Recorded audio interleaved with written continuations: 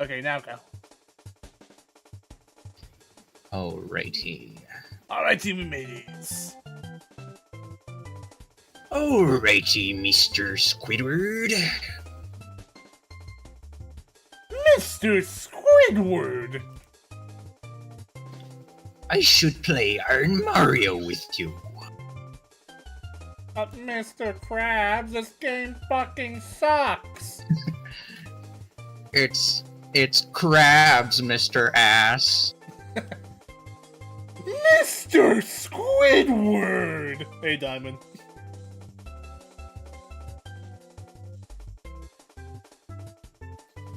Step right up from side to side.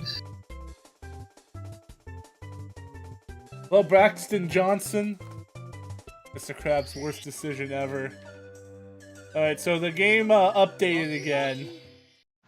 Wait, I probably shouldn't. It's me, Mario. Probably check the settings first to make sure a few things are turned on.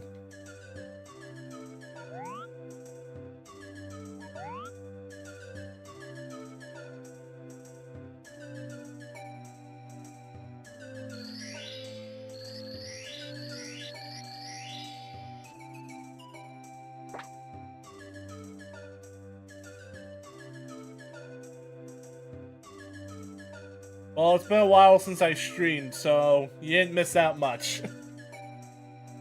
And my star doors is level whoops, randomize level spawn. On difficulty, object text. And my star spawns. Star colors, coin colors, random skyboxes, random music. Hardcore Iron Mario, door indicators. Why are door indicators off by default? I know it doesn't matter.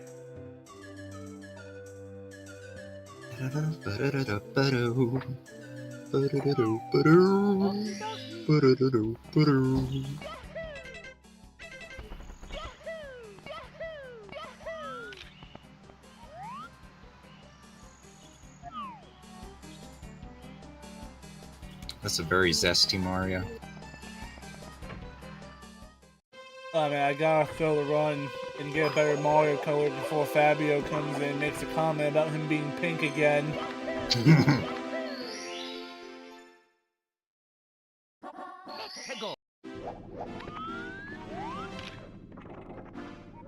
Last stream I spawned here, it was like right in front of the hand here.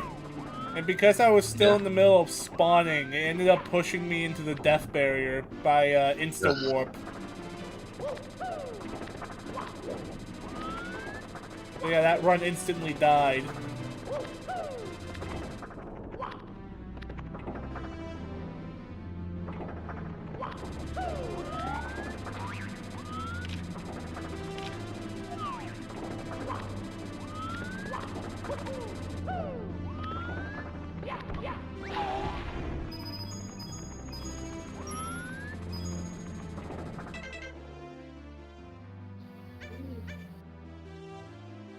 Wait, this is still version... Oh, I'm not playing the latest version yet.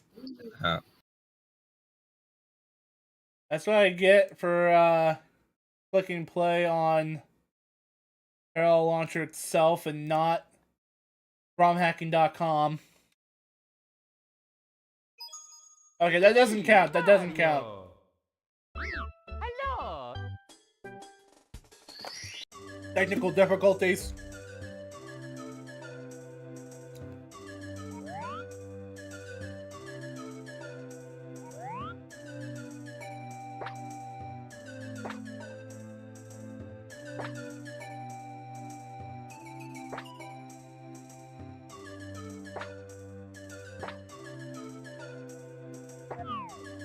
Okie dokie.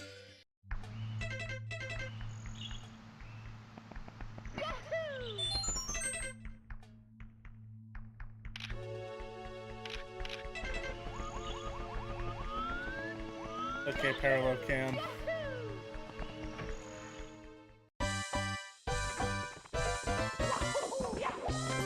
god, this Mario is just an abomination.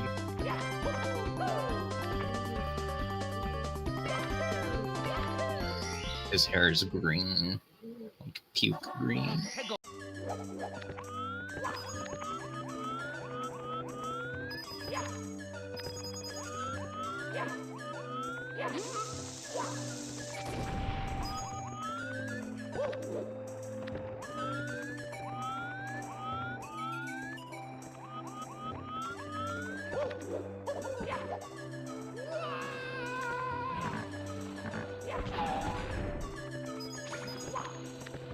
So if your Iron Mario streams had a thumbnail that was like a drawing of Mario wearing the Iron Man armor, do you think when people click the stream they would appreciate the joke, or they'd be upset because it's not an actual like Iron Man Mario mod? You're asking the real questions here, Prime.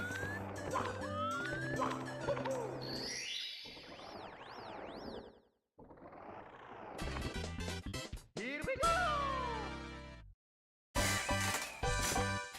It would definitely be good clickbait. It would. Diamond got ad. 15 cents. Okay, hold on. I'll fix it.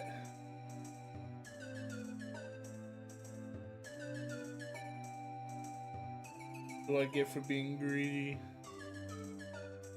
Conservative. There we go. Now you'll get slightly less ads that are 15 seconds long and unskippable.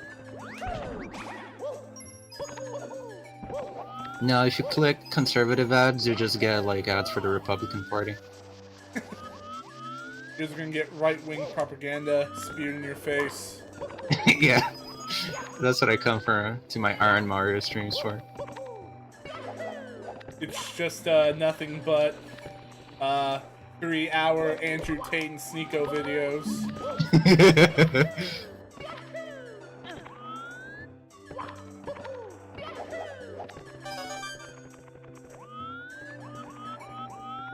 So current Twitter ads, yes.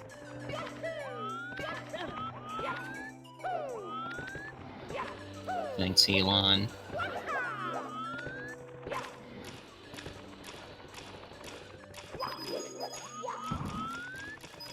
Damn, that was sick.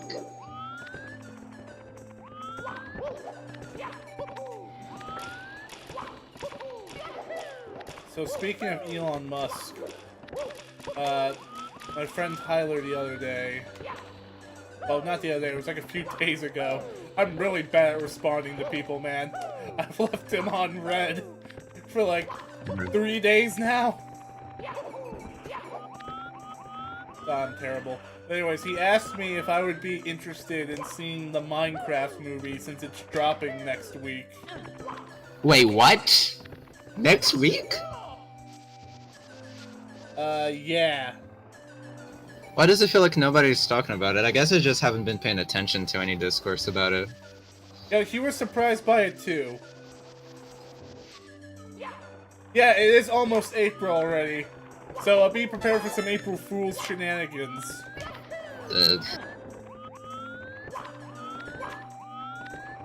I don't want to turn 23.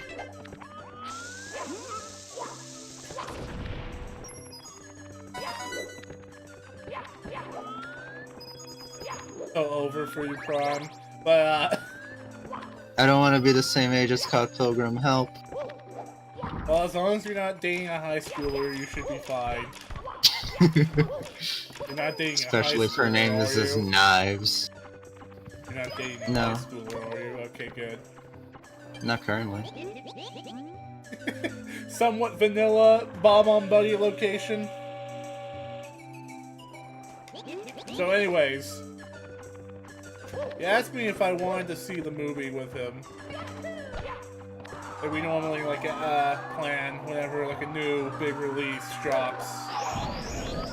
Now, I'm Worse? kind of conflicted Because, like, on one hand, I'm sure we'll have a good time, and we'll just, like, shit-talk the movie and all that.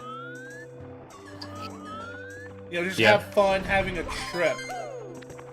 That's essentially what the experience will be. It'll just be a fucking drug trip. But on the other hand, I really just do not care about the Minecraft movie. I have no desire to see it. I think you should, just because you'll have fun. I think it'll be worthwhile. Maybe.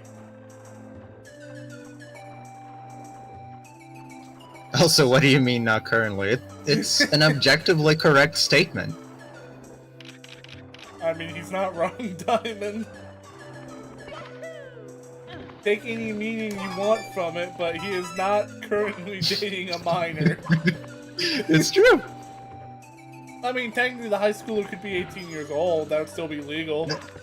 Yeah, that is also true. Around that time, Sound of Music is coming back to theaters. I recommend seeing it. Sound of Music? Sound of Music. What does that mean? It's a movie.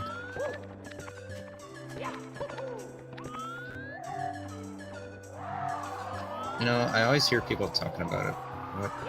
What is Sound of Music? Fuck! Ah! Game. Okie dokie. Okay, I got Lost Woods, dude.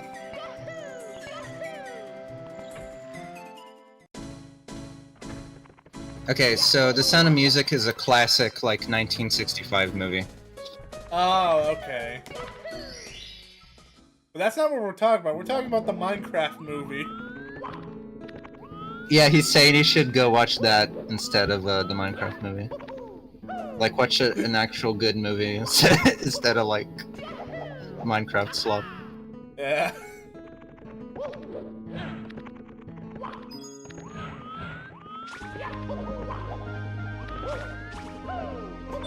Where the music changes, caught me completely off guard.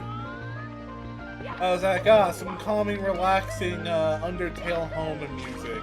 And then it just switches to Donkey Kong Country. Yeah. You know, the song's still a vibe, but...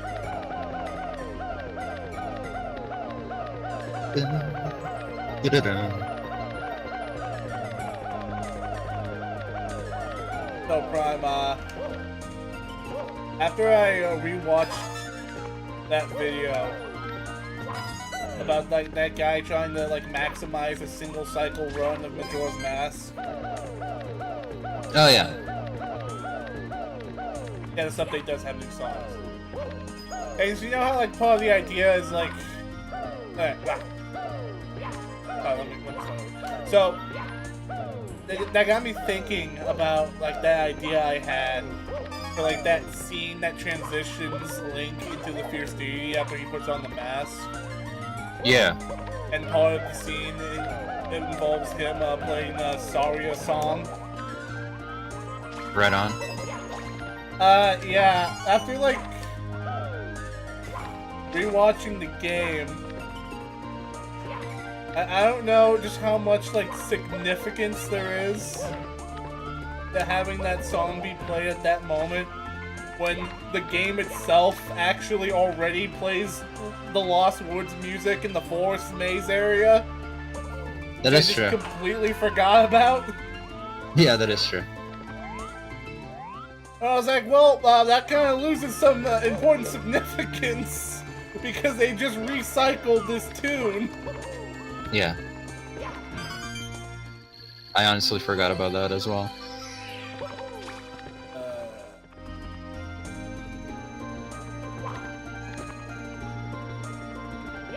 I guess we could just ignore it. We could. I mean, it is the difference between, like, diegetic and non-diegetic music. And, you know, plus, you could just differentiate it by, like, the Lost Woods and Saria's song. Yeah. The way the melody is played is different.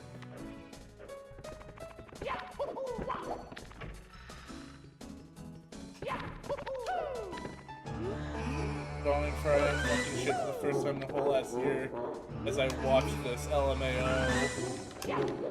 Nice.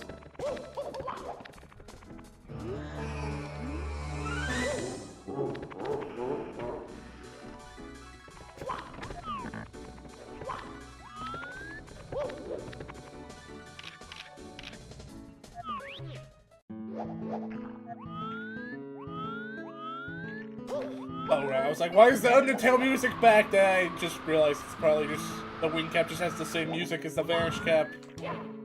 Yeah. I don't think it was like that before. I think they... Oh, it's weird because like the randomizer will play different music on like the different floors of the castle. So it's kind of weird that they would just play the same song for the two caps like it does in vanilla. Yeah. That is weird.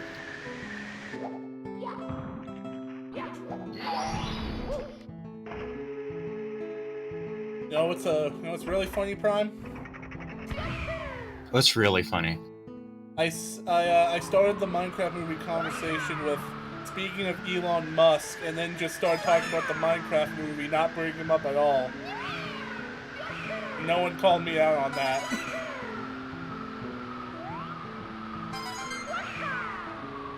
Remember? Hello?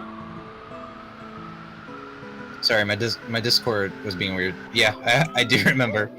How does good old Elon play into it? It did. I just wanted to talk about the Minecraft movie. Oh.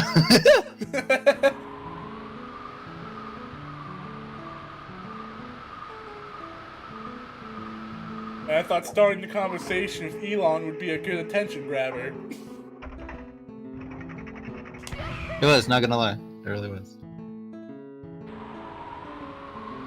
The Minecraft movie is such a hot topic, no one noticed.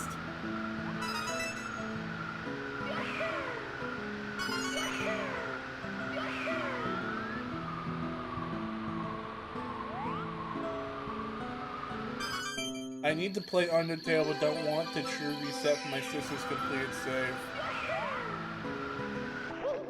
Now, I would say that that's a good idea, just for the fact that even if you do a true reset, the game will still remember the fact that you played before.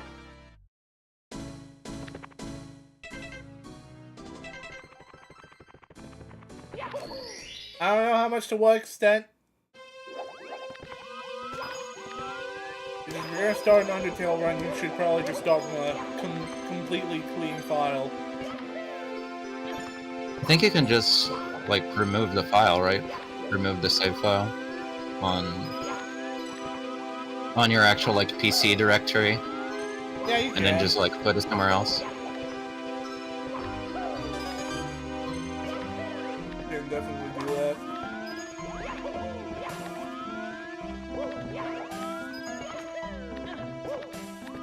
Watching the Spectacular Spider-Man Prime made me think about... Just now, I just thought about a funny idea for if we ever, like, make that Chara video we talked about. We could title it Undertale Chara, Threat or Menace.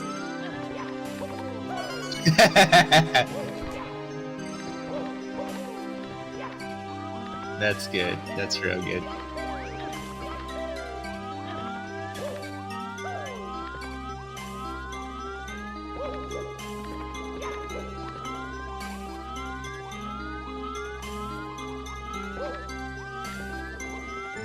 And just for like some added flair, we'll use every interpretation of Chara's name every time we say it, just to mess with people. Yeah. Chara, Kara, Kara. Capybara. Capybara, yeah. I should have killed that Goomba first. Okay.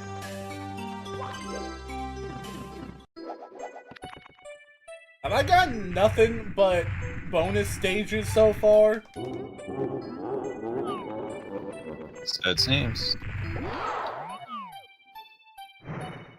I know that Bowser in the Dark World isn't a bonus stage, but Yeah, but it ain't a main stage either.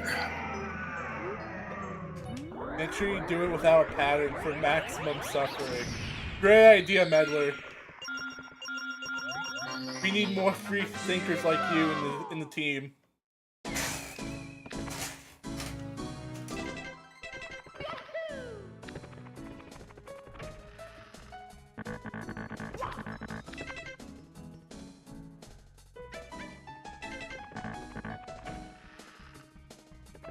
So, we watched that Majora's Mask video semi-recently, right? The mid-maxing playthrough of the one Yeah. cycle? I did. Yeah. Oh, I did play it with you in call. Yeah. Yeah. Yes, okay, so we both have watched it recently.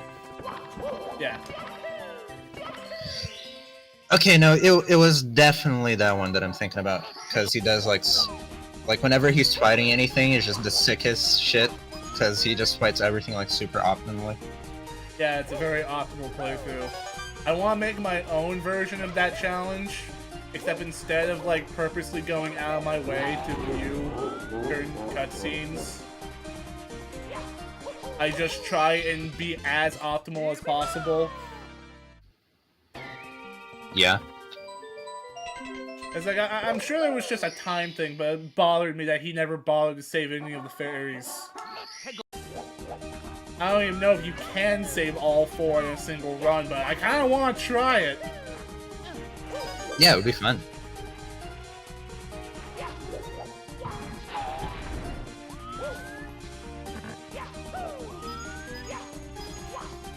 But yeah, like, some stuff that I really liked was how he was, like, against that, what was it?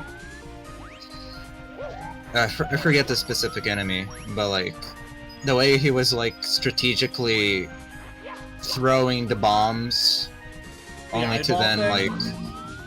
Yeah, I think. Only to then, like, strike the enemy was, like, really sick. Made me think of, like, a hero's purpose. Yeah, the kind of strats you get from fan animations. Yeah.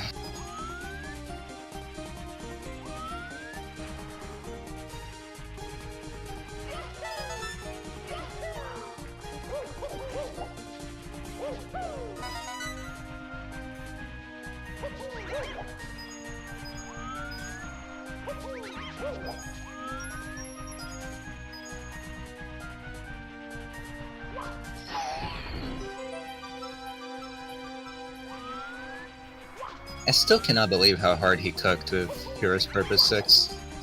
I know, right? That was insane.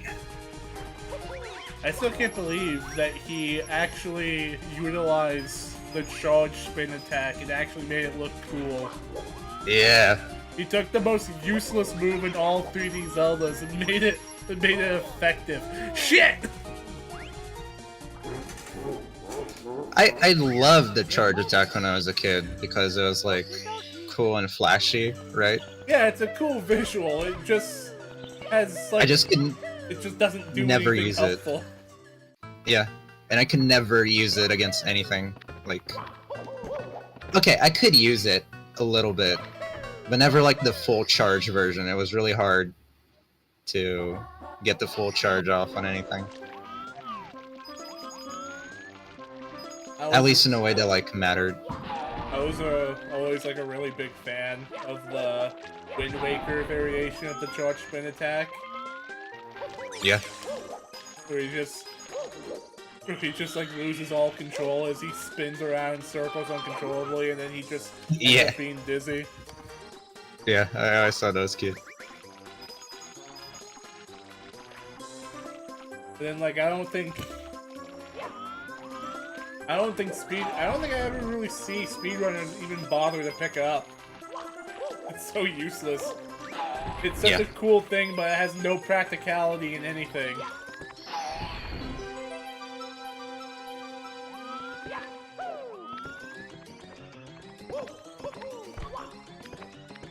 Can you do it if you get the mask? I don't think I've encountered any new songs yet. I don't know. I don't think so. But like, it's not like I've been playing that long, so. Alright, you were saying something about the Master Sword? Can you get like a special spin attack if you do like if you get the Master Sword in Breath of the Wild or Tears? I don't know about Tears, but no on Breath of the Wild. There's literally nothing special about the base Master Sword in Breath of the Wild. Ugh. Everyone like talks about like how the Breath of the Wild games just like shit on the lore, they shit on the old gameplay style that worked. Yeah. The only thing I care about is how they bastardized the Master Sword. How they made just some shitty 30 damage weapon that just permanently takes up an item slot. That is unironically something that really bothers me when I think about Breath of the Wild. Like, I get the complaints, right? And, to a point, I agree. Wait, was it this box or this box? I already forgot which one had the green demons, because they're in like the same spot. I think it was the one closer to the platform. Sorry, there are two platforms. It was the one closer to the bricks. Oh yep, it's that one. Yeah. Oracle's made the Master Sword something there's multiples of, considering the original Master Sword was resting in a Link to the Past.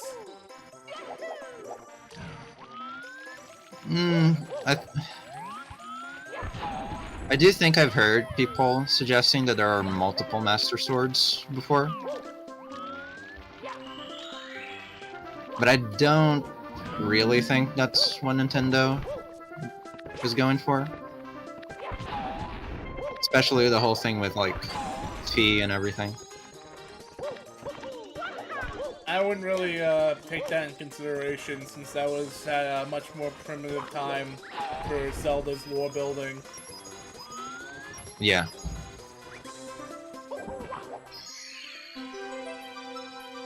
I think they didn't really like lock in on like specific things until like Ocarina of Time, when the games started to become much more story focused. And referential. Yeah.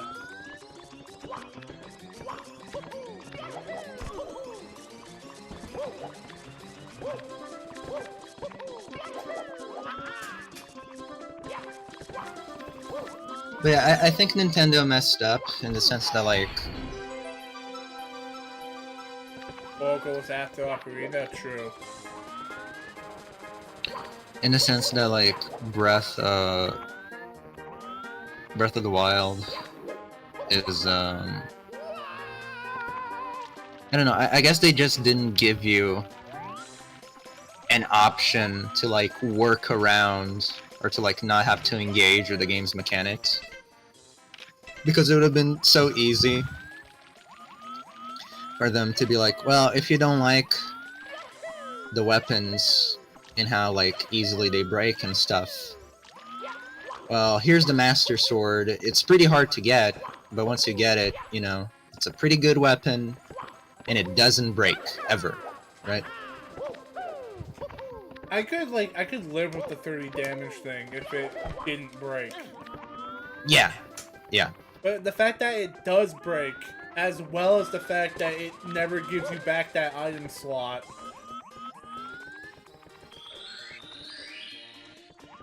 Like, you are permanently stuck with it once you grab the sword. I mean, thankfully, the Hero's Trials did somewhat remedy this by making it so that you could get the power boost from the Master Sword that you get when you're in a dungeon into just being the base Master Sword. So it always has 60 damage and has that increase in durability. But the thing is that that was DLC that was added after the fact, And I don't even know how long it is until you can even access it when you start a new file. Yeah.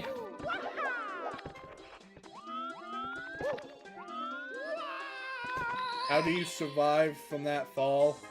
In Mario 64, if you jump out of a dive, the flip Mario does, that jump flip he does, is not programmed to allow fall damage. Wait, really? Yeah, if I do this, no fall damage. Wow, that's crazy. Here we go!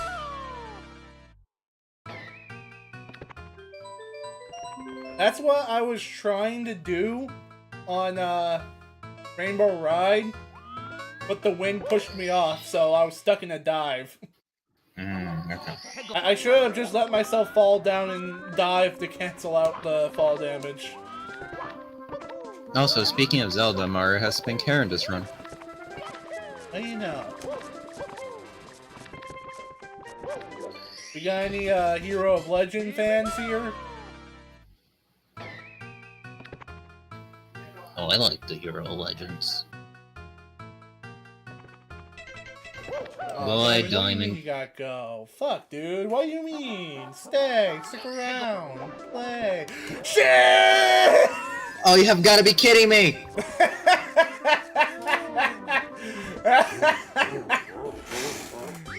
Game over. No iframes for that.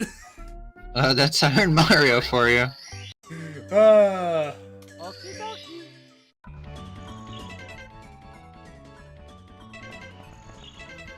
I have to turn on parallel camera every time. Okay, not gonna lie, for like a split second, when the song started playing, I thought it was, "We're waiting every night to finally show." By the Frank, it's like it's not even the original version; it's the Frank Sinatra version you're thinking of. Yeah.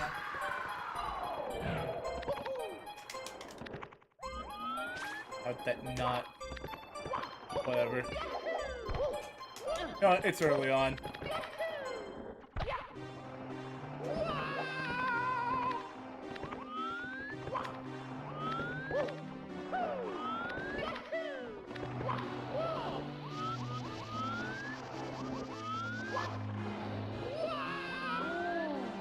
Nah. But yeah, he's gotta go because of baseball or something, Lamau. Okie dokie. I like how he said we're something.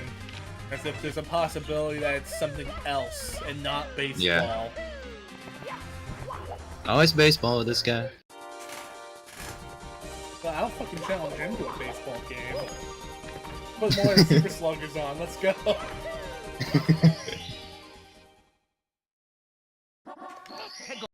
God, he's clipping my failures.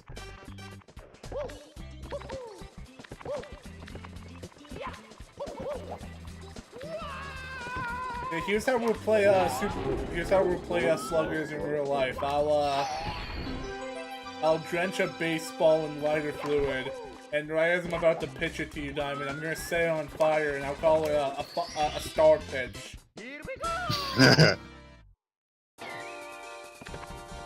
I'll do the same with my bat, and call it a fire swing.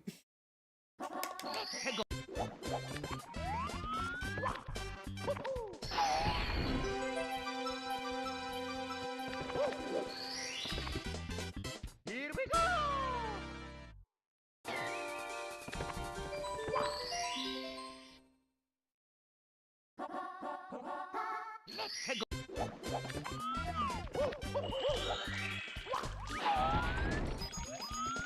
Now, my most satisfying plays from Super Slugger is when I'm doing expert level Bowser on the story mode, and I have like Mario up.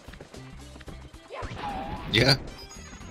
I have enough star power to do a star swing, and Bowser hits me with the star pitch. So I get that star swing, on his star pitch, the fucking fire swing against the bullet bill launcher. Yeah. Falcon's cheating ass using bullet bills. And then scoring an inside the park home run. Amazing.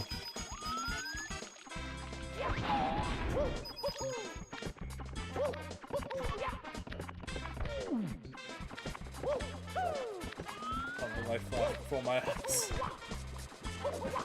I hate amps so much. They're bitches. But he-hoes are worse. Honestly, this level just has some of the worst enemies. Well, normally it doesn't matter because they're in, like, actually fair placements. Yeah, but they annoyed the hell out of me as a kid. Yeah.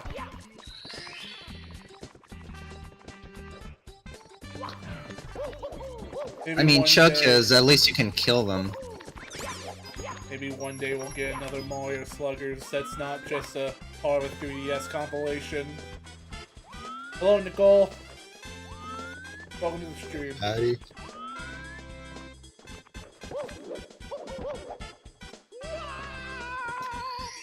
Bro, I gotta get a shot from Super Sluggers like that for my AMV. Yeah! Yeah.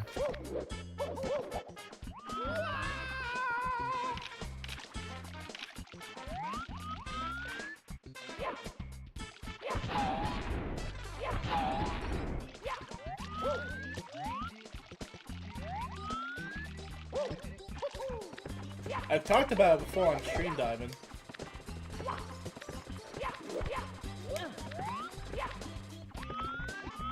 It's DMV to end all AMVs.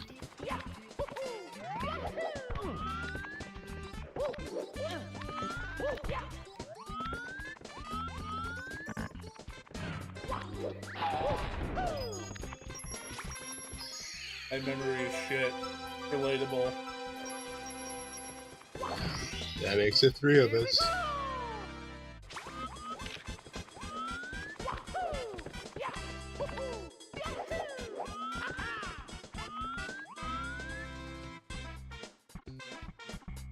North 3's star, right? I remember.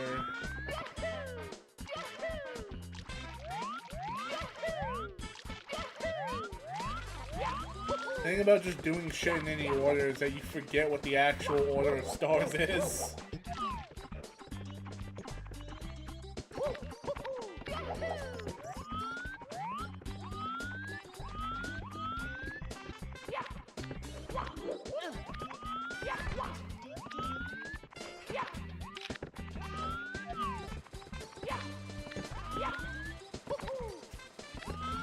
I think it's star 3.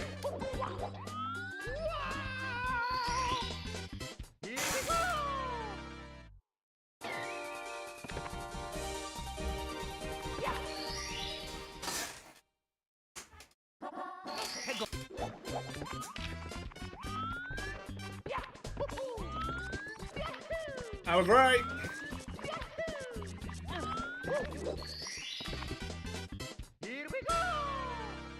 Yeah, but making that AMV is going to be my main inspiration right now for getting back on the game grind. Once I am finally satisfied with my score on romhacking.com for a bit. Where are you again right now? 110? 109th. Alright. I was at 108th, but then I started playing this. Yeah.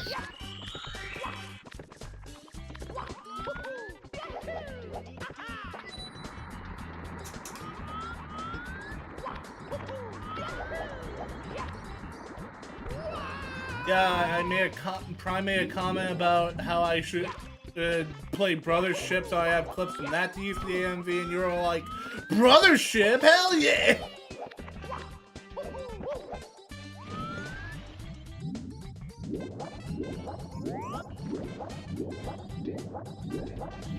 Still crazy that neither of us has experienced Brothership. I've unfortunately seen what the final boss looks like, but I haven't seen like any actual footage from it, so... I think I don't know if it was with you, but I think I've seen like a glimpse of the final boss too. It was like a single shot from like a cutscene. Yeah, I still have no context or anything though, so it doesn't bother me that much. And honestly, I don't even like entirely remember what it looks like anymore. Yeah. I saw a thumbnail of him on him saying about how he's like a true villain. Ah, the true villain. Like the greatest evil in all of Mario.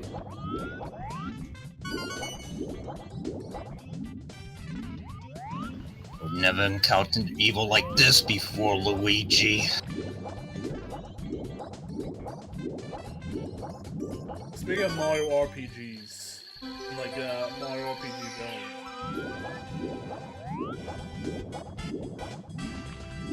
It's always funny, seeing stuff regarding Super Paper Mario back in like the earlier days of the fandom, and just like how people reacted to the format change and all that. Right. And it's always so funny to me when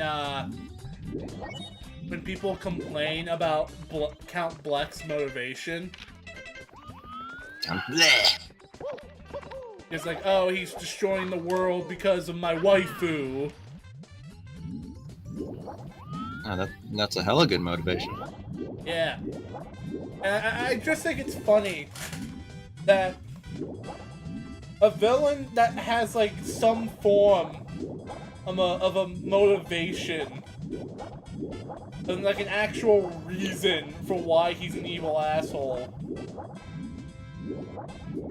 is somehow worse than like Brodus, who wasn't even on screen for most of the X-Naut shit that happened in Thousand Year Door. It's honestly pretty forgettable. But Count Bleck is the lame villain because he has a motivation that people think is lame.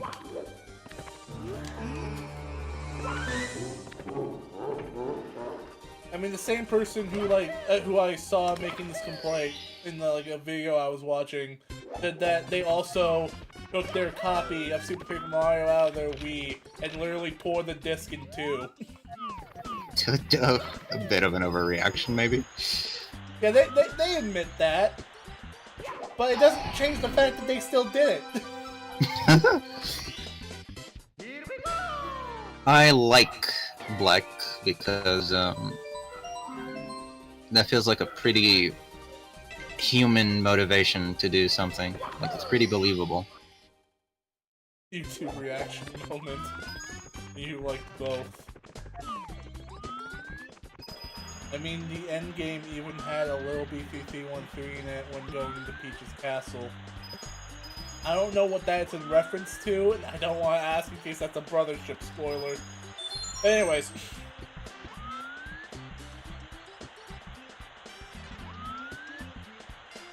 The rest of the game was good. Yeah.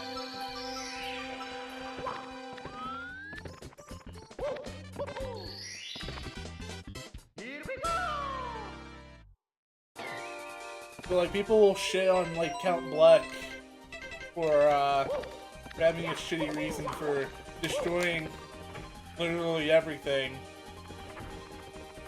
And then praise Dementio, who had no reason to do anything that he was doing. But because he had Jester aesthetic going on, people just automatically liked him. People love their jesters. Yeah! And I can't even, like, joke about that too much because I'm one of those people. I love jesters. Yeah, the way you just immediately fell in love with Pomni from the Amazing Digital Circus. Yeah. Not that anyone can blame you, because, yeah, it's a great character design. Yeah, it's very, very striking. I blame Joker for it. But no, Joker isn't even dressed as a traditional jester. The only real jester element of his design is the boots. The tip of them point upward a little bit.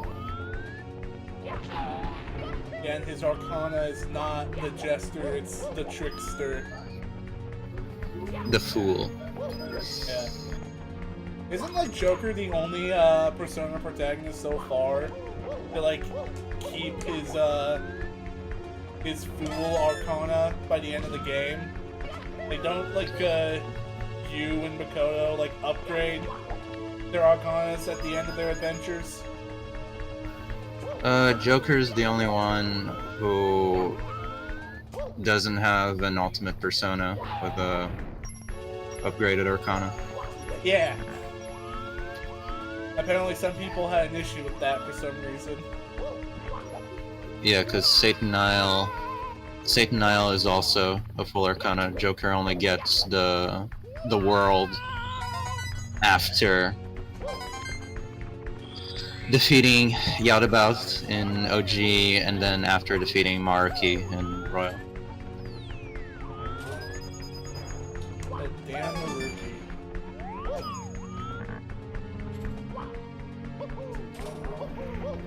Yeah, some people have an issue with that. I think it's cool. Joker doesn't even need the world to deal with his problems.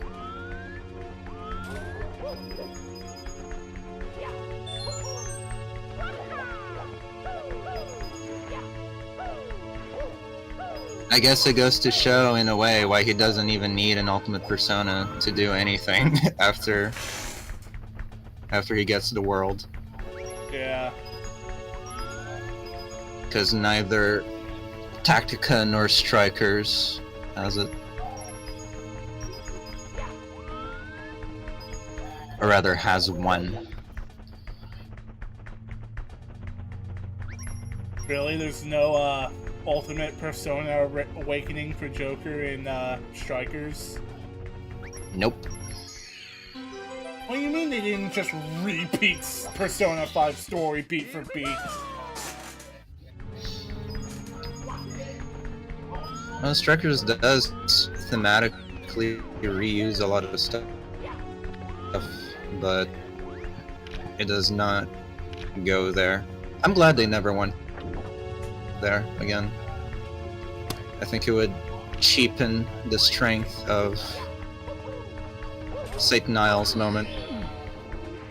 That's why it's like cool that even in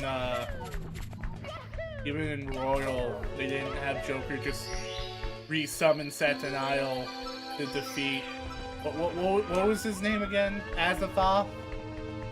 Adam what? Adam Cadmon. Adam Cadmon, yeah.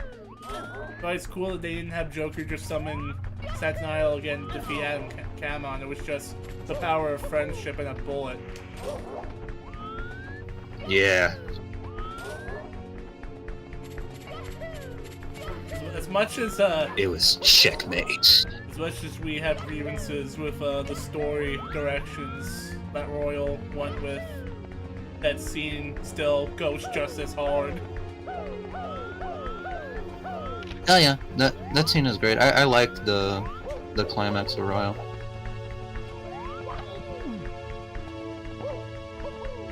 His arcana is the means by which all is revealed.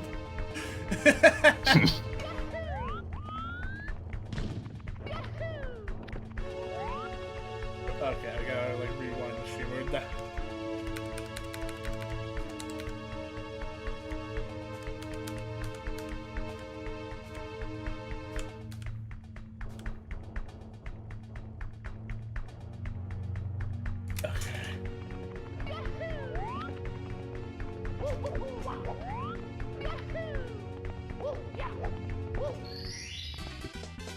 Here we go!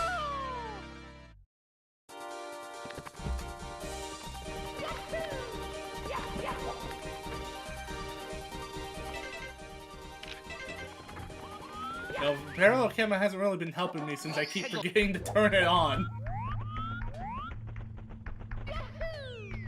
You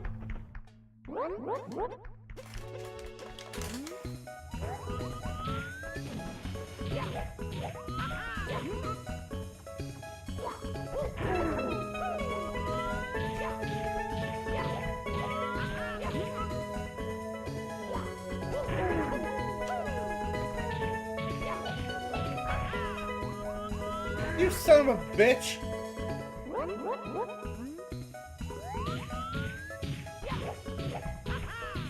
Boy, am I sure glad you don't have to move at all due to the animal reuse glitch in Sonic Adventure DX.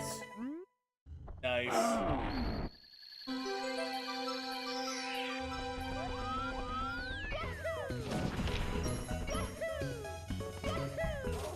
Color Prime? Yeah, I'm still here. Okay. Here we go!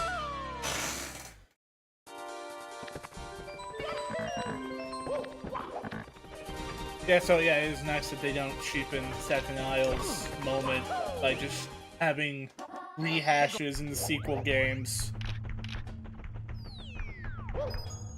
Also, it's also cool that Joker didn't get like the World Arcana just to summon an ultimate persona.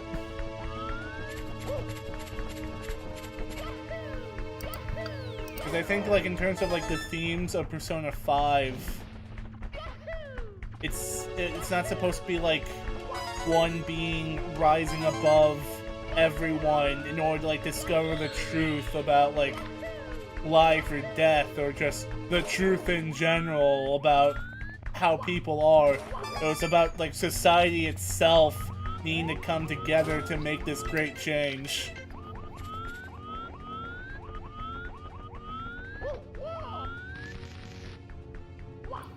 Thematically, it also makes sense because the Fool is the arcana of, like, independence and, like, infinite potential. So, in overcoming the Yaldabaoth, that is, like, sensibly more striking of a representation for the arcana of Joker's persona than the world would be. No, infinite potential to change, infinite potential to affect everything. Infinite potential to change the world. Yeah.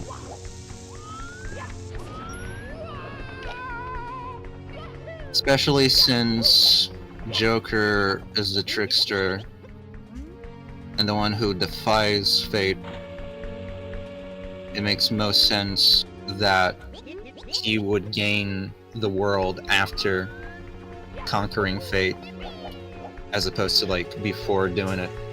Whereas with Dorkun, gaining the Universe Arcana was essentially the realization of his ultimate fate.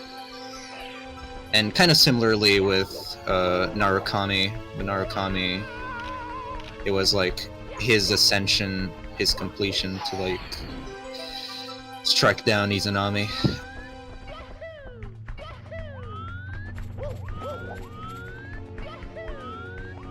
It's like about like the self-realization of their goals being reached, right?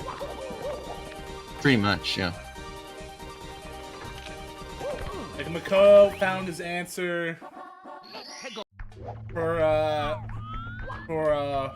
why life and death, or just Mako found his reason to fight, his reason to live, or something like that. Yeah, and he achieved his essentially messianic fate as like the representative of like ascension for humans, right? Which is what allowed him to face against even death, right? Yeah. Which He is came why to terms, his... that life and death, and was willing to accept death to save what what made his life worth living in the first place. Yeah. So for him, thematically, he could only...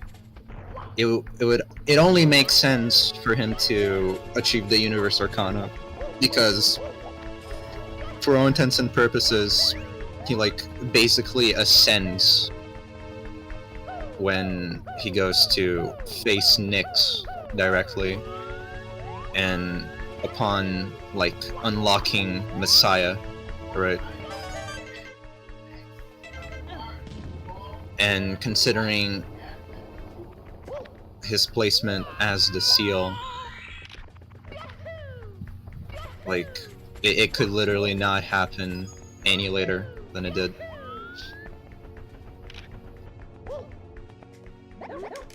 Yeah, because if he didn't, then the whole world would have died. Yeah. That is his fate, essentially. He ascends as the Messiah, the representation of what humanity can be, effectively. And you have now Okami, whose whole deal is that he's finally able to look past all the fog of the world that presents itself around him. He can see the truth clearly now. Yeah. The truth about what exactly? I don't know. He reaches out for the truth. He faces out, he holds out, and he reaches out for the truth. I guess it's more like about his commitment to only wanting the truth about things and how like the world really is. And, like his refusal to accept a lie that presents itself.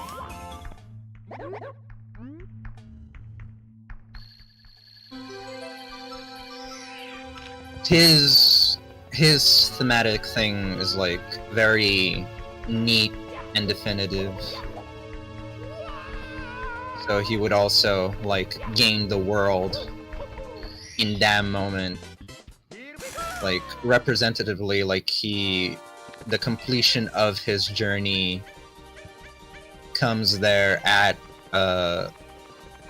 vanquishing. We're like achieving his completion and then vanquishing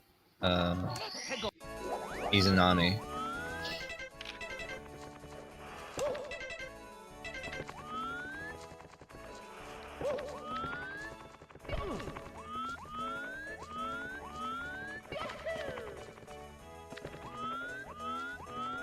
Yes, I can see through doors. I know if they're safe. So like for neither you nor Makoto would it have made sense for them to achieve their World Arcana, or rather World/Universe Arcana, after defeating their villains.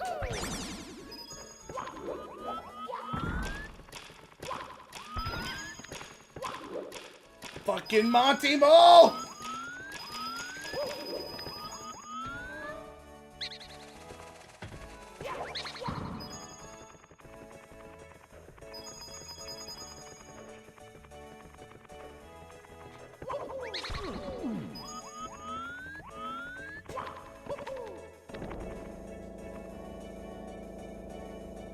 But like that's something that is just so cool about Joker specifically, in that like in the ascension, in the like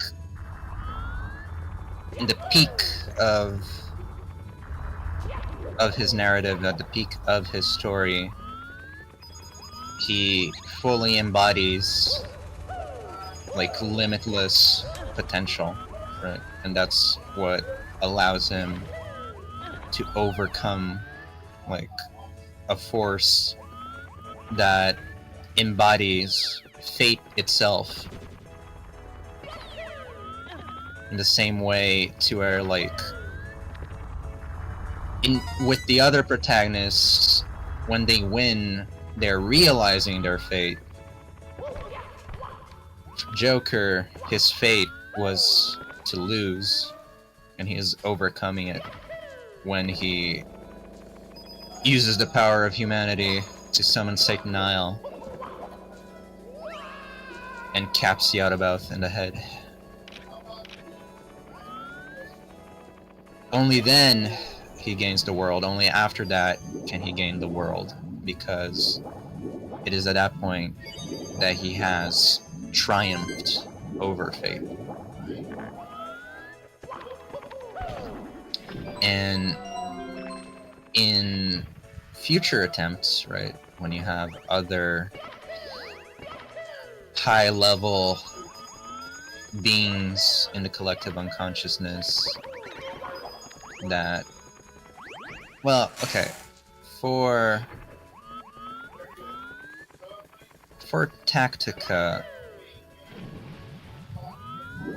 Salmael is like the embodiment of humanity's sense of self-preservation. So essentially what Salmael wants is like a humanity that is stagnant to the degree that it, you know, doesn't put itself at risk, right? It's kind of similar to Maruki in the sense that Maruki created stagnance by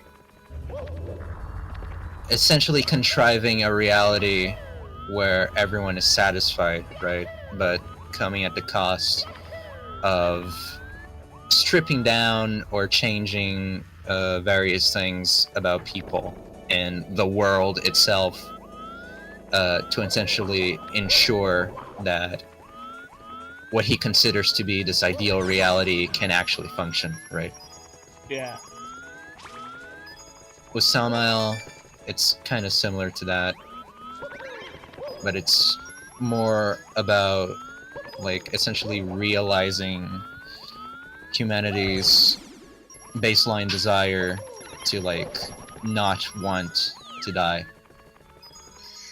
And in that sense, he's also similar to Outabouth, because for Outabouth, his whole thing is humanity's indolence, in the sense that humanity doesn't want to have to worry about making their own choices. Essentially, like the desire to follow and to be led by a strong figure that'll keep you like safe, so you don't have to worry about it, essentially, right?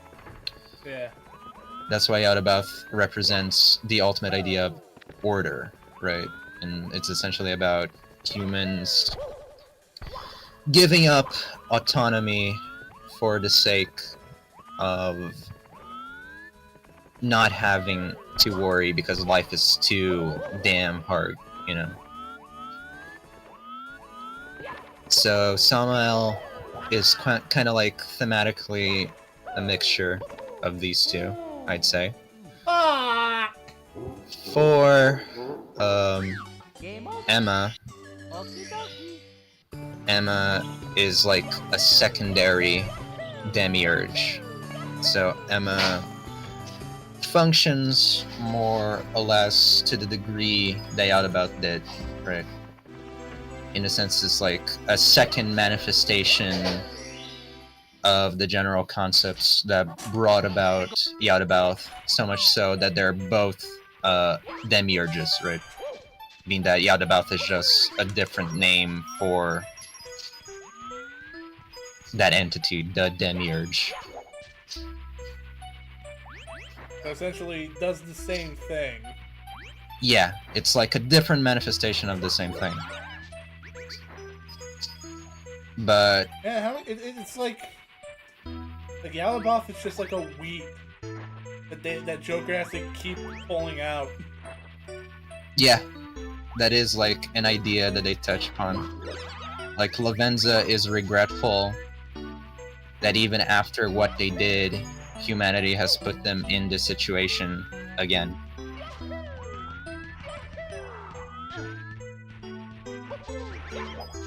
But like just to like demonstrate their growth, like they just beat the crap out of it. I think that's why like the Persona 5 cast have it like the hardest out of 3 and 4 is just because at least with their adventures, the 3 and 4's cast, it was like a one and done deal. Even if more shit kept happening after the fact, but at least there was like something different. Yeah. The Persona 5 cast are always like dealing with the exact same problem over and over again.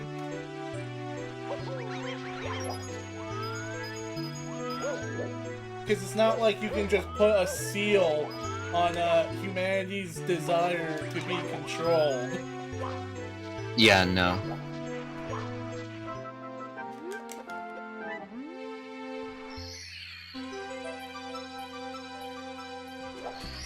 And you only had to deal with, what's her name again? Oh, I forget how to pronounce it. Izanami? Yeah, Izanami. You only had to deal with Izanami once. I don't remember what he had to put up with in the dancing game, but I think it was different. It was, I'm pretty sure.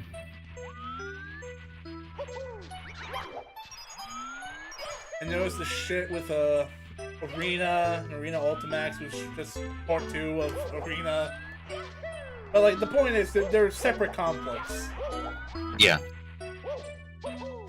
Same with Q and Q2. Persona 5,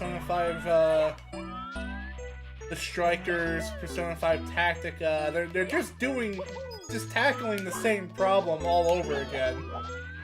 Yeah. They're just lucky that I can't count their dancing game because that was just some time travel shenanigans. A time travel shenanigan feud between Velvet Sisters. Yeah, nothing happens. They didn't have to kill Godin with the power of dance like the Persona 4 cast had to do. Thank you, Atlas. Very cool. Very cool, Atlas.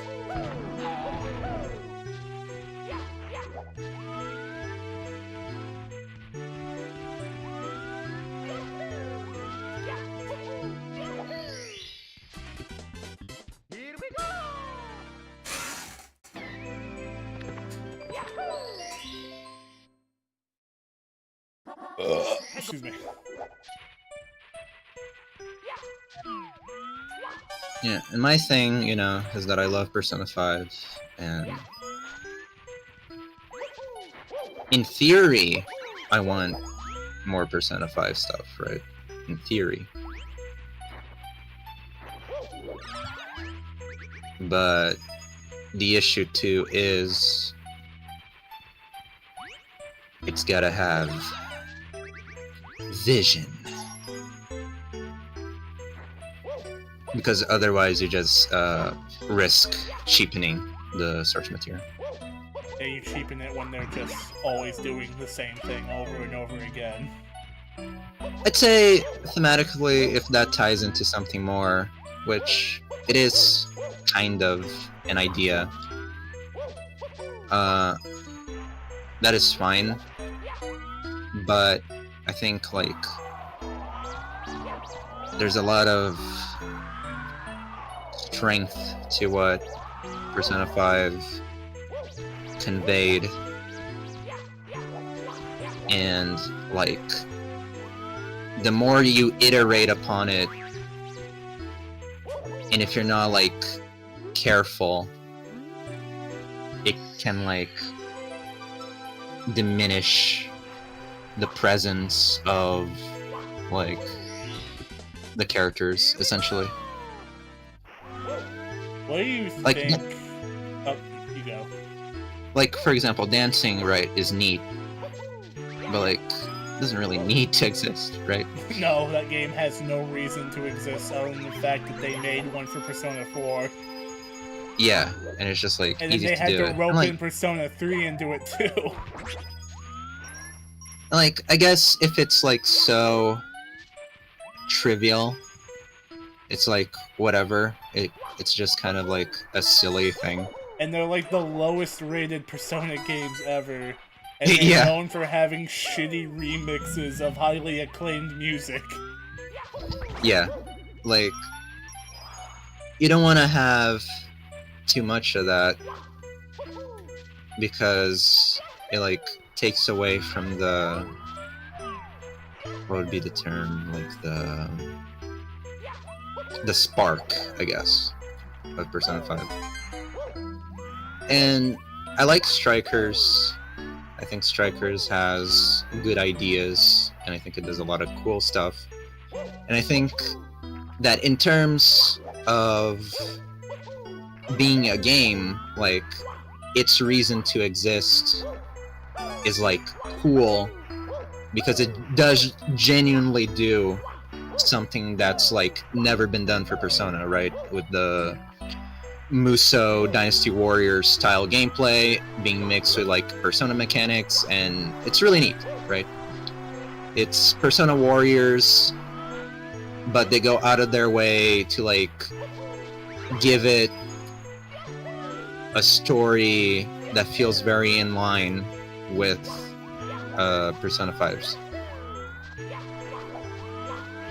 So I have no issues with Strikers, and I think generally Strikers works because it moves things along, and I find that that's something that people are consistently interested in. Yeah, because Is the idea like, of the characters Q, evolving. Unlike like compared to the Q games, where they just take place in the middle of their adventures. Yeah. Where it just feels more like a distraction. Worse for the 4 and 3 cast, since this is like the second time they're being put through the ringer for this spin-off. Yeah. Same thing with imagine if like there's a reality where there's a future game where they regain their memories from the Q spin-offs, and they're like, and Yu's like, holy shit, I went on an adventure with that blue-haired emo dude twice. Yeah. Why weren't those weird costume freaks there the first time? Yeah, why were they only there the second time? Doesn't make sense. It's almost like they didn't exist the first time. But why would that be? And then Yu just figures out that he's a video game character. He just has an existential nightmare and he tries to game over himself only to respawn. He's like, my god, it's true.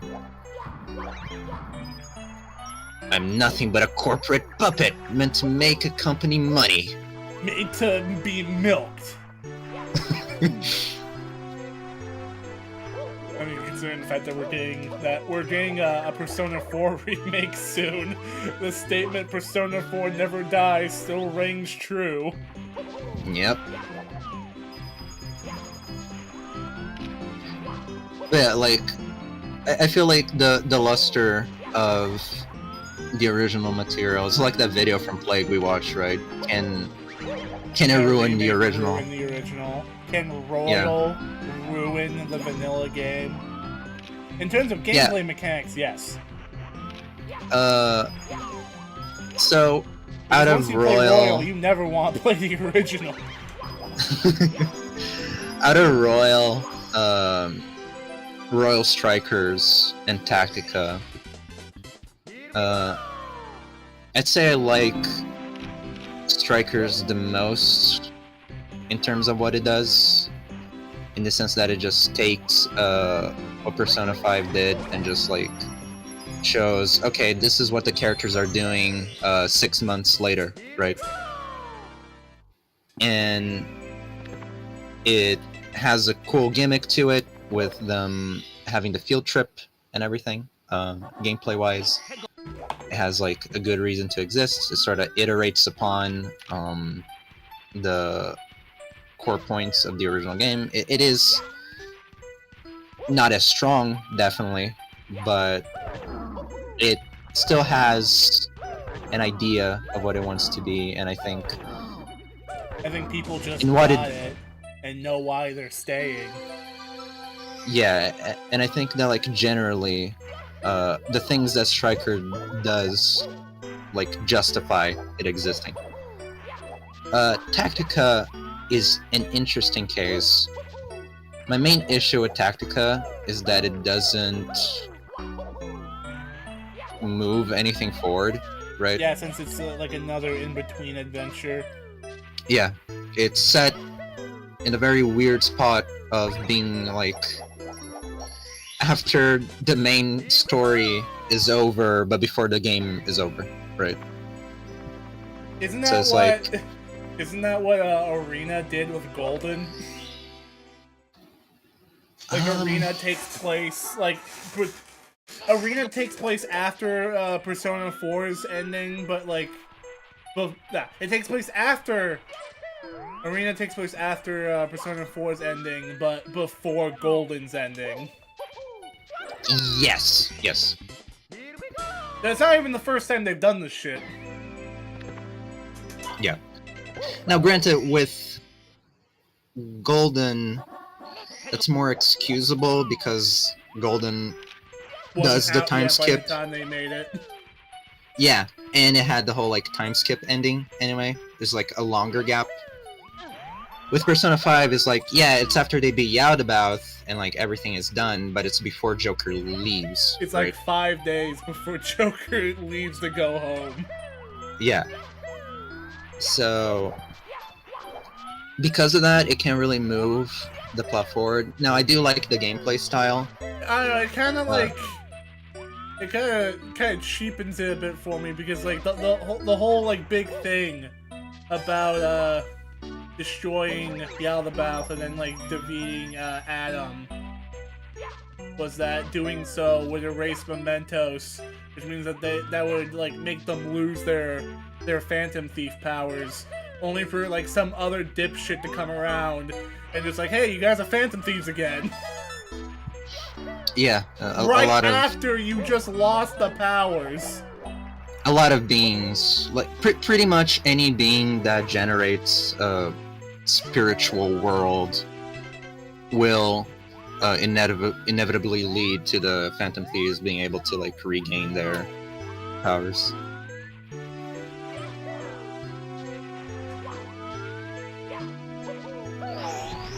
But yeah, like with Tactica, so it has this downside of not really moving anything along. It doesn't progress from Strikers. Its plot and like the characters it focuses on are very nice. I think it would have been a much better game in terms of like release if it came out like right after Persona 5 did. It would have been like a nice little spin-off at that point. Yeah, but now that we're like 4 games after the fact. Yeah. So like, that's my main issue with Tactica, all in all. Like, I don't think what it does badly. It's just like a weird time. It came out at a weird time to have that sort of casual game with it. Like, especially after the bar that Strikers set. If the progression was Tactica came out, then Strikers came out, that would have been, like, spot on. Yeah, it's just funny, like, how little these time skips are. It's like the Phantom Thieves really just can't catch a break. Yeah, they do a lot of stuff in a very short period of time. You know, at least you got to go home. after he defeated his god. Yeah. Game over. So like, well, in Persona 5, he's like, Joker goes to jail. It's worse in Royal's case, because he has to kill like 2 gods. Yeah. Kill 2 gods, end up in jail, get out of jail, then immediately thrown into another situation where he has to kill a god.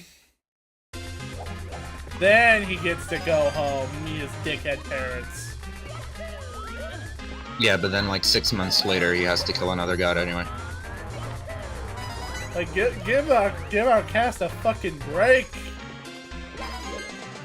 And if they do follow up on what they teased for a winter vacation spin-off, then he'll probably have to kill another god, like in another few months anyway.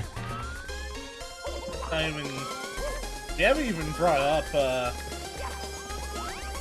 Phantom X.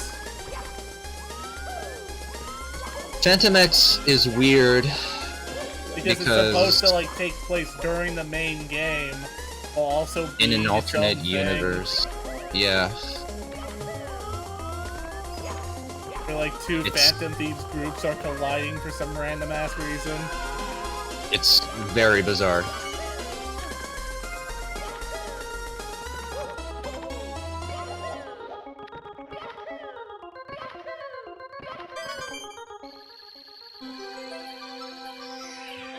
Especially as the Phantom X crew inserts itself into the events of Persona 5. It's literally the Phantom X is just this is my Phantom Thief OC. Pretty Not much. steal. And like, you know, I'll give them time to tell their story and see if they're actually going somewhere that's interesting. Yeah, if there's like a reason why this is the direction they had to take. Yeah. Because like there are interesting ideas to what's going on in Phantom X, like in terms of like the mystery of it. So if it has a good payoff, that's fine.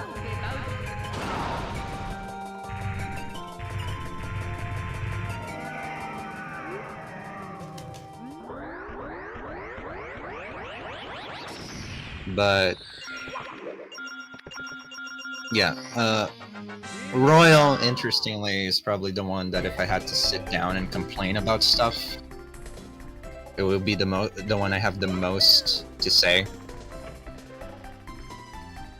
Not that I dislike Royal, I do like it. Combo we had a while ago. Yeah, About but how because of it all this. connects with the vanilla game and like the Yeah. inconsistency of its message when paired with the original ones. Yeah, exactly.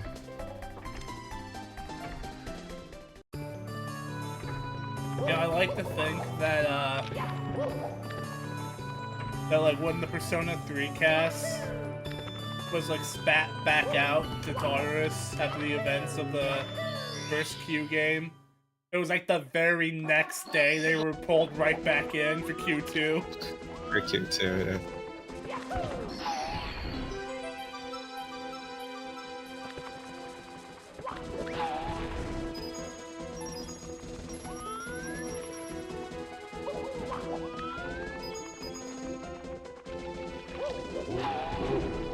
Ah, shit.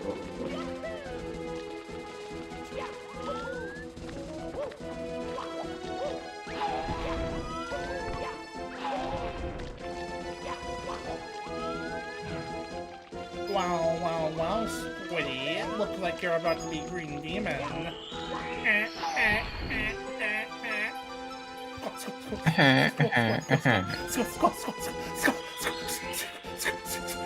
Squilliam, fancy son! Oh no, he's gonna watch me get Green Demon! Oh no!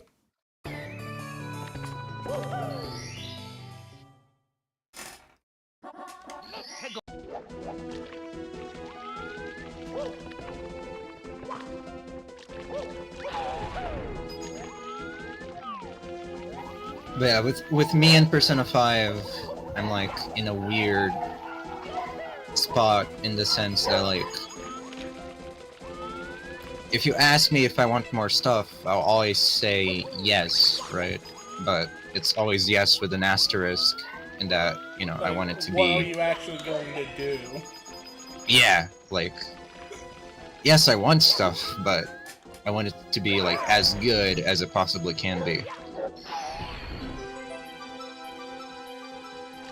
Like, what is the point? What is the vision? To the product that I love so much.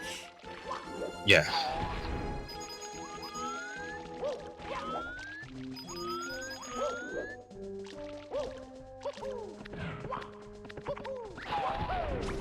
Imagine Prime, the universe where we got Eco Dating Simulator 2 and it was somehow worse than the first one. Like, hell no, I don't want a third one. You bastard. Yeah. Fuck. Like, my Panic.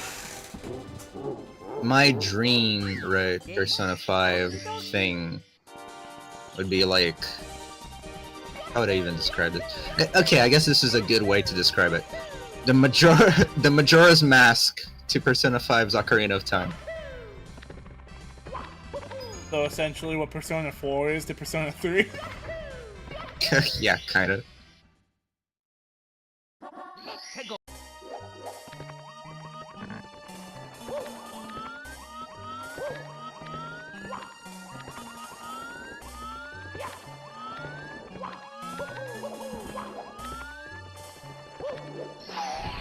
Oh, yay! Here we go. Anyways, you were saying? But yeah, that would be my dream thing, right? The Majora's Mask equivalent to Persona 5. And then I'd be like, yeah, that's good.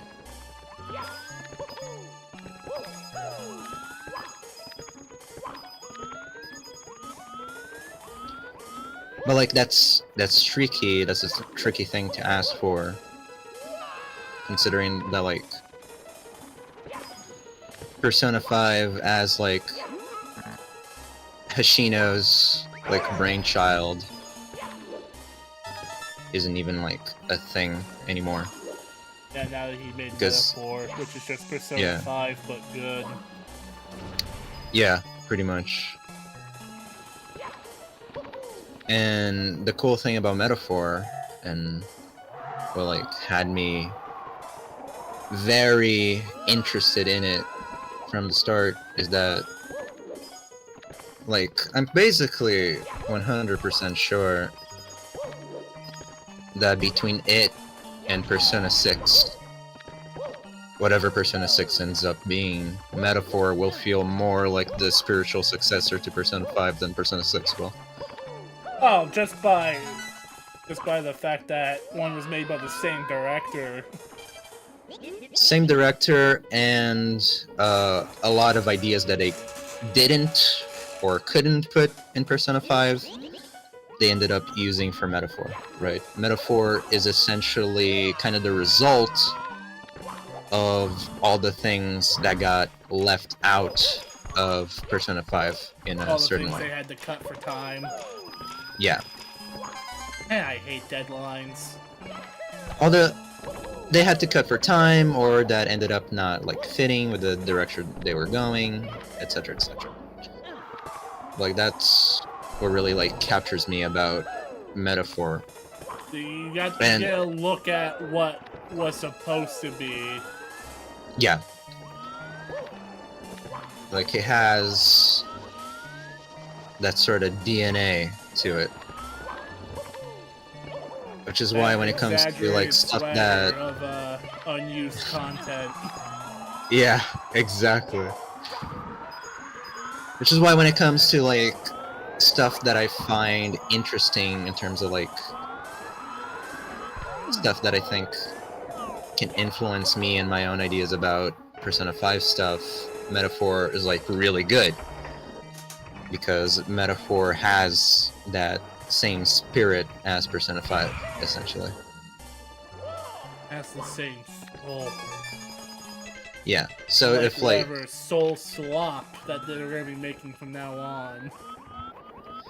yeah, like when it comes to stuff that I want to, if I were to borrow stuff from like Metaphor or Persona 6 in terms of like things that I think would benefit Persona 5, since Metaphor has a lot more of the character or the DNA of Persona 5 in a way, I would look at Metaphor, not Persona 6. And imagine Persona 6 comes out and they just like completely reinvent the style again, like they did for Persona 3. That would be interesting. I don't think that'll like bode well with Persona's modern audience. But No, like it now wouldn't. now they'll know what Persona 1 and 2 fans had to go through. Yeah, but that is 100% not happening, considering the like reload and I don't know, I'll just call it rewind. Yeah, Persona 4 rewind. Since Persona 3 Reload is essentially just there, hey, let's remake Persona 3, but make it a lot like Persona 5, right? Let's bring it up to the level of Persona 5. And Rewind is definitely going to be the exact same thing.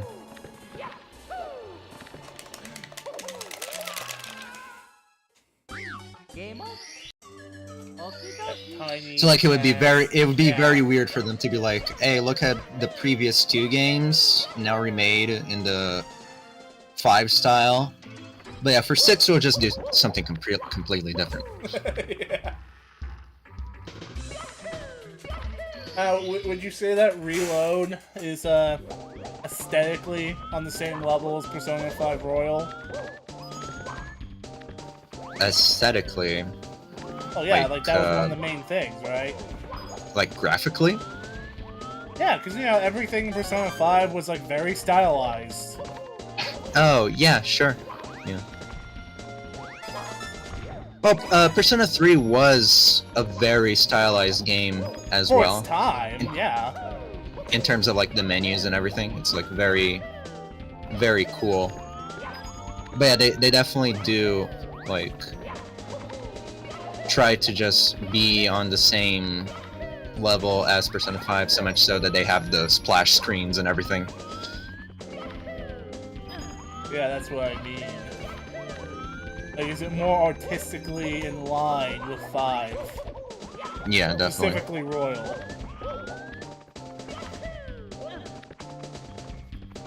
It does all the things, right? It's like, okay, so these are the things we have to do, so they do those things. This is what Persona 3 would have looked like if we were making Persona 3 instead of Persona 5. Yeah, pretty much.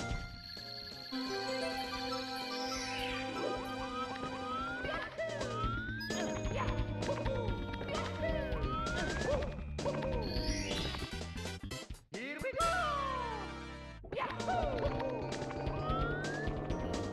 I don't know if Persona is ever gonna get out of the shadow of Persona 5.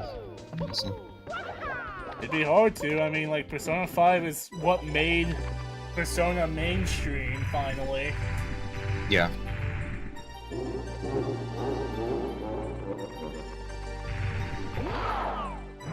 It's kind of like wanting Zelda to get out of the shadow of Ocarina of Time.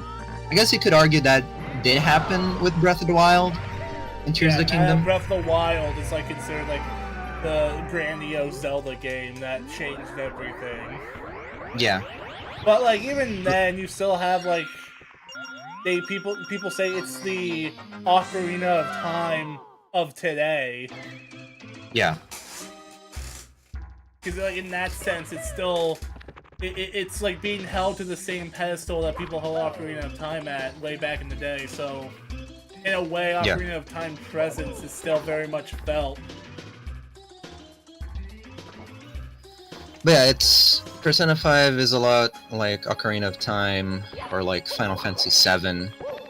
Oh yeah, Final Fantasy fans will never be able to get over 7. But this is very fitting music for a basement. Yes.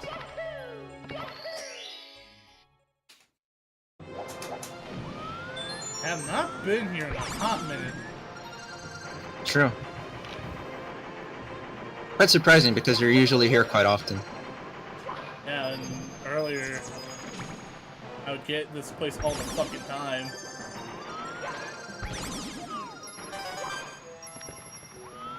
Also, your character looks just like Granddad. Yeah. Granddad! Fuck, I'm fucked! I'm fucked! Yeah. Game. Okie dokie. See, I shouldn't have compared him to Granddad. Yeah, you really ruined me with that comment, Prime. You destroyed my life. He started hating him. Like he subconsciously just wanted to kill him. Well, I was never a fan of Granddad in the first place, so you might be right. Yeah. Have beef against Granddad? Yeah, I just thought it was like just an annoying thing because like the whole joke is that you just yell his name when you see like a miscolored Mario. You know, granted, I never actually like watched Joel's stream, so I never really had like context on any of like the in jokes. Yeah. Cause even fucking like Vinny would like go out of his way to not make jokes about Granddad because he would say like, you know, it's not my meme. Yeah.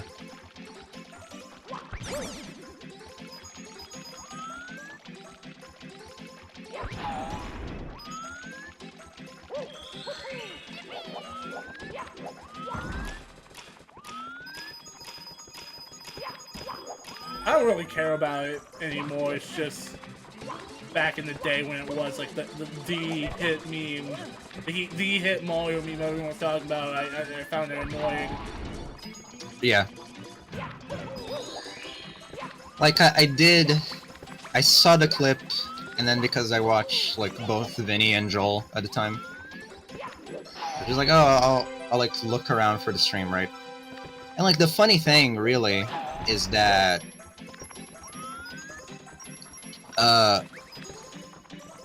that Mario, that bootleg Mario, it actually has a name. It's called like Fontran or something like that. And it's like I forget the. It's one of those East Asian countries. Hold on. Taiwan, right? So it's like a Taiwanese Mario bootleg thing, right? Of course. Or just like places ahead of Mario on Fred Flintstone. No, so see, Frontran is like the Taiwanese bootleg, and that's the one in the title screen, right? The off-color like Mario with the white face and the weird pink eyes and stuff. Yeah, that right? one. I see that one around too. So that's Granddad, right? But like in the actual thing, right? In the actual game, it's just Fred Flintstone with like Mario from Mario 3's head. Yeah, that's what I was saying. Because everyone was So, like, Granddad, Flintstones. Flintstones? That's something Joel said. Yeah. That is exactly what Joel said. That explains it. And his reaction is genuinely really funny. Because he's so flabbergasted by it. I'll look it up sometime. Now that I got my head out of my ass about it. But yeah, I can imagine without like context, especially if you're like seeing it through text or something. It's like, what do you mean?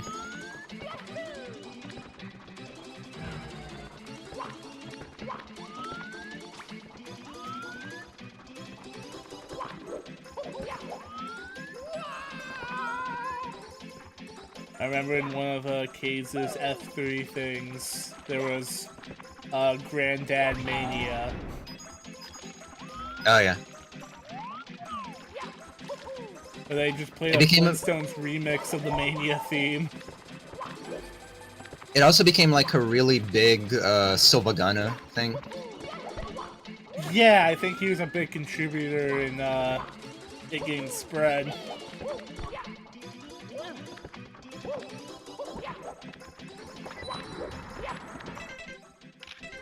Like, if anything, over time, it became more of a Silvagana thing than a Joel thing.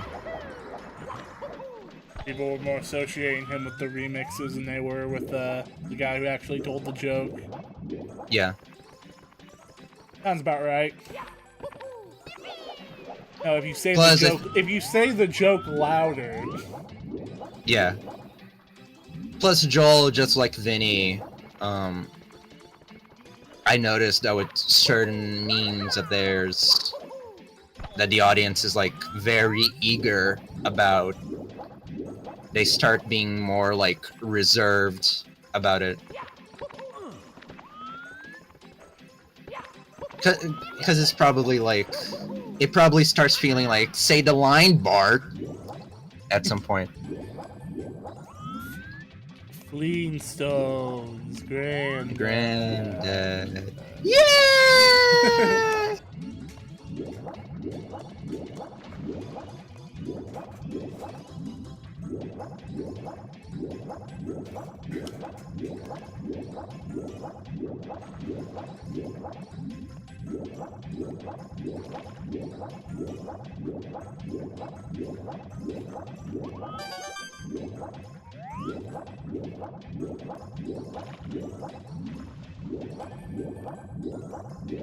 You know, like, I don't really mind or care if, like, people hate a popular meme.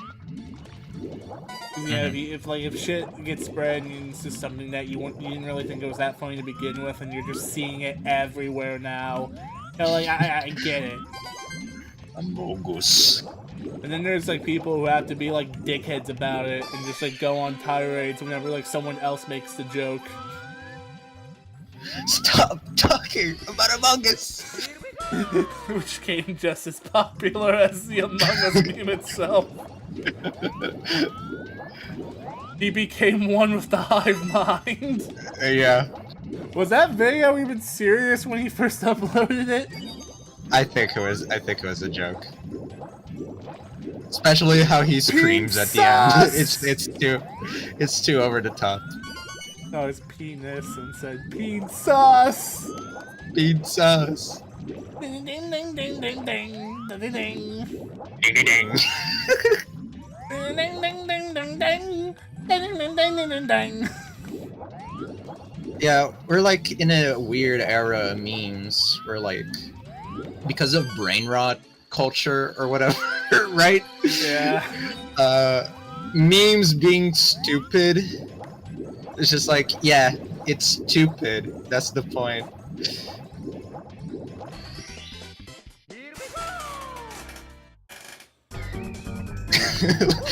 Like this Kibbity Sigma Rizzler. We could go Gaffer Gad. Shit. Right. Right. There we go, Riz for Riz. Good for Riz.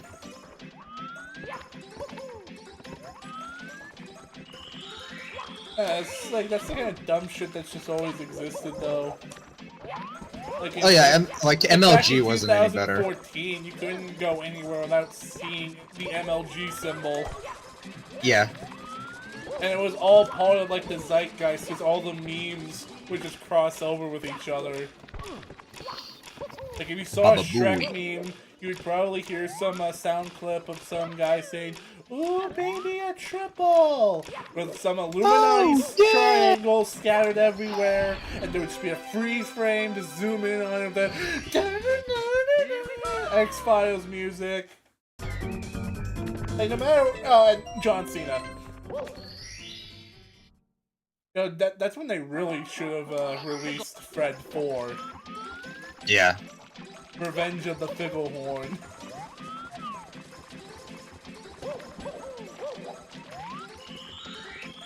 Missed opportunity, really.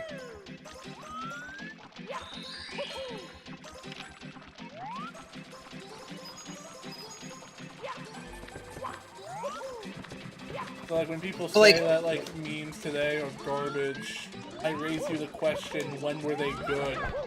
Yeah, when were they good? But, like, with MLG stuff, I don't know. Well, I kind of feel like the point with MLG was almost, like, to be as over the top as possible. Yeah, right? because, like, whenever you would watch an MLG clip, it would, like, it would just be, like, the... You know, people complain about, like, Subway Surfers and, like, stuff being made just to entertain, like, autistic kids. But, like, what was MLG then? Because, like, that shit would just fill your screen with, like, constantly bombarding you with shit. Yeah, total sensory overload. Yeah, sensory overload. That's the word.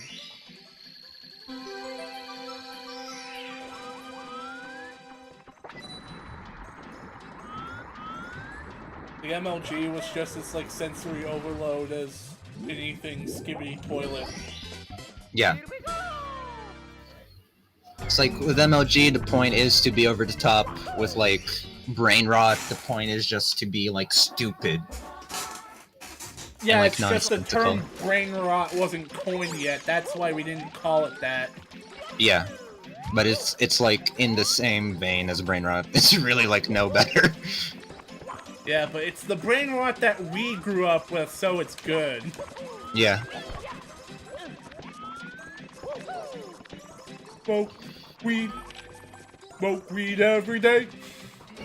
Smoke, I mean, smoke, honestly, smoke nowadays, if you show me, like, a brain rot meme, right, versus, like, some MLG video from back in the day, I'll probably laugh at the brain rot more. Yeah, because, like, MLG, we've literally seen it all. Yeah.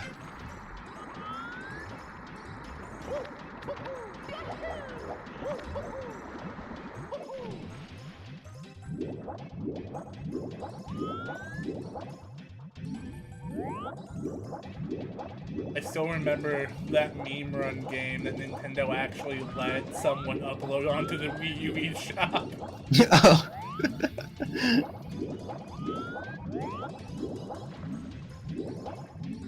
My only regret was that I didn't download it when I had the chance. Damn.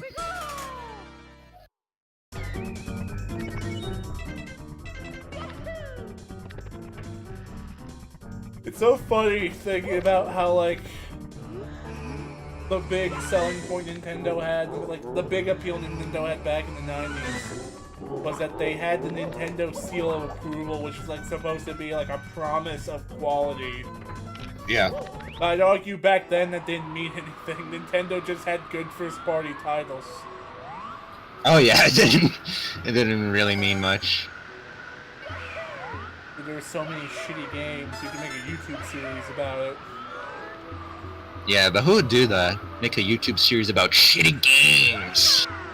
I know I wouldn't. It'd make me want to take a diarrhea dump all over my ear.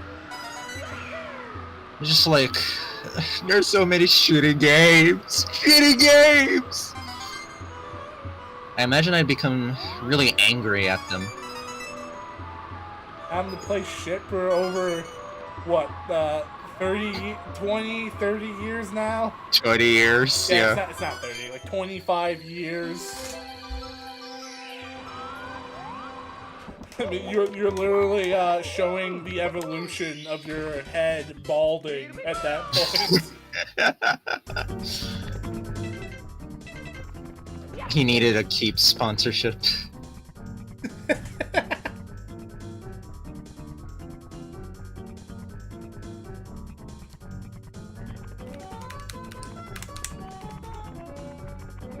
I don't remember if James ever got a Manscaped sponsorship, because I'm very curious on how he shaves his balls. Yeah, I would love to know. The nerd is the one person I'd want to know. How smooth are the angry video games nerds' balls? How well escaped all his balls? I feel like it's a valid question because his testicles are brought up frequently on the show. I mean, not Yeah. really, but still. Does he use the ball toner? Oh my god, that thing almost fucking killed me.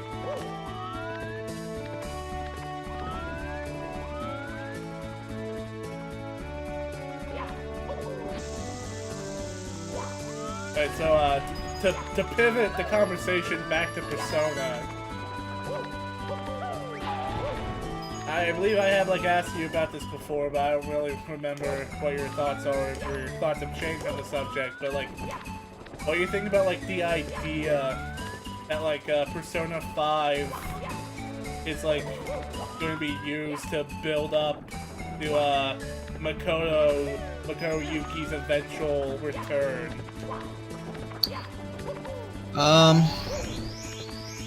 Yeah, that would be an interesting thing for them to do. So Wada, who is the one in charge of Persona now, right? Yeah. He is the one that was like in charge of the arena games, right? Yeah. So he's the one that really liked doing the Elizabeth teasing stuff. Yeah, the Elizabeth side story where she's trying to find her own way of bringing him back. Yeah. That's what makes her best girl, by the way. Yeah. She doesn't give up on you even when you're dead. Yeah. I can't say the same, huh, I guess. Now, She can just move on from her love adore. I don't know if they're actually gonna do it because it's like it's a weird thing to do in the sense that like you gotta keep in mind the idea that when it comes to this kind of stuff, people will try to be respectful of their forebears, right? Yeah, because they are essentially going to be undoing the main message of Persona 3 by doing this. Yeah. I mean, I've seen like some people argue that doing something after the fact doesn't retroactively sully Persona 3's story. And you can certainly make arguments for that, right?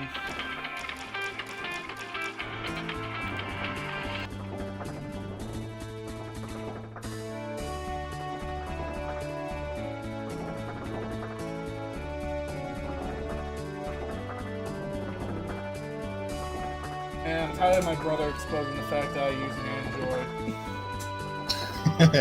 Oh, it could be worse. He could expose the fact that I use an iPhone. True. Okay, anyways, as you were saying. Yeah, there's certainly arguments that could be made for like how you could potentially do Door's return in a tasteful way that isn't just for like fan service, right? Yeah, where he's not just Joker waves a wand and boom, he's back. Yeah. I like that. Like, But the I main think idea for this is because like you have Elizabeth trying to find a way to bring Makoto back, and you have like Persona 5, whose whole thing is denying fate. yeah. So like I definitely see where the idea comes from. And there's even some stuff with Ultimax relating to Elizabeth saying something or another about hearts needing to be changed or something like that. I don't remember exactly how it went, but like there's general ideas that could like there's like some setup for it. Now, will they actually do it? I don't know. I think it would be really tricky considering how much of Persona 3's legacy is tied to that ending, you know?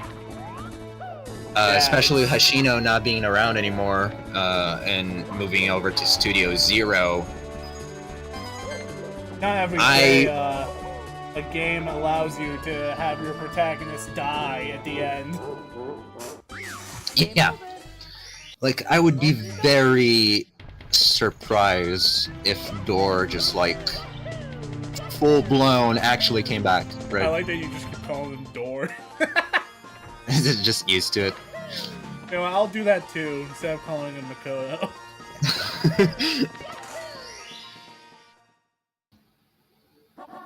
I would be, like, very surprised. I wouldn't be surprised if there was some spin-off or something that potentially tackled the idea, right?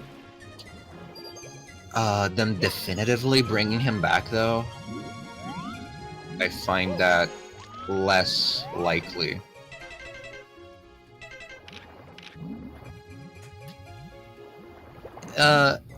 Especially... Okay, so for me, it kind of like just really depends on how they would go about using the Phantom Thieves for that. If that would be the idea. Yeah, because like this isn't like just some this isn't just like some corrupt idealism that humanity has that can just like be fought against and won. Yeah. Because like wanting to be controlled and wanting to die are two completely different kinds of requests. Yeah. And like technically the Phantom Thieves have already fought against the embodiment of not wanting to die.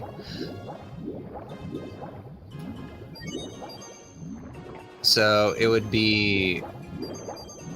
It would really depend for me how they would go about it, right?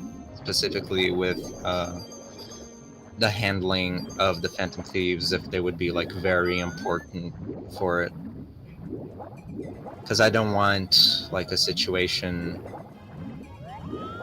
where it like detracts from or cheapens the Phantom Thieves in some way, or just kind of makes them look bad by having them be a key element in something that's like potentially very questionable. Resurrecting the dead. Yeah, not only that, but like messing with the legacy of like the game that kept Atlas from dying. Of arguably the most important game in the franchise. Yeah.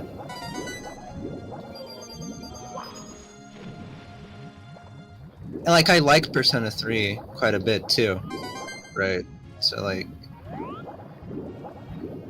it wouldn't be a good time for me if like you just had this weird crossover between 3 and 5 where like 5 could potentially be used to cheapen both 3 and like drag down general perception of itself. I don't know. They would have to do it like really, really well. Well, I mean, it wouldn't just be Persona 5 getting like dragged in the mud for this. It would be Persona. Oh, sorry, no, I take it back. I take back that thought. I had fucking brain fart, and my brain was thinking Elizabeth from Persona 4.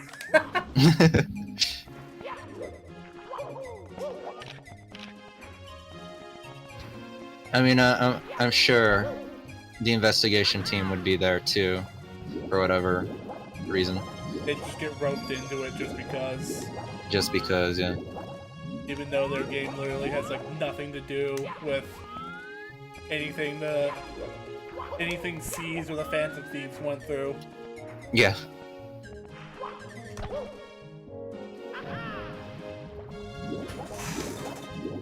I don't know. I feel like if they do it, I'll be less upset if it's like something related to Persona 6. Because at that point, if Persona 6 screws the pooch, who cares? Yeah. I'll still be upset about it, definitely, but at least you're not tarnishing perception of Persona 5 for that.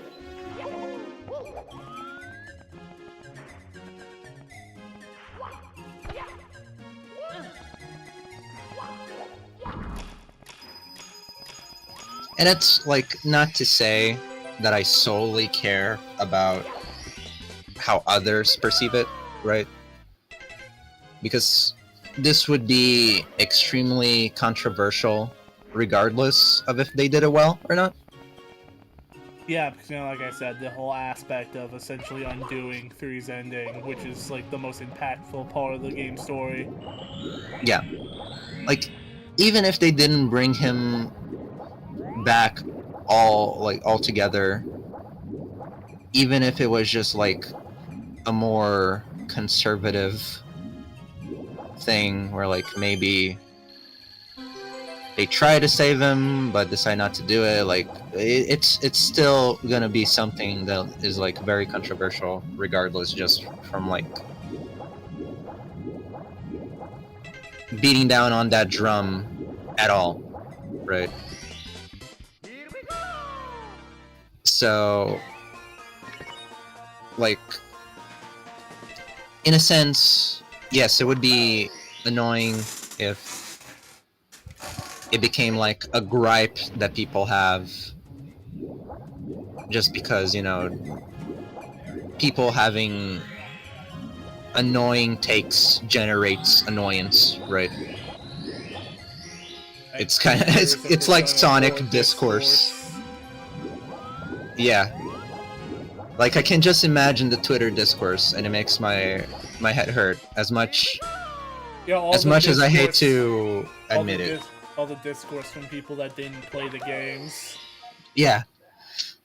That's gonna be like the most annoying things. All by people who don't play the fucking games. Yeah, like as much as I hate to admit it, like the Twitter discourse, the idea of the Twitter discourse does like bother me. However, what bothers me more so is the idea that they might do it and I might not like it, right? And then I have to like deal with that like internally. Because like, okay, there's nothing in specific that they've made for Persona 5 that I outright dislike, in the sense that like I don't think there's any positive aspect to it. Like I resent 5D animation, but I mainly blame A1 for that. A1 Studios. Yeah, for trying to condense a 100-hour game into like a 2-season anime. Yeah. But like it has neat things about it. Yeah, like the dub is hilarious. Yeah, it has like alternative takes on certain things. It's nifty. It like I accept that it exists. It was going to exist no matter what. I just wish it had been good. Really. Do you think maybe the poor reception of 5D animation is the reason why they haven't bothered touching a Royal animation adaptation? Ironically, if they did do a Royal the animation, assuming they focus on the Royal content, Yeah, it would because be like what they did for Persona 4 Golden. Where yeah, they just told a worse version of the Persona 4 story. I'm like talking about the thing about a worse version of the anime story. like the thing about 5 is that unless you're in it for the long run and you're doing like a multiple season anime, and I know the animation does have multiple seasons, I just mean like something more long running, like I don't know, like 5 seasons or something like that, right? 4 or 5 seasons. Unless you're doing it like that, don't bother trying to adapt the game's main story, right? Just do something else, right? Do something like Memento's mission did, where it's just the Phantom Thieves and they're focused on a specific, largely original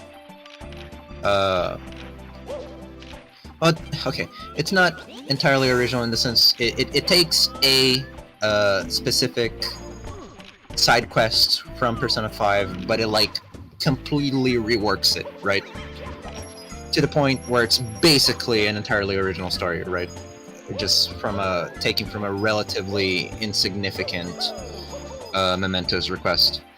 I want to reread Memento mission someday. It's really good. I know. So like, do something like that, right? Because that is a much better format for a Persona 5 anime. How many episodes was the original Persona 4 animation? Oh, I don't. Oh, hold on. My mom's calling out for me. Just a second. Alright, take your time. As long as you're not going to the bathroom again.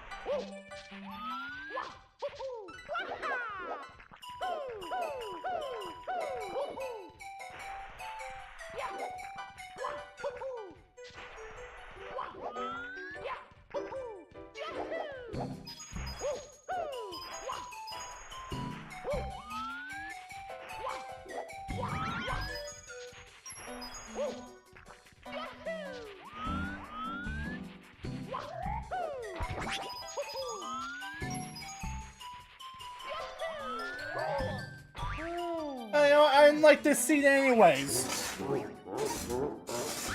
Game over. Okie dokie.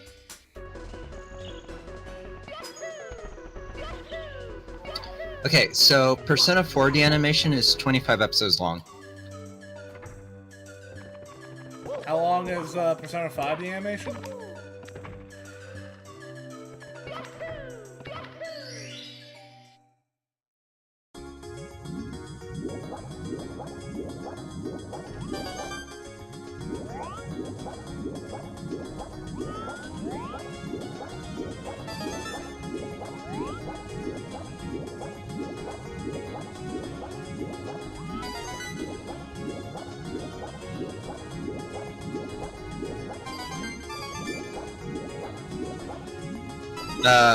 It is 26 episodes long and has 2 specials, I believe.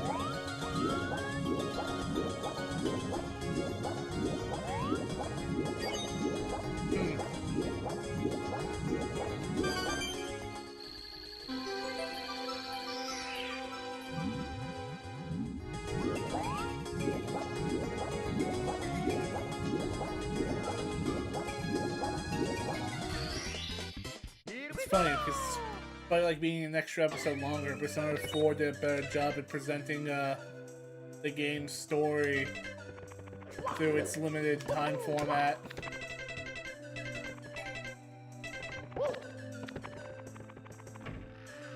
You know, people don't complain about Persona 4 the animation, like, having to, like, butcher shit to fit time constraints.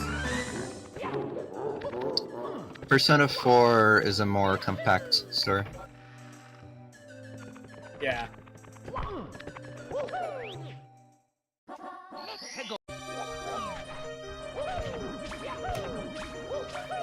Yeah, sorry. It's not...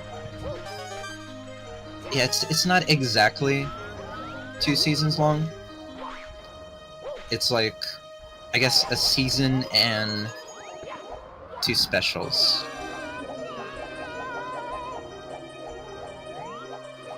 And that's how they chose to, like, tell the story.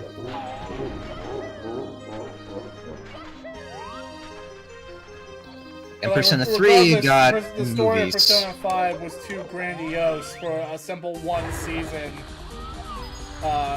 adaptation to be Yeah. able to convey.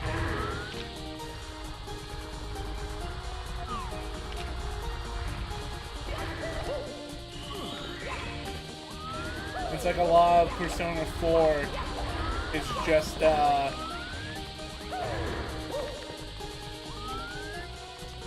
living in Inaba. A game like much more flexibility on what they can or couldn't show. Yeah.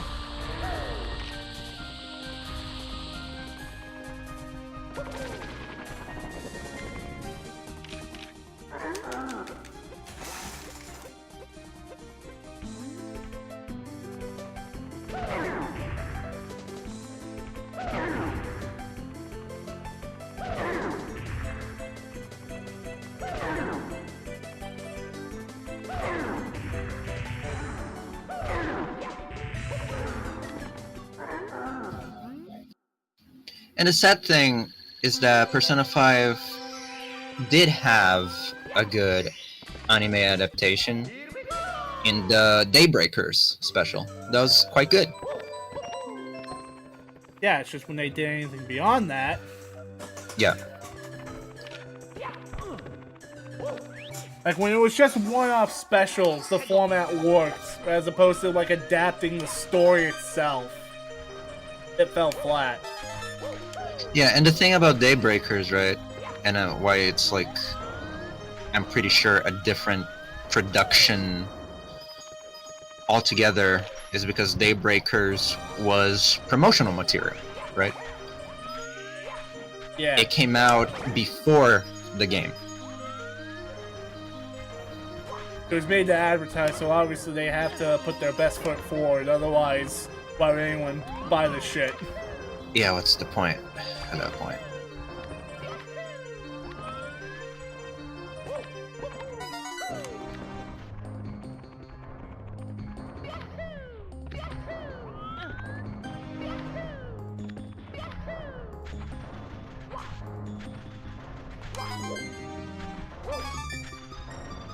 But yeah, Persona 5 is interesting in many respects when it comes to the extra material. You have the manga, which I almost never hear anyone talking about it. I never hear anyone ever talk about the Persona mangas. Like, outside of, like, shipping discourse and, like, arguments about protagonist names. Yeah, Seiji Sota. Even to this day, no one ever dares calls you Seto. Yeah. What were they thinking? Annoyingly, Akira Kurosu stuck around for a very long time. Thanks to the Yeah, manga. but nowadays people are fine with Ren Amamiya. Yeah, at this point, with how much they've rubbed it in. Yeah, you can't deny it anymore. I seriously don't understand why people love Akira so much. I don't know, I think people just like the name Akira. Probably Ren Mamamiya. I like it. I like it too. But Ren Amamiya is a much more interesting name. Yeah, I'd rather follow the adventures of someone named Ren than Akira, because I feel like there's 1,000 Akiras. What makes this Yeah. Ren guy special?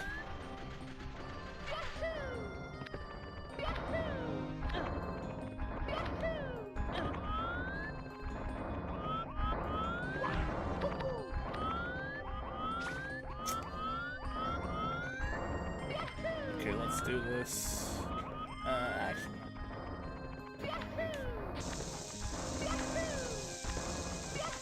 But with Persona 5, I read a lot of the compilation mangas, which are basically just like little shorts made by several artists, right? And those are Yeah. cool. Those are nifty. I've read Memento's Mission. Memento's Mission is excellent. Just wish it lasted a bit longer because the ending felt a bit abrupt. Yeah. But they just ran out of time.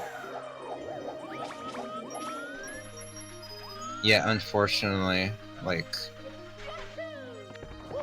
I love the artist for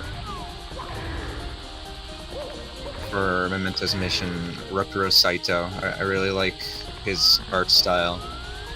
Yeah, he gave us buff Ren. Yeah, and the way he draws everything is like really nice. I wish he got to do more Persona 5 stuff. Because I'm pretty sure he did an Ultimax manga too. Who was the animation team behind the in-game anime cutscenes? I don't think it was A1. No, it wasn't. Like, just look It at was- how A1 draws Morgana compared to the in-game. No, yeah, but I mean like even, cause like I said, different production and everything, right? So like they'd be working off different character sheets and so on, compared to the animation. But even with Daybreakers, I think they're all different productions. Now, if I remember correctly, I've heard this, I think on 4chan, Oh, it must be true then. that the animation studio that did the 2D scenes for 5 was tied to Sony. Should actually look this up right now.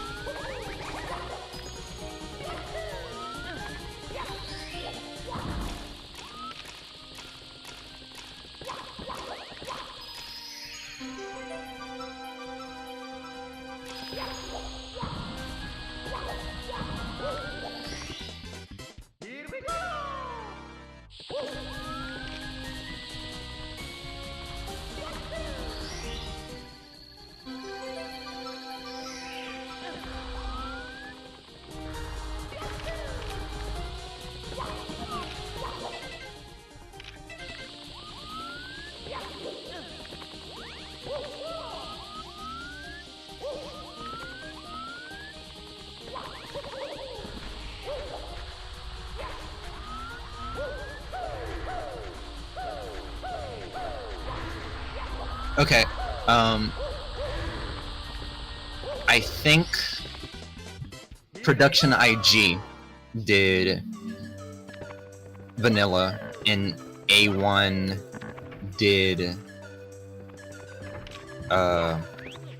Royal and Scramble. IG? Production IG, yeah. Production IG N? Yeah.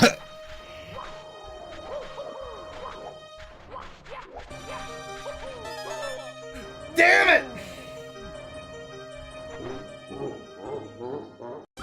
Game on. Okie dokie.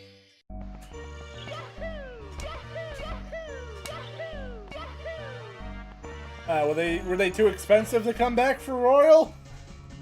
Probably.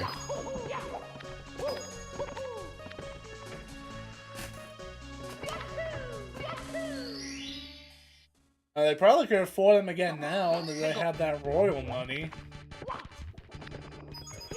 Assuming Persona 6 even has them. Because Atlas is getting like less and less fond of these scenes. Probably for good reason, because they're fairly restrictive. Yeah, they really put a limit on story rewrites. Yeah. I wonder how like many times they just had to like completely had to like. I wonder how many times they wanted to rewrite something but couldn't because they already had an animation made for like a specific thing involving it. So they had to leave it as it was. Probably a fair bit. Probably why they stopped. Yeah. Like, Reload still has 2D scenes. They're just, from what I've seen, fairly light on it. Oh yeah. It's not like they were going out of their way to change 3's story or anything, so they wouldn't have to worry about rewrites.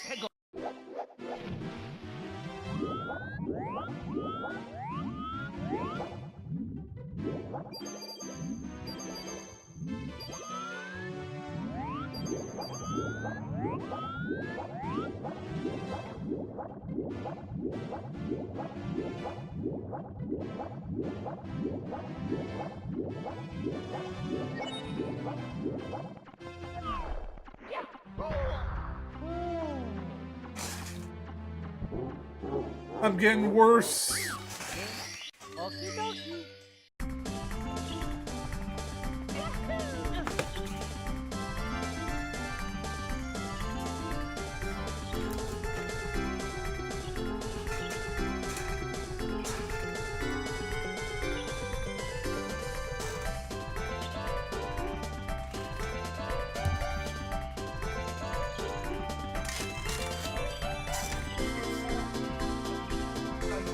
Bet she's doing a number on my ass.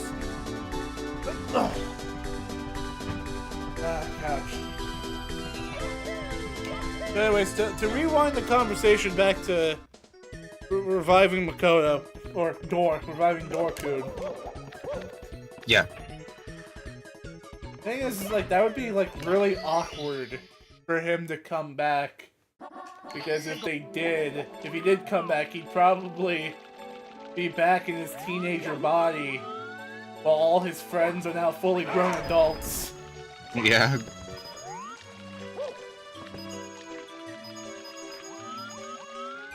Like, they'll be happy to see him again, but there'll be, like, this discrepancy in the fact that they've all fucking gotten older and moved on with their lives without him.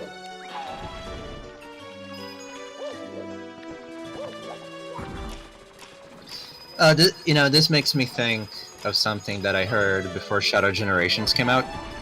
Yeah? In that an idea was that they were potentially going to revive Maria. And people are like, well, that's stupid, right? It's like, oh yeah, but they'll revive Maria, but like, she'll only be alive in a different timeline, right? Yeah, Wouldn't because, surprise like, me Sonic if- timelines is always a fun thing to discuss. Yeah.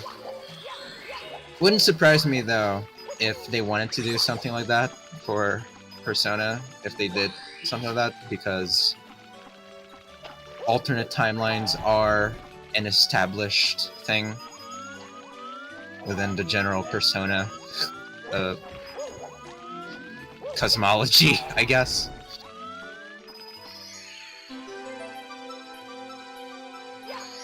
And the So it'd be reality like- of Persona, there exist multiple worlds Yeah. that parallel each other.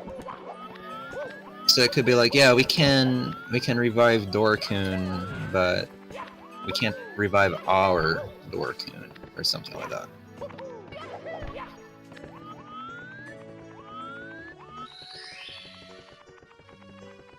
I don't know, man. I don't know about that. Not to say that that still wouldn't potentially be like very stupid. I feel like either just commit to it or don't. Yeah, but that's the thing, right? It feels plausible because it's like non-committal, right? Yeah. But at the same time, it's like, if you're not gonna commit, why even do it to begin with? Because nobody's gonna be happy. No one's gonna care if some alternative universe Dorkun is revived. Yeah. What's And the people point? that didn't want him revived to begin with are still gonna probably be annoyed by it anyway. And the people that did want him revived aren't gonna be interested. So it's like, why?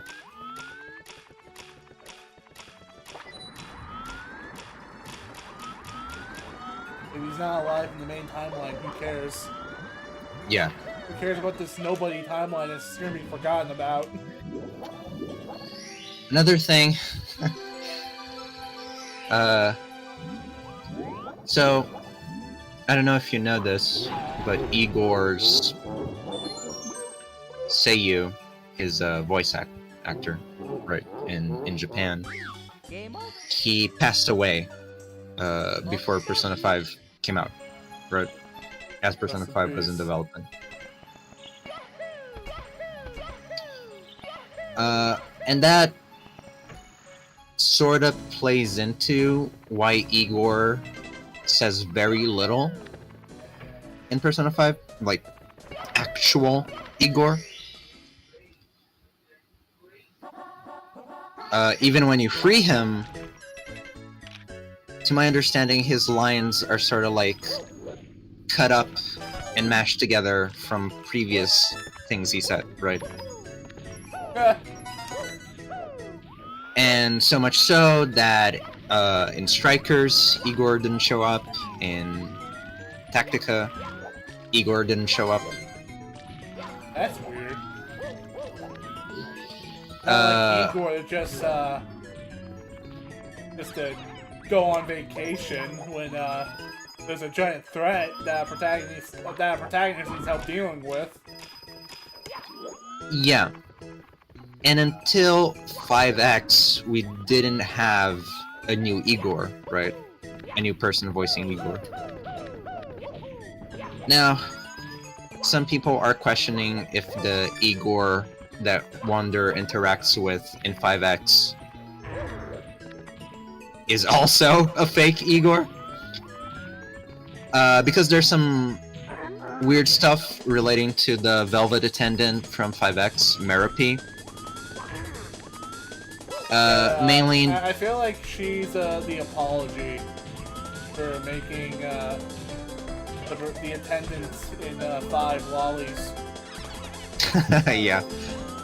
Like, But- here's a legal one. Go nuts. But the thing with her is that she doesn't have the Velvet Attendant eye color. They're not yellow. Yeah, they're not yellow. And her name isn't a Frankenstein reference. So she breaks away from the two main conventions of Velvet Attendants. So who knows what the deal is with her, and who knows what the deal is with the Igor that we see with her, right? He sounds like Igor, certainly. And he acts more like Igor than Yadabath did impersonating him. But for all we know, that's not even Igor either. I'm Igor, you're Igor, or he's Igor, I'm Igor. Are there any other Igors I should know about? And it's just more kind of Igor. But because for a while we didn't have an Igor, right? And people are like, oh, out of respect, they're not gonna recast him, right? Yeah, they're stubborn like that. So a possibility people have raised is the idea of Dorkun being saved, but he becomes the new master of the Velvet Room. He becomes Igor? Yeah, he becomes Igor. He takes Igor's role. Oh, I mean, at least then Elizabeth would truly have him to herself. I guess, yeah.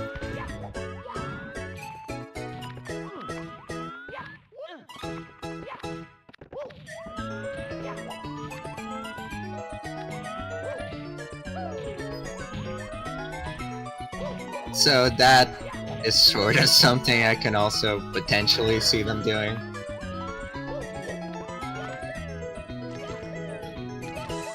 But then, like, Phantom X showed up, and unless the explanation is going to be that Dorkun is just going to physically turn into Igor. I mean, I guess it wouldn't be the weirdest thing we see happen.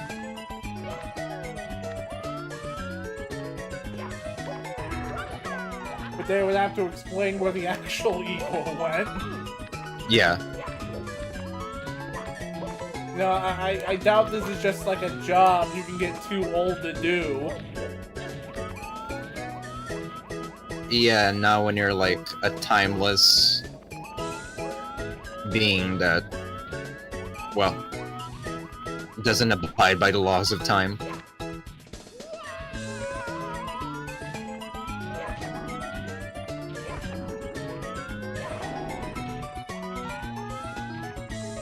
My favorite Igor moment is when Margaret, was it? He sings that song about him having a big nose. Yes. It's the only time we ever see him in like have any like actual discomfort. But I think Liz sings that. I don't know. I just know that one of them did. And he Yeah, showed I think it's discomfort Elizabeth. Singing it. It's like the one time we see him depressed. Yeah. He's like, oh, this shit again. Y'all are fired. Because I can remember where I put my teeth.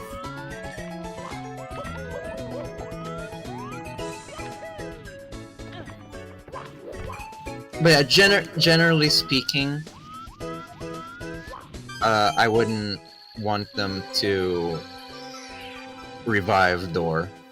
So ultimately, you'd prefer if he stayed dead. Yeah, just leave it be.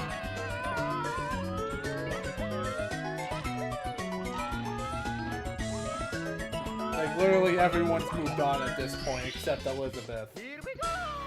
Unless you have, like, a really strong vision and, like, a message relating to themes of, like, death and humanity. Like, in this really strong storyline centered around these ideas that actually has something to say. Yeah, but like what? I don't know, right? Just assuming that's a thing.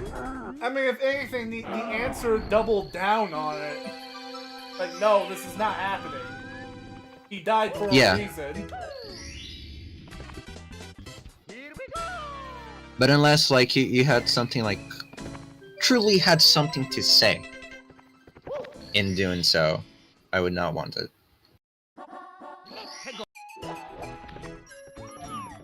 If they bring back Seized Boy, I can and will do the Patrick Star thing, where I stick my thumb down and say boo. Thank Yeah. you, Bedler.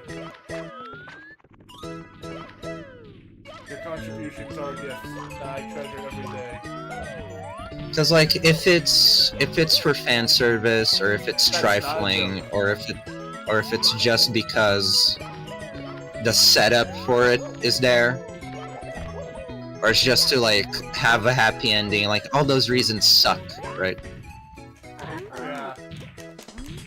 And if you're gonna do anything in Persona, especially if you're undoing a thing that was done because the game had something to say, right? You better have something to say yourself.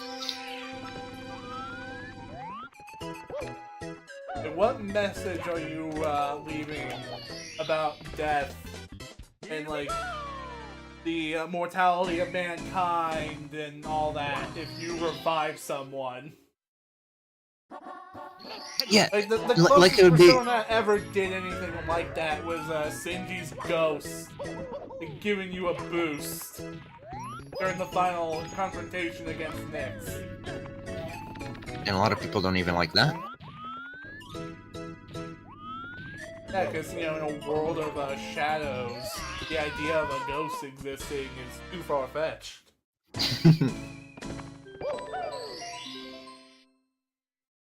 Well, we do know the like ghosts and spirits and stuff in Persona 5.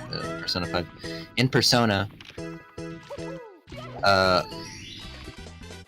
they come and go from the Sea of Souls, like before and after you die.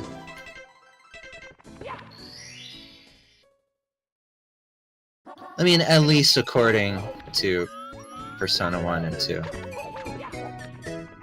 Which is still canon. Yeah.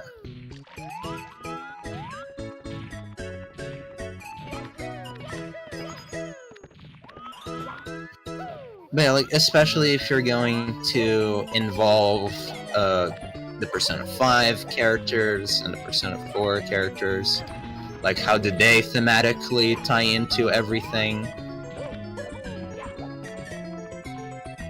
Like, what are you saying with these characters' inclusions? How does that relate to their arcs, to their specific journeys? Are you just gonna make Akihiko talk about protein again? He's like, Makoto! Makoto, you're back, finally! You have any protein on you, bro? Did protein bring you back to life? I knew it! That's why I've eaten protein every day since you died. I sure do love protein. I don't know, like, maybe this could, like, be the plot of a Persona 5 arena game, where Elizabeth, like, tries to get, like, the most powerful Persona users in, like, one building, like, to use their power to somehow bring him back, and it ultimately fails. And then he finally learns the lesson that what he did, there's no coming back from. And even if, like, they could theoretically free his soul, what good will that do? His body is dead. Yeah. I guess he'll just become Igor, like people said. Because, like, sealing his soul away didn't kill him right away. He lived for quite a bit afterwards. Yep. So, like, there's the question of, like, there's, like, the soul that he used to imprison, or to lock the door. Like, that's the thing about the joke I don't get, like, when I actually saw it. He's more like the lock than the door itself. Yeah, he is the seal, right? Okay, I'm changing music. It re-rolls next to warp. Fuck. Yeah.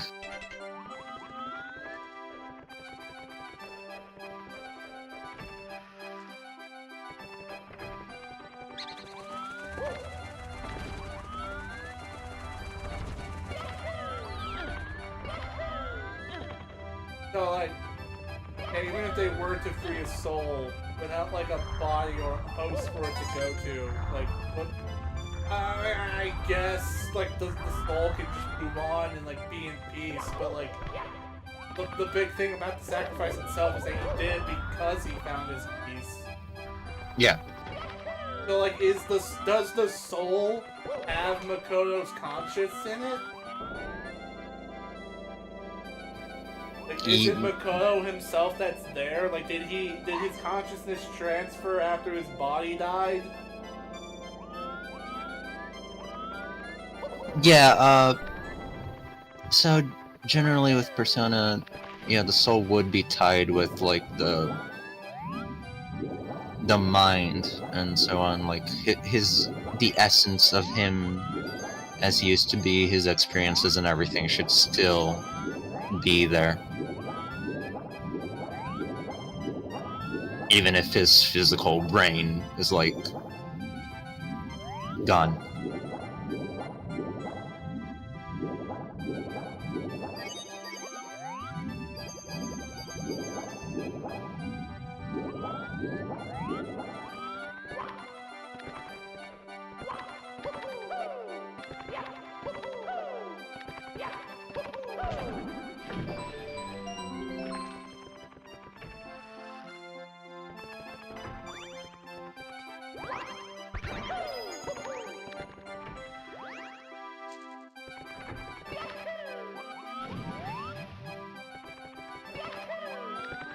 You think, like, Igor knew that, Gorkun was gonna die?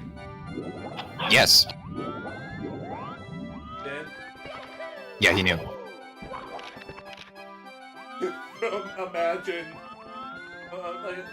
imagine, like, if Igor was, like, honest with you about, like, what exactly it is you're signing up for once you, like, take that contract. It's like, hey, just so you know, you're about to go on, like, some life-changing journey that's gonna result in you dying.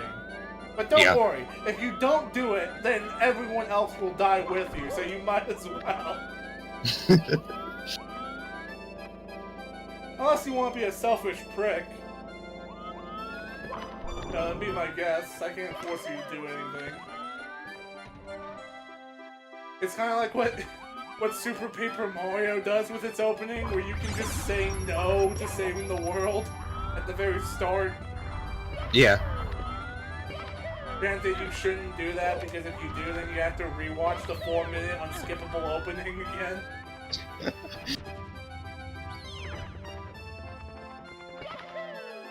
But hey, you made your choice.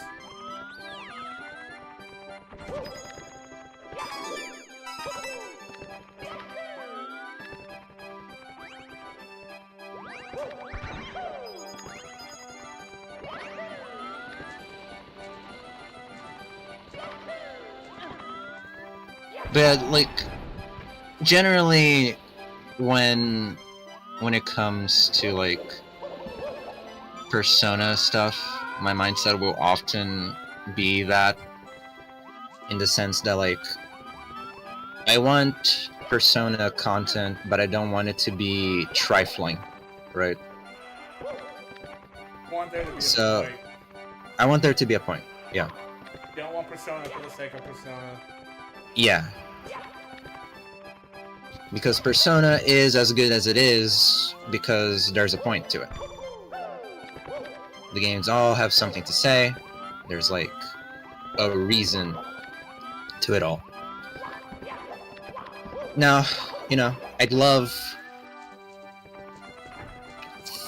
certain specific things, right? Like, I'd like an arena game, because it would be nice to have another game where the Phantom Thieves, like, fight and everything, and you get, like, unique move sets and things that I could potentially take inspiration from, right? Yeah. It would be nice to potentially have Ren speaking freely as the protagonist of an arena game, or like as a character in a arena game. Same way that like you got to pretty much talk freely in the spin-offs. We did kind of get Ren talking freely. Well, we get Ren talking freely in a bunch of stuff, including like crossover shit. Especially in Phantom X, which is probably like going to be like the definitive example of how to write Ren, since it's not like some other. Well, I guess it is another writer's interpretation of him, but like. It's from Yeah, but it's not him. It's not him in some like mobile game or something. Yeah.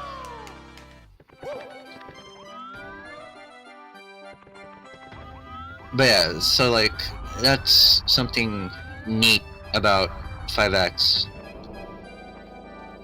So like yeah, there are things I want, right?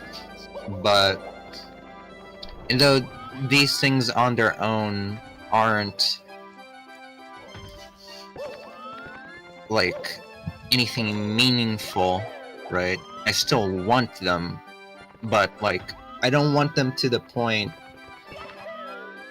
where I take them just for the sake of it, right? In the sense that like I get the things I want, but they're like attached to something trifling, essentially.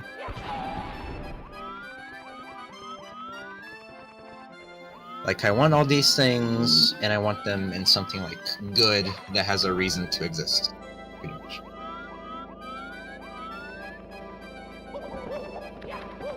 Yeah, like, why did The Annoying Orange have a sequel to its Rebecca Black Friday parody? It didn't have a reason to exist, so it came out as the worst product to the original, even though it was still better than the original song. Yeah.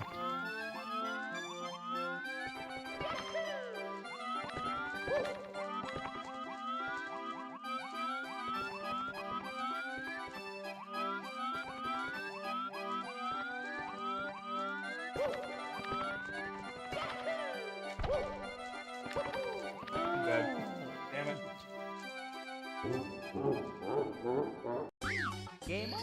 Okie dokie. This is something that, like, in general, I've sort of noticed in having, like, introspection about what I like in stories, and not just, like, stories, just, like, what I like in art in general. I'm a guy that loves ideas and concepts and stuff, right? And I'll get like really caught up. Not just ideas and concepts, because I think if you say that in a really like broad sense, it can be interpreted in a different way. I'm a guy who likes premises. Like, give me a good premise that I'm interested in, right? And that'll really, like, get me excited. Yeah, like, Mario and Sonic have to team up to defeat Metal Sonics using, capture cards to trap souls inside cards to give them strength, but if they do it too much, they may not be able to save the very people they're trying to rescue. Yeah. Now, the thing about premises is that premises can very easily be trifling, in the sense that they're neat as ideas, but there's not necessarily anything to it, right? There's no substance behind, like, just the thought. Yeah. It's just something that seems cool, and it, like, has interesting things to it, but the overarching idea doesn't actually have, like you said, substance to it, or, like, any kind of core element to it. Like, it's not trying to say anything. It doesn't have a real point, right? Yeah, like, J.K. Rowling making all Harry Potter characters gay.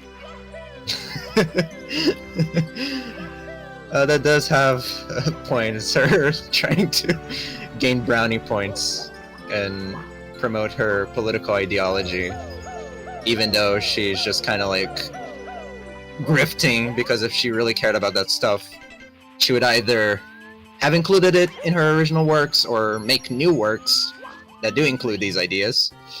Yeah, but I'm talking about like in terms of like being connected. No, in terms of like the story itself, it serves no purpose. Yeah, no.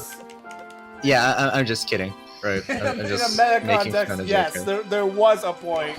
A terrible point, but a point. Yeah. It's a point that sucks. Now, But all I can say is from an you reap artistic, what you on an sow, artistic level, you're everyone absolutely hates you. correct. You There's have no only point. yourself to blame. Yeah. No, she was like so fucking petty about it. Like there was this tweet talking about like actors that you regret like interacting with, and she responded to that saying there are 3 that come to mind. Obviously being like the main 3 actors from the Harry Potter movies who went against her political views and denounced her. It was like, come on, now you're just being petty. Well, I guess she was being petty about it before, but like bringing up again, like get over it. They don't work for you anymore. Yeah. But anyways, you were saying? But no, you're absolutely right in the sense that from an artistic view, there's no point to it. It's just her retroactively using her artistic work as like a crutch for something else.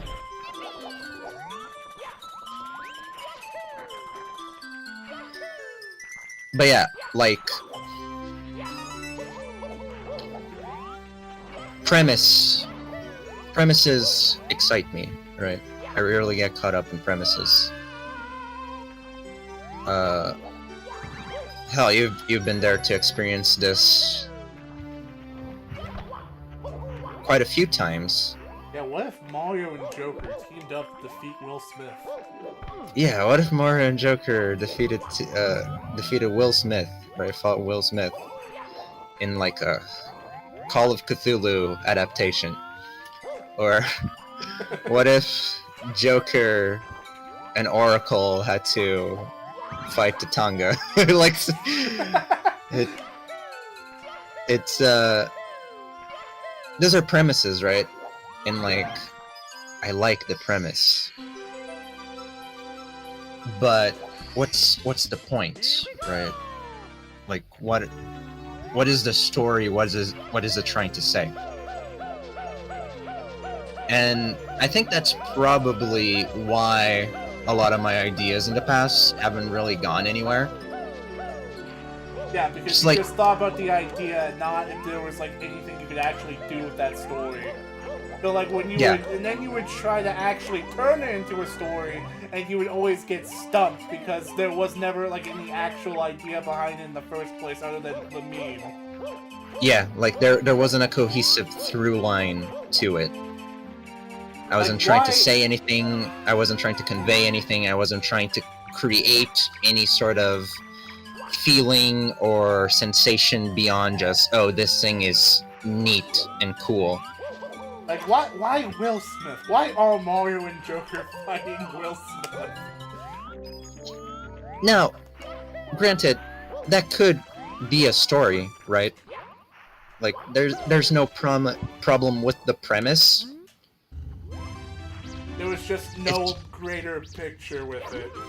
Yeah, there was just no greater picture with it. If there was a greater picture to it, and these ideas sort of tied into something, which they could, then cool, right? That's a story there, even if it's like the premise is silly and fun. That works if there's actually a point to it. And I think that's where a lot of my general concepts and that kind of stuff fell apart, because I get like really excited by the premise, but there wouldn't be a point to it. And like the point of my Brotherhood Metallic story is that it brings into question like the morality of Mario and Sonic and like what are they willing to do to save the day. Yeah. Since they are basically required to put people at risk to stop the invasion. Yeah. Hello, Jeremiah. Hello. Just coming in. Like, what the fuck are they talking about? This Mario and Joker Will Smith. Metal Sonic cards, what? It's Iron Mario 64!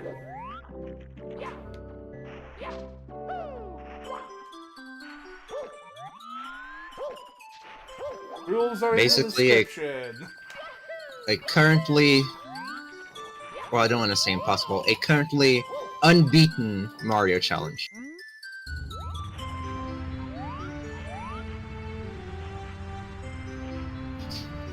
But yeah, so like... Very fun premises, but there needs to be something to it for it to work. And I feel I've gotten a little bit better at this in more recent times. Like, there's a couple of my current story ideas that I do feel have like a theming to it, or like ideas and emotions that I more clearly want to express, right? Yeah.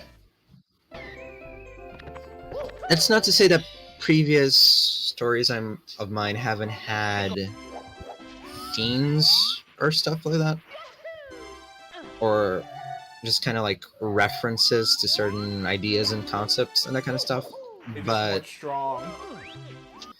yeah, they weren't strong, and it's kind of like that video we watched from that Howard Blast guy, right? An expert proves why Mario 64...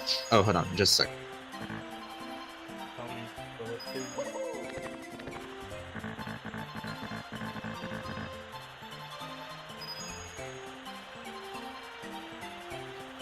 An expert proves why Mario 64 is deeper than modern games, right? Yeah. And he said something that I found poignant, in that you can pack your story full of like visual, not even just visual, like you can have a story have a bunch of thematic references to like the Bible, or to certain mythologies or literature. Yeah, but that doesn't mean anything. Yeah, that doesn't mean anything on its own if it's not like saying or expressing something, right? The most important part is trying to express a certain thing and trying to make sure that all the elements of your narrative generally work, of your art piece, whatever it may be, work towards complementing whatever it is you're trying to express. So I feel I'm like better at that now, and that I understand that more in myself now, in the sense that like things I appreciate, I usually appreciate on a deeper level than just the surface level things that like my brain more easily picks up on. But even if I don't notice, to quote the famous Mr. Plinkett, you may have not noticed it, but your brain did. So that's kind of like the je ne sais quoi for a lot of pieces of art. You know, like when you really like something, but you can't quite exactly tell what it is about that thing. that is like particularly special, right? Yeah. And like with Persona 5, especially when I first started getting into it, I had a hard time pinpointing what exactly it was about it that like really resonated with me. As like, I like its aesthetics, I like its story, I like the characters, right? But like, why are I like the you this gameplay. obsessive over this over other things that you already enjoyed? Like compared Yeah, to but what you already enjoyed. yeah, but like exactly, right? Like why is it to this degree? Like nothing, I don't think anything ever hit me quite to the degree. Oh, the snowman just jumped off. I don't think anything ever hit me quite to the degree that Yeah, Persona that poor 5 did. snowman, dude. He didn't have a reason to keep up. He's alive! There He's he still is! around, dude! Oh! What a harrowing tale. Oh! Oh, you see, that's the kind of emotional... the emotional storytelling you don't get at games these days. Yeah. Exactly.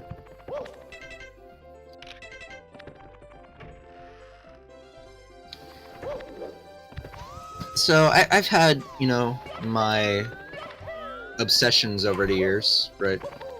Yeah. I'll get like really attached to certain things. I'd say the ones that have been the most meaningful to me are Undertale and Deltarune, One Punch Man, Record of Ragnarok, but particularly the Atom stuff, more so than everything else. And I might be forgetting something or another, but then Persona 5, right? Not in that order, And but... not in that order. And like a lot of other stuff I write off because stuff I've liked since I was a little kid, right? So it's kind of hard to put that stuff in the same level, because it's like when you've liked stuff since you were like a wee little lad, you have like a different sort of relationship to that thing than you do with something that you get into like in your teens or as an adult even, right? Yeah, your childhood will always, like, hold that thing over your head. Yeah. So It like makes it, like, all the more crushing when you go back and enjoy that thing as an adult, only to see how bad it's really aged. yeah, which happens to some things. Yeah, I saw some people going through that with racist Mario of all things. Really? Yeah, some people are like, damn, I forgot just how bad this really was. And I'm like, get the premise of the video? Yeah, it's really dumb. It was Like, really dumb from being newsflash, racist Mario is racist. So yeah, that's why I'm not including stuff like Super Mario Bros. Z or like Dragon Ball or that kind of stuff, right? Yeah, because that stuff built in through childhood. Yeah, exactly. Oh, remember, two others. Devilman and Berserk, which also had a really big impact on me.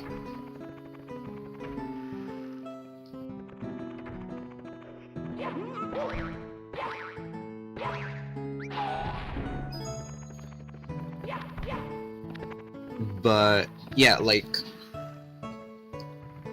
I'd say that out of all of these, Persona 5 probably had the biggest impact, at least considering how late it came, right? Like, I got into Persona 5 at age 18. It was late 2019, early 2020. Oh man. Okay, newsflash, you're not coming back through that door.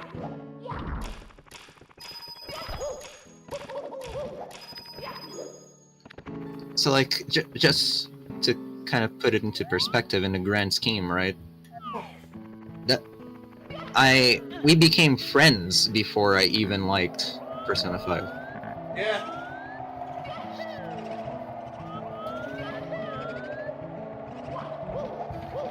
So for how fresh it is, like even stuff like Devilman and Berserk and like even Galleon and other stuff that wasn't really my cup of tea as a kid, but that I got into my teens, right?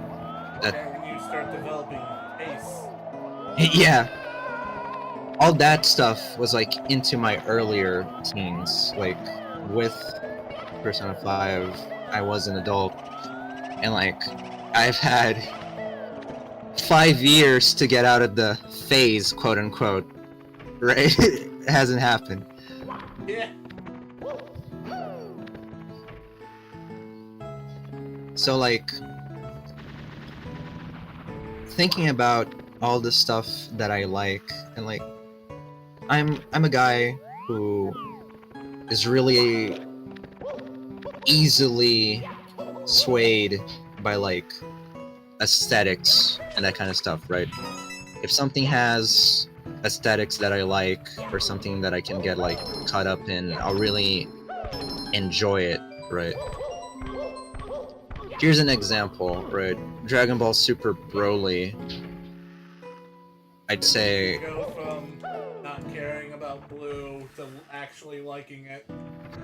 yeah, right? Aesthetics makes a big difference for me. And my sense of the main thing aesthetic. about the transformations are the aesthetics, and that's a very important detail to not fuck up. Oh yeah, for sure.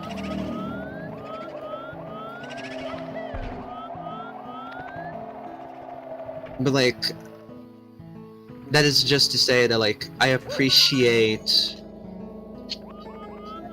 Super Broly in that sense, but it's like a different appreciation than I have for something like Daima, even though I do appreciate Daima aesthetically.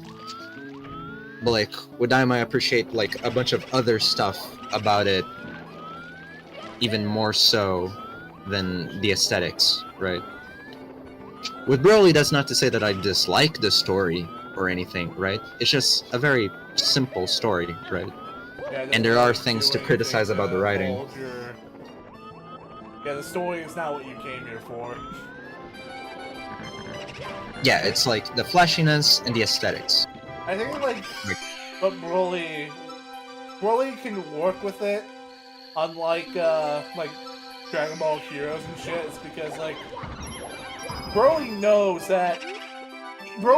why you're here, but it also knows that there is like a source material it needs to respect. Yes.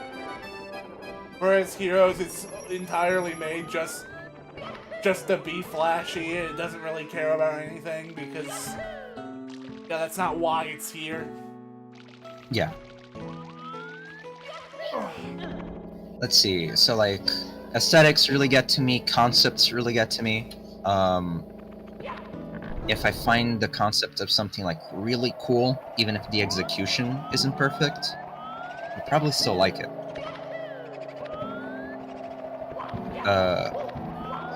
Assuming the execution is an absolute dog water, right?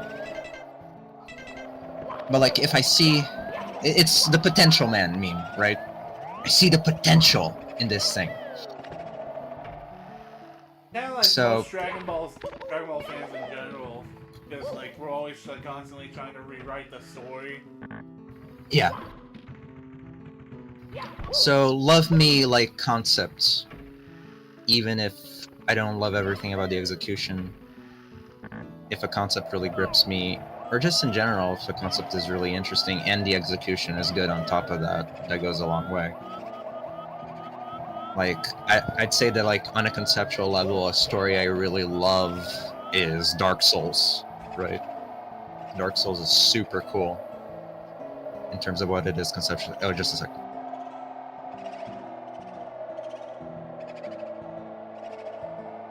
There it was.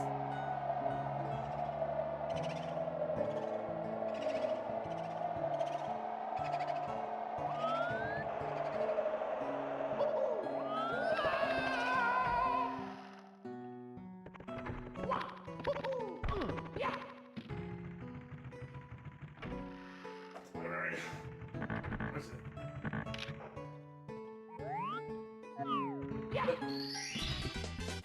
Here we go!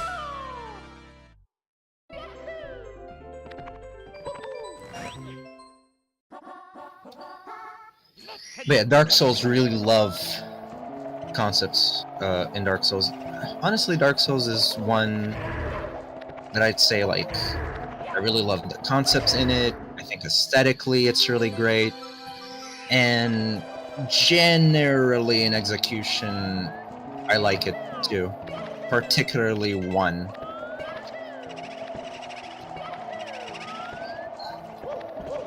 So, but yeah, and naturally execution plays a role into me liking stuff as well.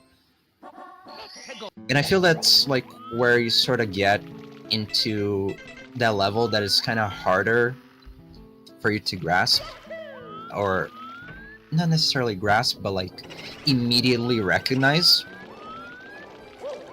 Like, you can often tell that something is well executed, or that it feels well executed to you. That doesn't necessarily mean you can describe or even recognize why that is. Yeah. With aesthetics and concepts, that's easier. With aesthetics, it's very easy because it's just like, you look at something visually and you find that pleasing, right? It like tickles your brain. With concepts, I guess it can be kind of hard to explain why you like a concept, but it's very easy to recognize that you do like a concept, right? Mr. Enter trying to explain why growing around is a good idea. Execution is a bit trickier. In the sense that, like, you can probably recognize that you do like the execution of something, but you might not even, like, know why, right? Or, like, what exactly about it. And I feel that's where, like, thematic elements and that kind of stuff, and a point to a story, generally comes into it. Which is why, like, something having a vision, something having a through line, and being, like, constructed in a way that is meant to service that, plays a big role into it. And I'd argue that all those things that generally, like, really grip me are well executed in that sense, and like they want to convey a certain idea or a certain feeling, and they do that very well. They're constructed in a way that achieves that very well.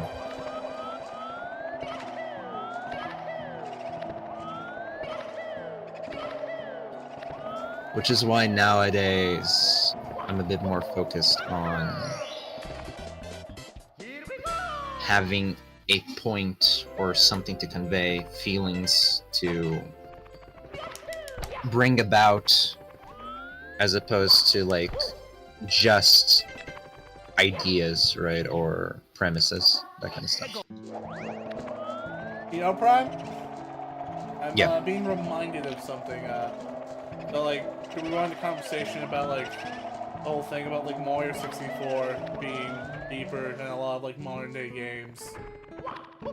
And it's like, because like the gameplay does all the talking for the story, right? Yeah, and if you dissect all the things he did, you can see how XYZ elements like play into generating a certain feeling. Right? Yeah, and that's like what makes Mario 64 like still so special all these years later, despite like many aspects of it being improved by the later games. Yeah, it's secret sauce of sorts.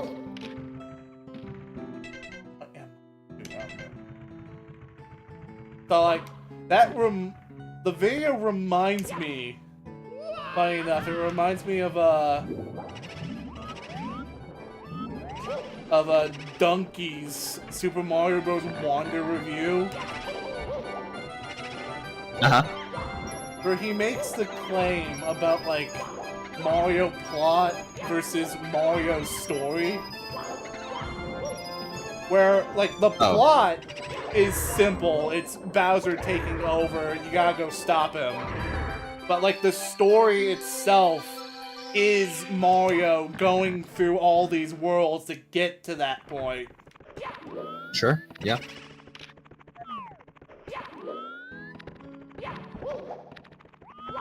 And that's what's different between like Mario stories. Yeah, and that is very much true, right? Like, at the end of the day, the premise of something like Mario 64,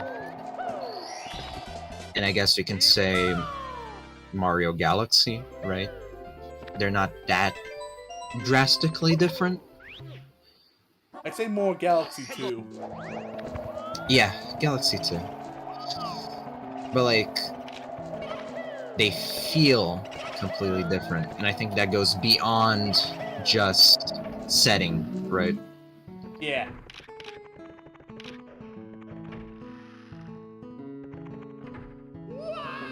It's the same reason why you can have like a million Mario 64 ROM hacks, right? And they look and feel and play like Mario 64 does. But none of them have that secret sauce, right? Yeah, they don't got that magic feeling that just exists within the original game. Yeah, right. And at this point, it's not even down to like talent or production quality or anything, because we're at the point where hacks can achieve things well beyond what the original game could, right? In terms of like capabilities and stuff. Yeah. It really is about how the elements are put together, how like everything is constructed. And that is something that for Mario, right? It's subtle in the sense that it doesn't necessarily stick out, nor is it something that most people will be able to immediately recognize, right? But it makes a big difference.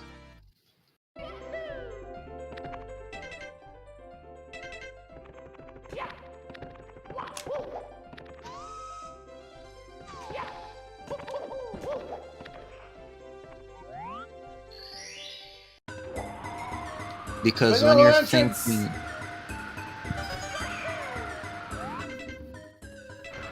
like...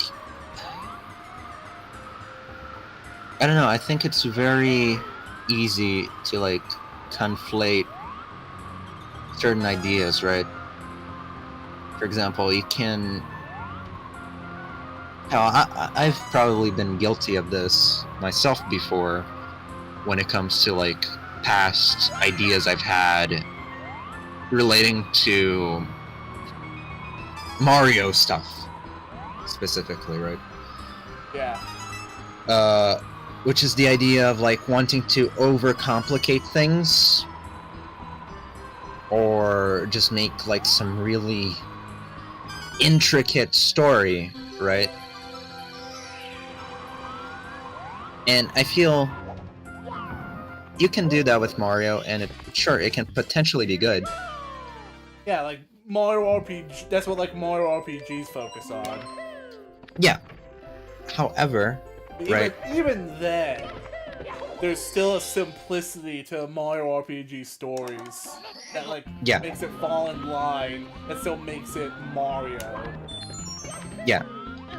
But like, at the end of the day, whether it's complex or simple isn't really what matters, right? It's how you construct it, right? It's like the substance of the work itself. Yeah.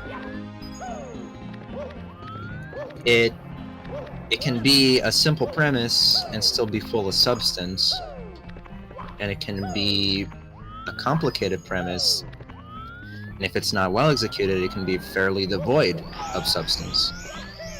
I think to reference fucking Donkey again, he said this in regards to the Last of Us, the first game, where it was like the story itself is complex, but the characters themselves are simple. Yeah. No. It was actually the opposite. It was the opposite. The story is simple, but the characters are complex. It was complex characters, but a simple story.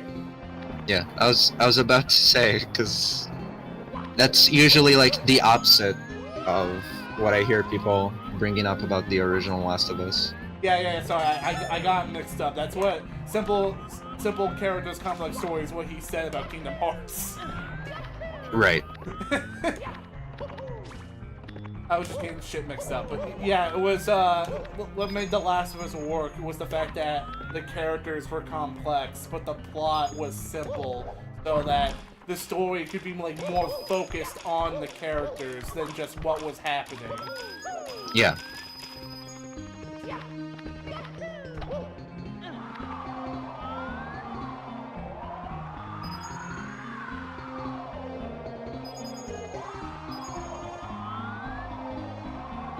And for Last of Us, that's like really important because I made the exact same mistake. I don't learn. Anyways, keep going. But for Last of Us, that's really important because okay, well, for the first Last of Us, it is a really good game in like many respects. So I don't want to like overcredit any specific aspect of it, but like a lot of what I think makes it stick with people, or made it stick with people at the time, was the feelings brought about from the characters being as well handled as they were, right? Yeah. Obviously, if it was a game with like very nice production values, great atmosphere, is like a competently made game on a gameplay level and everything, right? Yeah, the whole recipe was good, not just the whole ingredient. Yeah, the whole recipe was good, but I'd argue that what probably made it stick with people the most was the like strength of the characters, and you know, everything built around that to help complement that kind of stuff, right? Like the characters were good, and all the little pieces around them were also good, to where like one thing didn't like trample the other, right? Everything harmonized very nicely, and so that allowed these, like you said, complex characters in a simple game to like really complex characters in a simple story premise to really stick with people.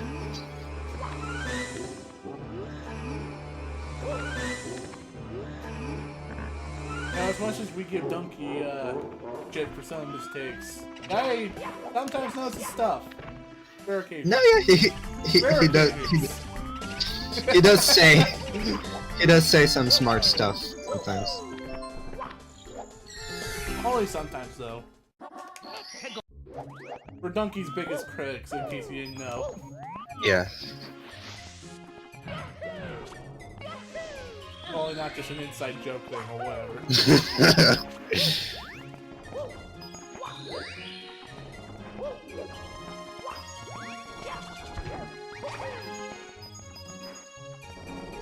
But yeah, it's like stuff like that is why I take issue with like people who try to silence critics of the Illumination Mario movie.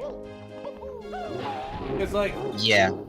it's a movie that could have been much more than it was while still being simple. Okie dokie. And I feel like they Yeah. could have done more with Mario. They could have actually did something with Luigi. Peach could have been better. Donkey Kong could have been better. And it's not like they wouldn't have to rewrite the entirety of the movie to make it work. Because the framework is there. It's just the execution lags.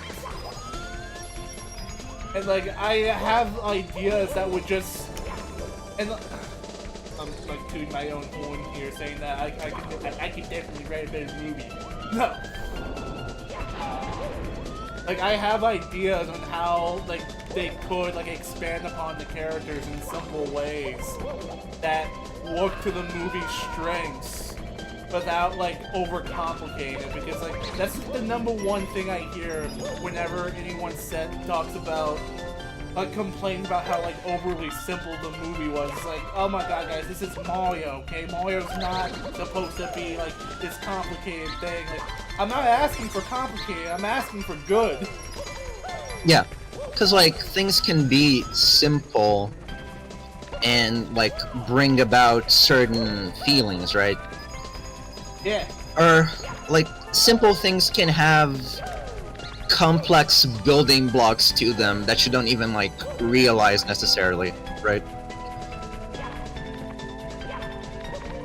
But, like, the overall piece is just something complex in the sense that, like, there's a lot of attention to detail and careful little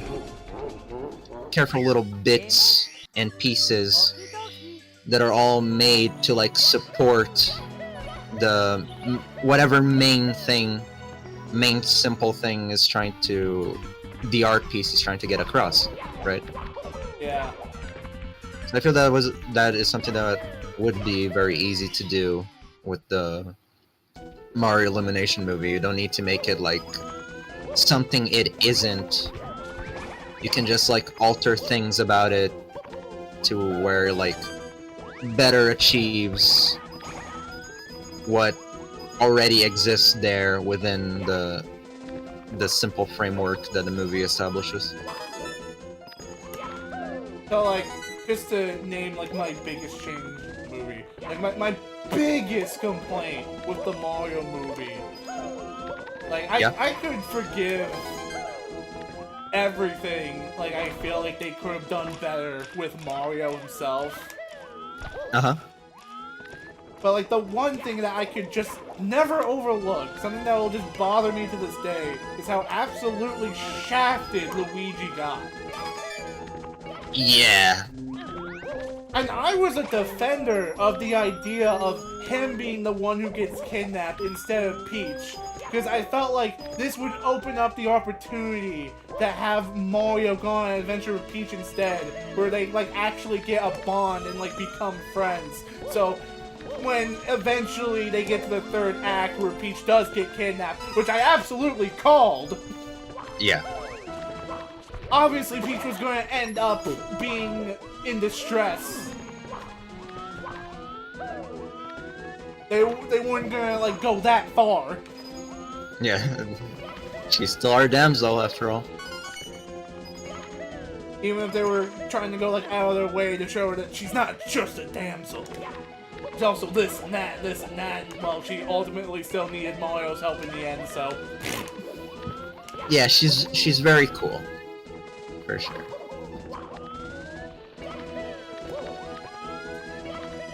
So yeah, I was fine with the idea of Peach and Mario being the ones to go on the adventure to save Luigi. You know, eventually when Peach did get kidnapped, there would be more of like an emotional reaction to that, because like now Mario has this emotional reason to want to try and help her, because Mario is the kind of guy who would drop whatever to help his friends out, especially when this friend, he owes this friend his brother's life.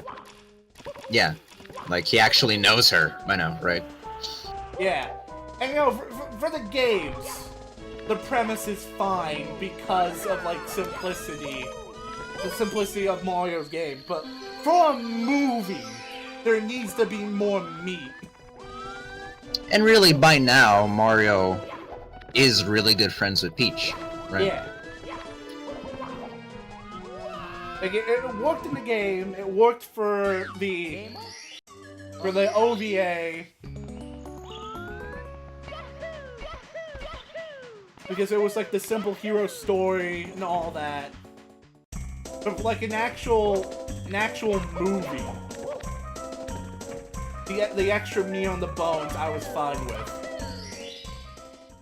I think the extra meat on the bones, I think, is needed.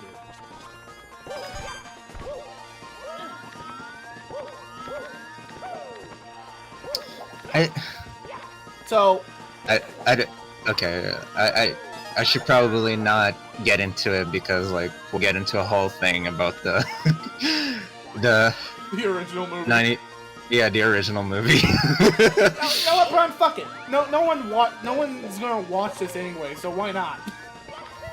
Yeah, I feel like what they do in that movie, the balance that they achieve in terms of like Daisy and Luigi and then Mario and Luigi is like much better than what Illumination managed to do. Yeah. Because yeah, Daisy and Luigi, they don't interact that much, but it's just like really vibe with their interactions, right? They're like cute, they're all constructed, and you can kind of just get the feeling that yeah, they like each other. They're kind of dorky, with Luigi's general characterization of being like brash and impulsive, right? Yeah. You get why he's like so set on going after her. And the interactions between him and Mario are flawless, right? I love Mario and Luigi in that movie. Yeah, I feel like my favorite character moments in the Illuminations film were the parts where it was just Mario and Luigi in Brooklyn. Because it was really cute. Yeah. It was really cute. It was wholesome. It was nice. It like establishes why we should care about these two. Yeah, absolutely. And why Mario is willing to go so far out of his way to save his life, because in like the movie verse, Luigi is his rock. Yeah. But like the chemistry with Mario and Peach just isn't quite there for me. It could have been better had they not cut that Fire Flower garden scene short. Right. There was gonna be more to that scene, right? That scene, it would like help develop their friendship better, but because they got cut. And like, that's like the second thing that pisses me off the most about like people who defend the movie, when they use the child audience excuse for having it be as short and quickly paced as it is. Because I had some guy tell me on Twitter, like, oh, like they can't do all of these movies. You have to keep in mind this movie is geared towards kids, and kids have a shitty attention span. And I'm like, oh well, I just died because I'm ranting. And I'm just thinking, and I didn't say it, but like the first thing that came to my mind is like, yeah, well, what do you think is the reason why kids' attention spans are being ruined these days? Yeah, exactly. If kids can't even like How long is the movie again? Like an hour 40 something. Yeah. If the kids can even like sit down for 2 hours with like colorful Mario crap like in front of them, and dad doesn't, even dad can keep their attention for 2 hours, like we're screwed, man. Like it's over. Like what do you mean their attention spans? Are you really telling me you couldn't keep kids in the seats for like 20, 30 extra minutes? Like, this is the same audience Nintendo tried to appeal to back in the 80s. Yeah. Same demographic. Yeah. It's like, why would kids be disinterested? It's like a movie. It's on a big like screen. There's a bunch of colorful stuff. It's, as a piece of like media, is about as key jangly as it gets. Yeah, Mario is very ADHD appropriate. Yeah. Like I don't know, I always had a hard time really buying into that when it's like something that kids are interested in, right? Everyone already loves Mario, alright? Yeah. Like I don't think you need to like be sawing off, like chomping at the bits, trying to save every little second you can, because you're just that afraid that the kids aren't gonna like keep up with it. Like, it's Mario. Come on. Like, you put so many references to old shit in this movie because you know that a big audience for this film are gonna be like 40-year-old virgins who didn't have a date to prom night. Oh yeah, that too, right? Like me! Even though I'm in my 20s. Yeah.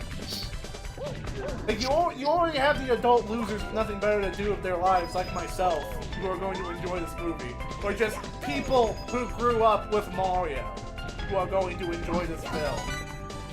Yeah, that's the thing about Mario. It doesn't get any more general audience than that. Like, maybe Superman? I don't know. Right? Well, I mean, like, why would a kid want to fucking watch a Superman movie nowadays? With all that crap DC's been putting out. Yeah, true. I don't know, it's like, you have like Mario and you have, I don't know, Spider-Man. It's like, that's about as general audience as it gets. Like, anyone, just about anyone is down to watch a Mario movie. Like, Grandma Gertrude is probably okay with watching a Mario movie because she bought, like, your parents their Mario games, right? When they were kids. Hell, at the generation we're at now, your grandparents might have played Mario when they were kids too. Like, when I was doing deliveries, people would look at my hat and they'll be like, hey, I played the Mario on the old console too! Yeah, like, it's super general Mario, like get real. Like, you don't need to chalk the movie down to that extent. Like, 2 hours isn't an insane runtime. Yeah, this is a movie. I'd say, like, Sonic Movie 2 had the balls to be 2 hours, and I don't even think that movie justifies being 2 hours. Yeah.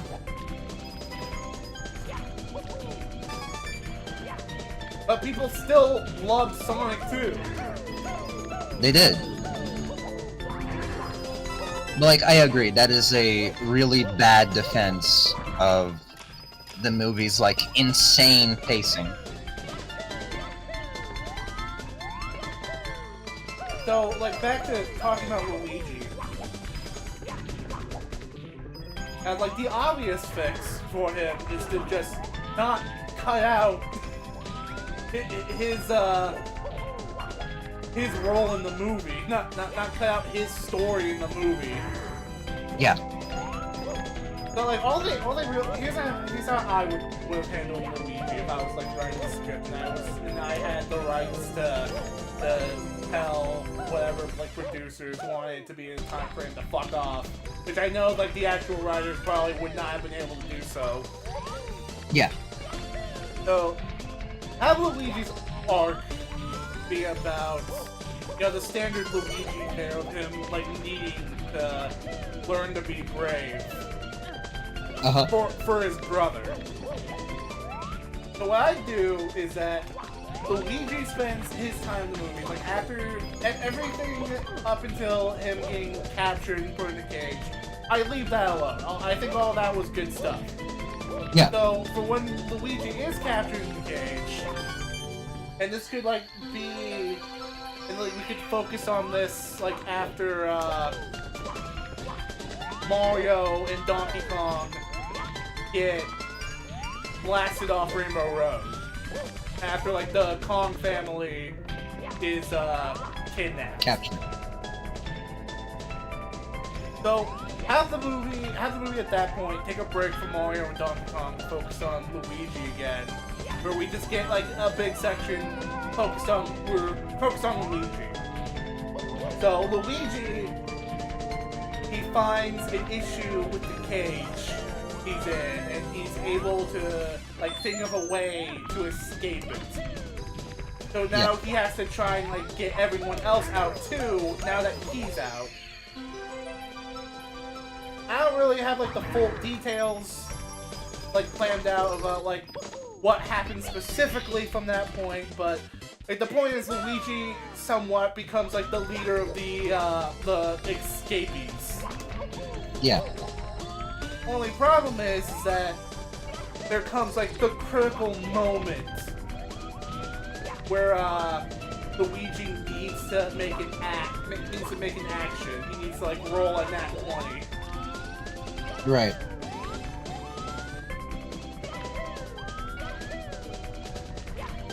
And Luigi fails the roll. He doesn't even try because he's too scared to do it. And this results in Luigi and everyone else being recaptured. And this just cements their fate that because they tried to pull this shit, Bowser's now going to kill them all. Which will help set up the climax. So this pays off later, where Mario and Luigi are like reunited. They're back in Brooklyn. They don't get separated when the castle goes through. Like Luigi makes a run for it immediately when Bowser shows up. Bowser roughs Mario a bit. Mario manages to take refuge in that diner, and Luigi's there too.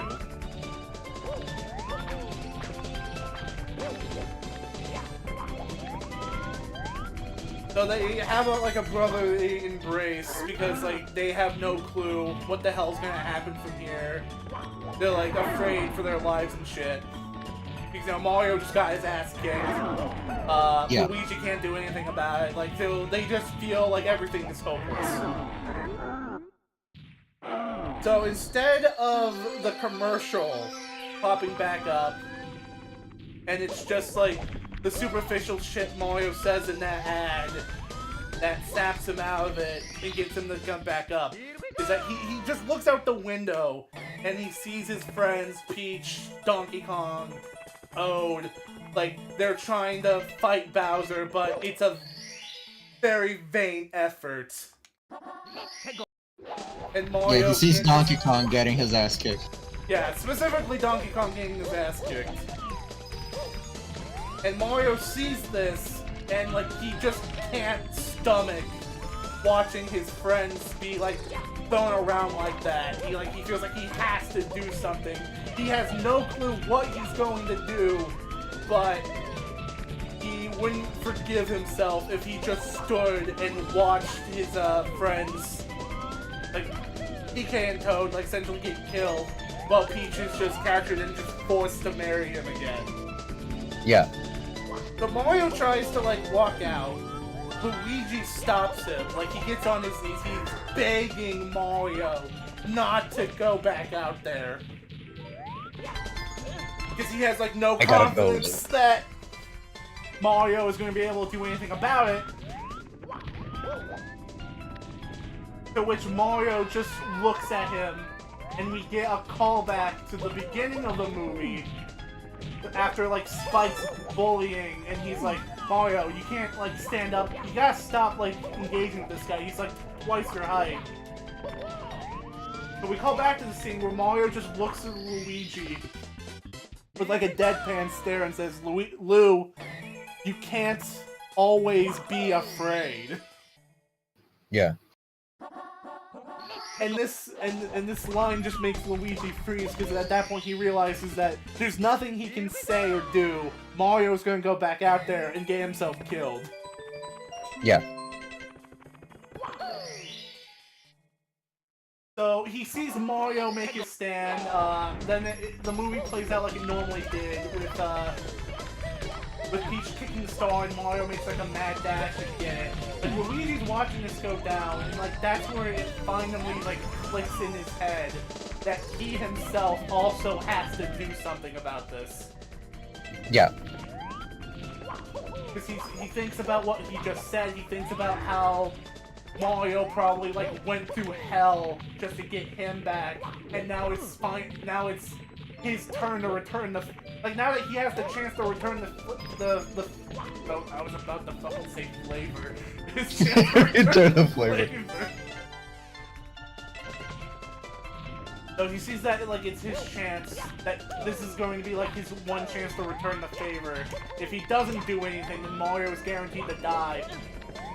And like he can't do that. That's his brother. So he finally gets the courage that Mario had this whole time to finally stand up for himself, not just for him, but for the person he cares about most.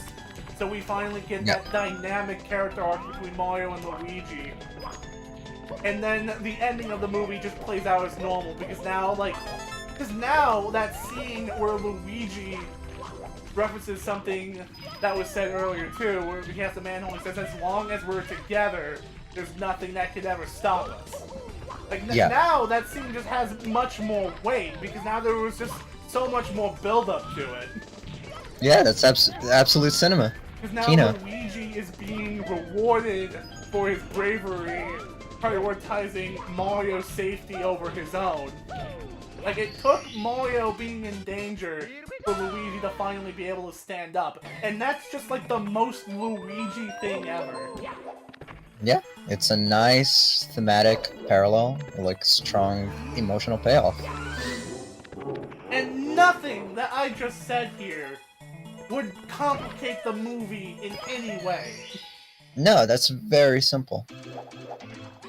You could do this for like maybe what, 10, 15 extra minutes of runtime? Yeah.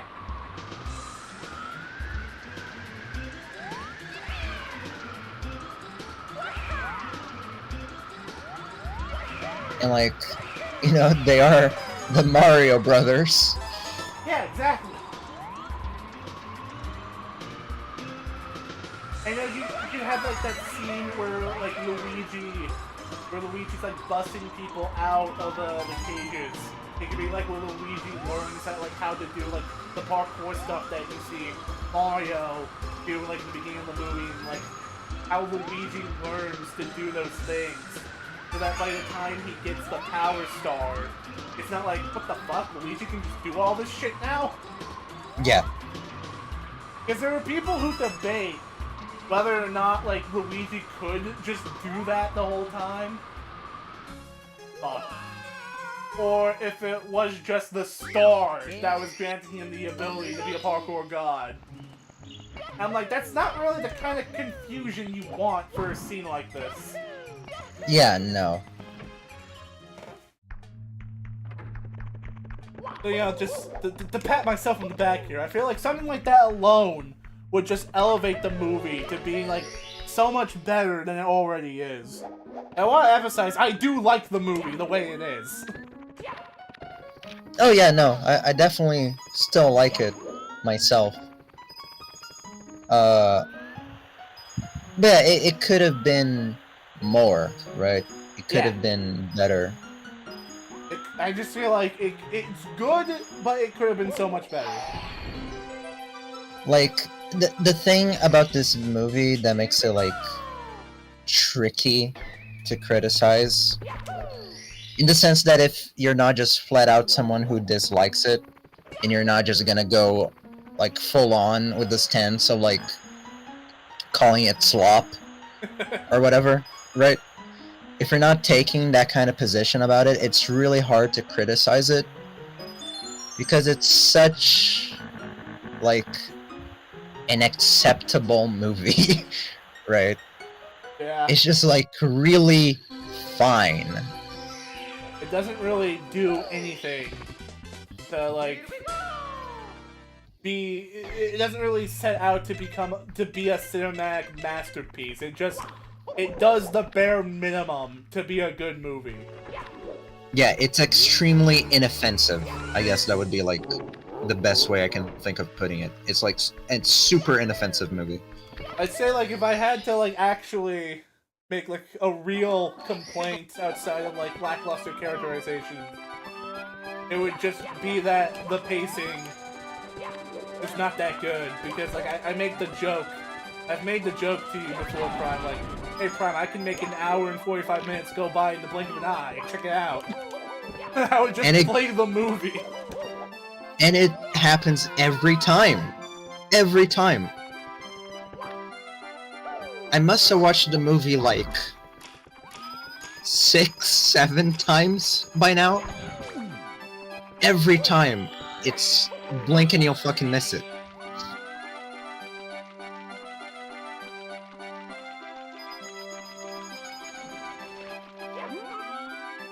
And it's not even like, oh, I'm just enjoying myself damn much, right? No, it's genuinely just how it's paced. Like, I enjoy myself fine. But the pacing is just so ridiculous.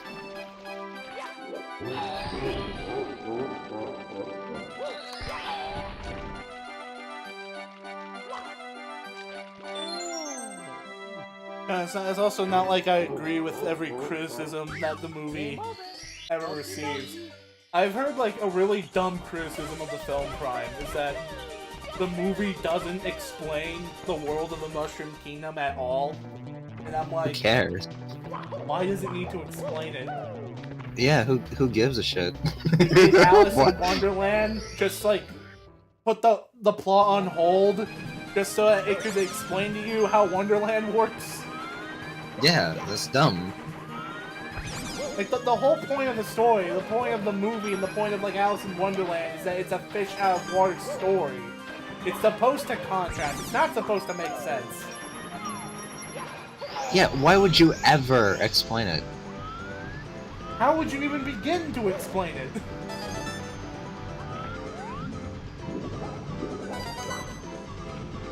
Why Like, do we you need, want like... to explain it? Yeah, that's... Yeah, why? I just don't... I just don't get it. It just takes the magic away from it, you know? Yeah. Like, the fun part is... Like, the fun part of discussing, like, lore of franchises like Mario is, like, leaving it up to the imagination.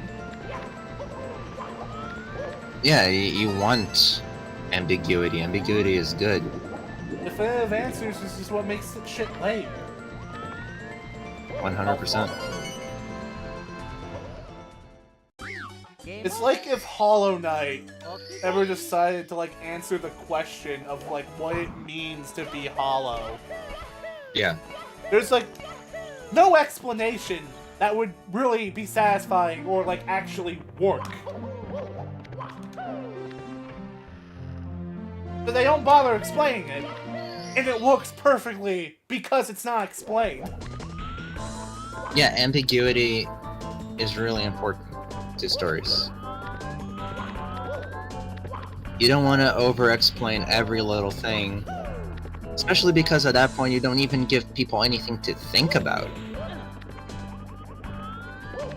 Yeah, and like apologies for like bringing this up, but like, and you have like shit like Yandere Simulator, where you have like Yondev, who like goes out of his way to over-explain the lore he inserted into the game, and how like he has such in-depth explanations about things that don't even like actually matter yet. Yeah, for his like, it's funny because it's the contrast between how poorly thought out his ideas are and how over-explained everything that he does add is. Like, I think that's just like a general issue with well, one of like the many issues, but like a big issue with Yandere Simulator is that like Yondev, like he wants the experience to be a specific way. Like he wants you to have like this specific kind of experience with Yandere Simulator, and he doesn't want to leave like room for like interpretations. Which is really weird in a sandbox game. Like when he was making the first rival, speedrunners were always like able to like find very quick and like easy ways to kill her. Yeah. And his workaround for that was to make an invincible bodyguard. Which is so stupid. It's so dumb. This was supposed to be the first rival in the game. And when the like speedrunners found a way to work around that, using like the many elimination mechanics that he put in the game that are intended to make the process easier, like whatever like workaround the players would find, Yandere Dev would like update the game to remove the possibility from doing like this specific thing that would result in you killing your rival early. Yeah. He's like, nope, can't have that. If you're gonna play this game, you gotta play this game the way I intended it. And I'm like, that's lame! I don't want to play And it's the game especially how you want lame. me to play. And it's especially lame because, like, his workarounds for that stuff are just so cheap. Yeah, it's just so unorganic. It's so unorganic. That's like really the issue, right? It's not like he finds workarounds that are like in line with what like the baseline of the game establishes. Like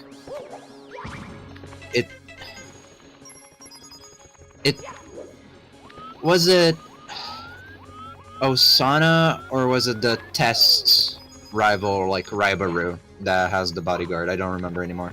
Raibaru is the bodyguard for Osana. Like, right, Raibaru is the bodyguard for Osana. Now, I think, like, to his credit, that he did change it so that she wasn't invincible anymore. I think he did have a change of heart on that. But Right. it didn't change the fact that he thought it was a good idea in the first place. Okay. So yeah, so how it works is that Raibaru is the bodyguard for Osana. Right. Yeah. So, like, the fact that his brilliant idea is to just, like, come up with your rival just having, like, a bodyguard And someone for, like, who no just- reason. Who just follows her around everywhere. Everywhere. It's so stupid. Is somehow the strongest character in the fucking universe Yeah. can bypass your martial arts club perk, which is supposed to be you win every confrontation.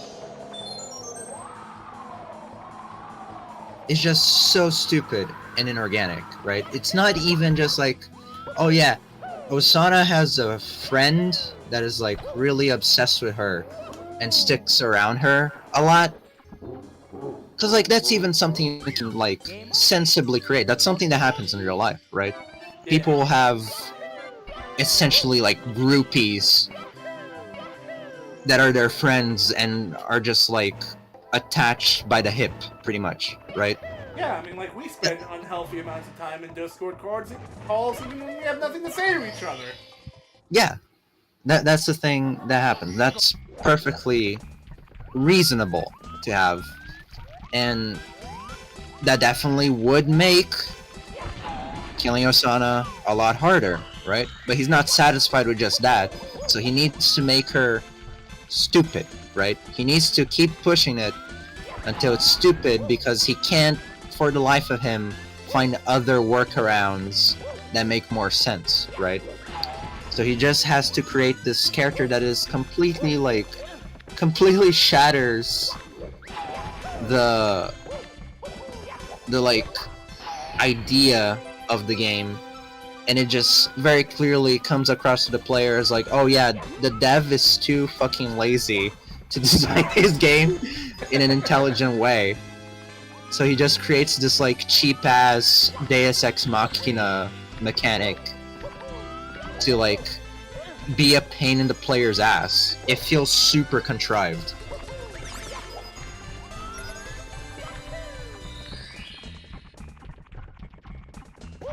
But I think, like, the biggest problem the Yandere Simulator is balancing crime.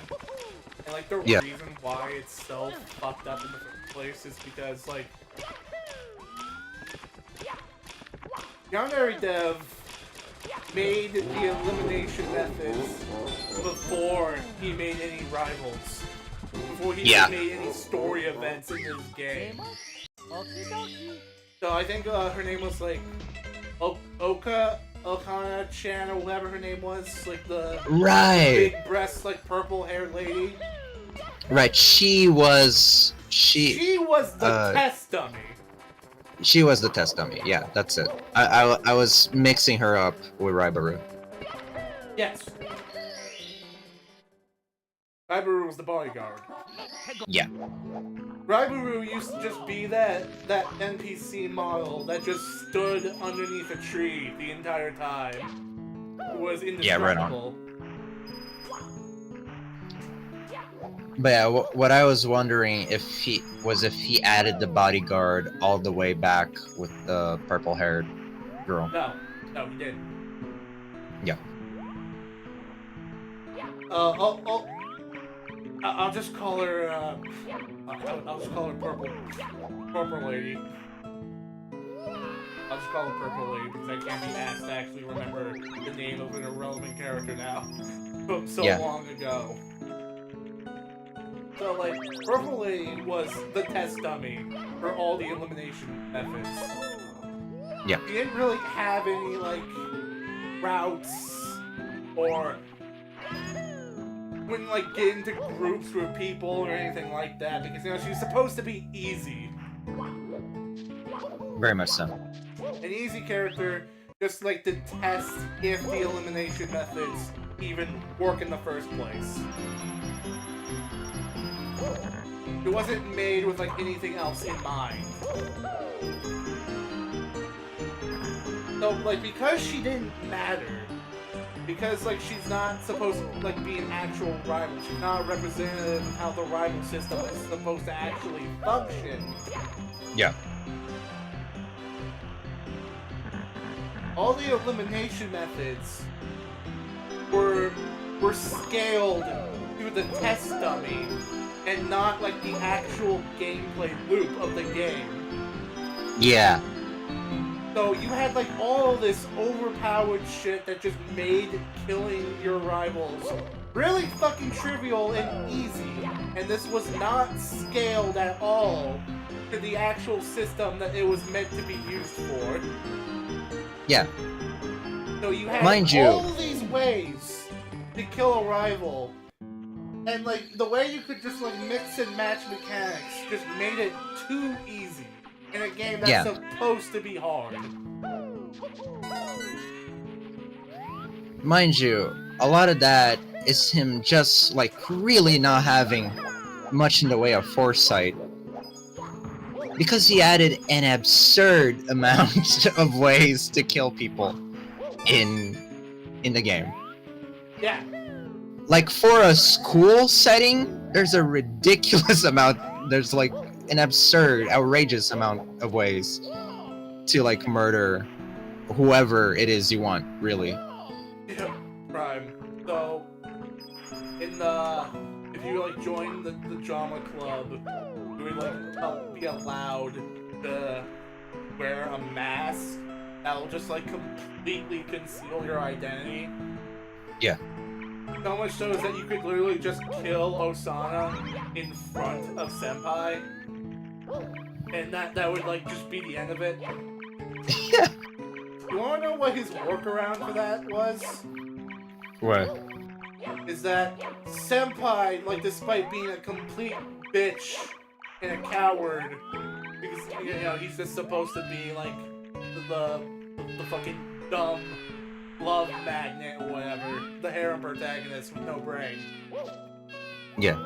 But for whatever reason, if he just sees someone commit an act of evil while hiding their face, it just enrages him so badly that he'll just run up to the knife-wielding murderer and force the mask off to reveal who it is, which would result in a game over. Yeah, I'm supposed to believe Senpai is gonna do that. That was his solution. Senpai who will not do anything else in any other circumstance. But if he sees someone killing someone else with a mask, certainly he'll get this weird, like, justice hero boost and rip off the mask out of the fucking maniac that just killed somebody. Right in front of him. Right in front of him.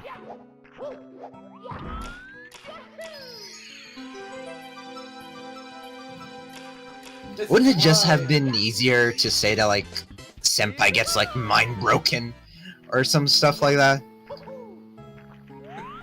Right, he gets, like, depressed, he like, unalives himself or something. Like, because it just traumatized him that hard. I don't know, I really don't think, like, there's any good justification for it. It's just the whole idea of just being able to hide your identity behind a mask is just stupid. No, but I'm saying, like, in general, like, If If you you had that wanted- dumb idea, couldn't you be like come up with something else that just seemed less dumb? yeah, and, like, if you want to not to have, like, killing people in front of Senpai not be a mechanic, you can't come up with reasons for that, right? Yeah. But, like, that is just so stupid.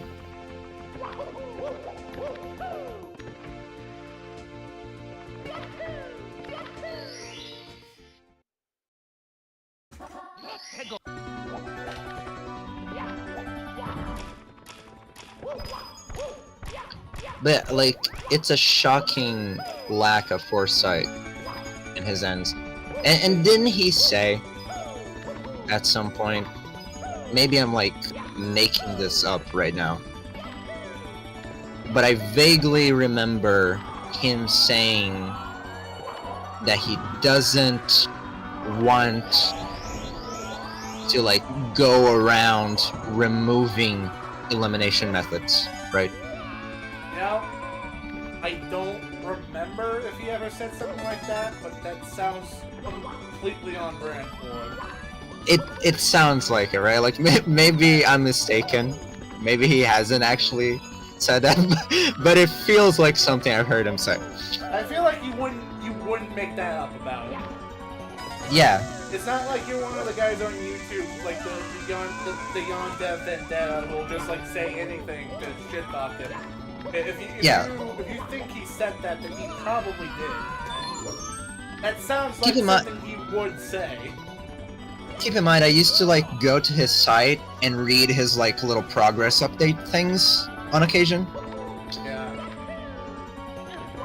So like, and like I used to watch all his videos and stuff. So I've seen Yandere Dev say a lot of stuff. But yeah, like that feels like something he would be like, oh yeah, I don't want to like make it a thing to where like people are using elimination methods and then I just remove them. Instead, I prefer to find workarounds. That way, in the future, if there's a more appropriate situation for a certain elimination method, it can still be used. Yeah, that like something like that. Completely on brand. Like he doesn't. He's like really stubborn about what he has already made for the game, and he doesn't want to take it out because, like, at that point, it was just, he probably says that, like, why did I waste my time with it then if I would have just take it out? Yeah. Like he does like think highly about like the things he puts in the game, and like he wants this thing to be in the game. He doesn't care if it's like game breaking. If he wants it, he'll put it in. Yeah, he'll put it in. Hey, as like an indie dev, you have all the time in the world.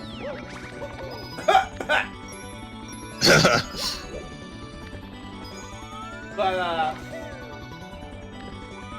it's just, this is like kind of the reason why mechanics get cut from like AAA games. Because aside from like time constraints, there's also the possibility that like it's either just not really a good mechanic to have in the first place, or it just clashes with other things in the game. Which I guess would also make it a bad mechanic. Like, removing stuff from a game is like a very natural part of it, of like game development. Yeah.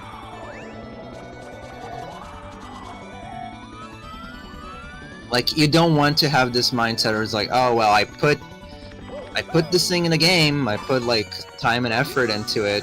Sure would suck if like I were to remove it now, right? It would basically be like making reverse progress. Like, it would be like regressing. Which honestly also sounds like something he'd like fret about.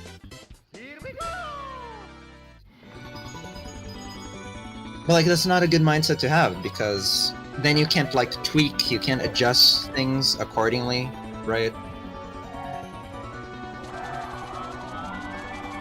It's like you want to have that degree of flexibility to be able to remove basically like just about anything from your game, like if not remove it, alter it in some way.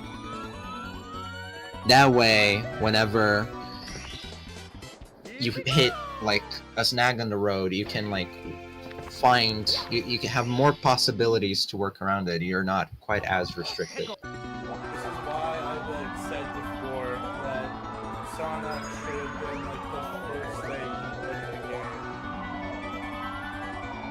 Yes.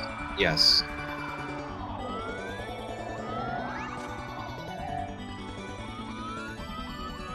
Hold on, I gotta go to the bathroom. I'll be right back.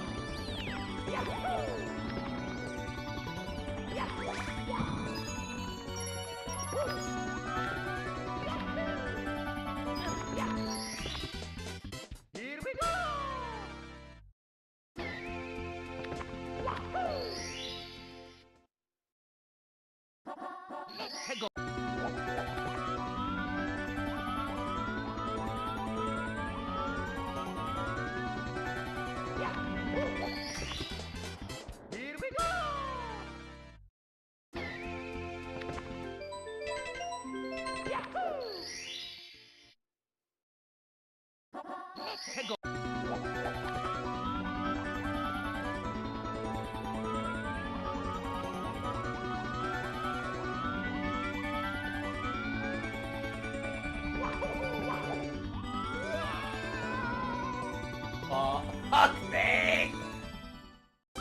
Game okie dokie.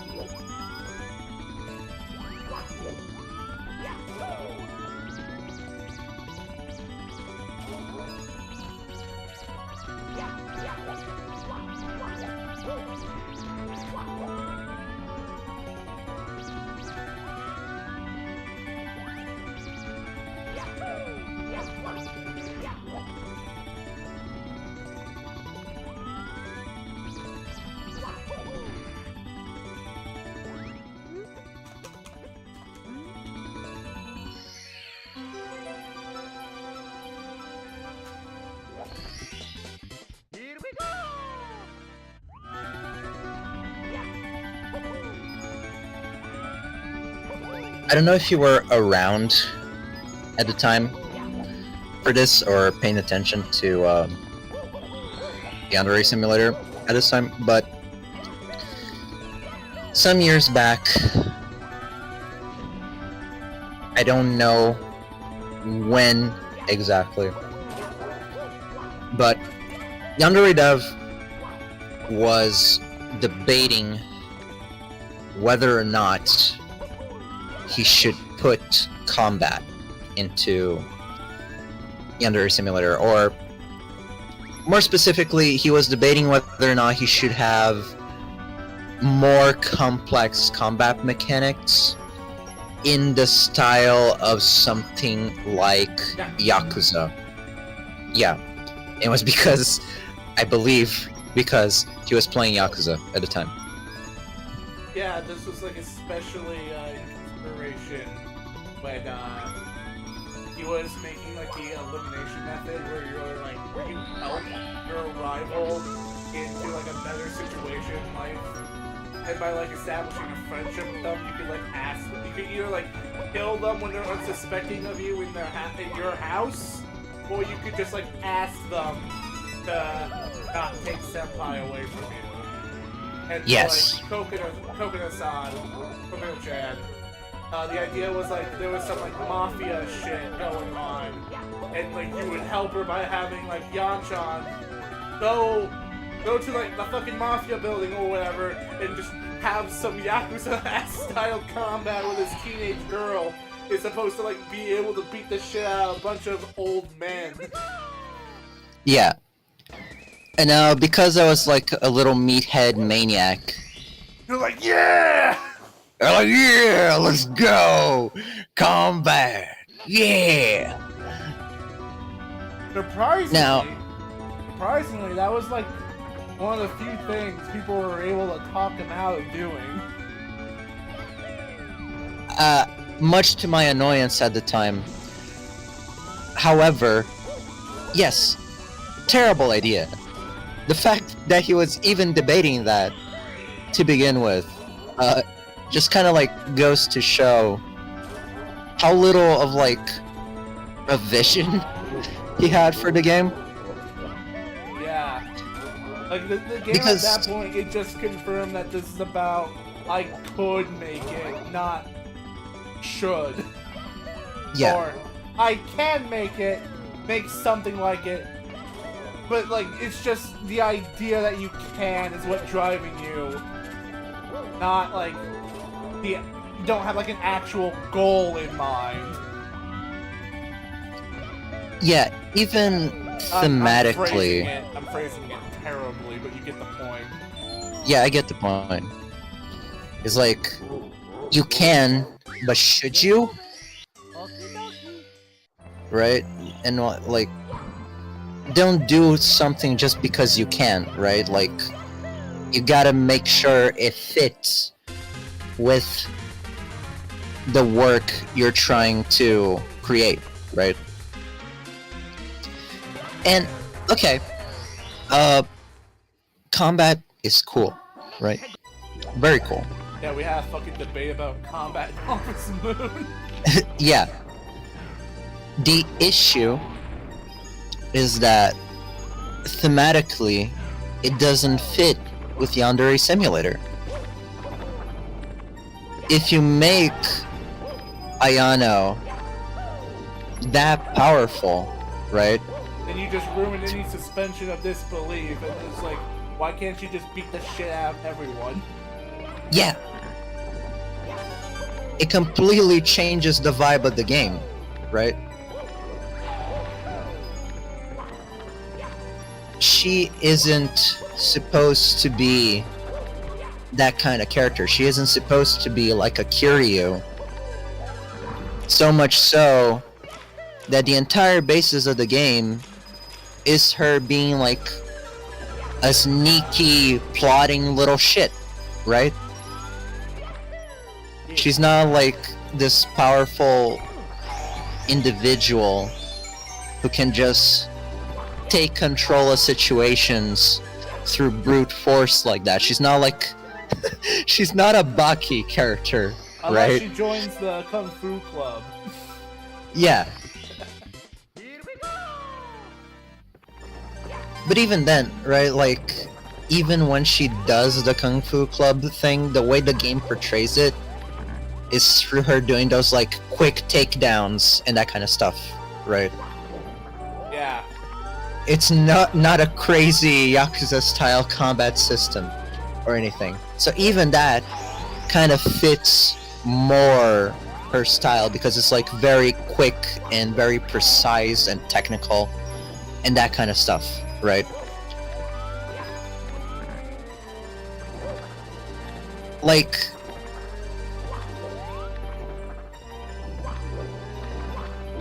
it's almost like the idea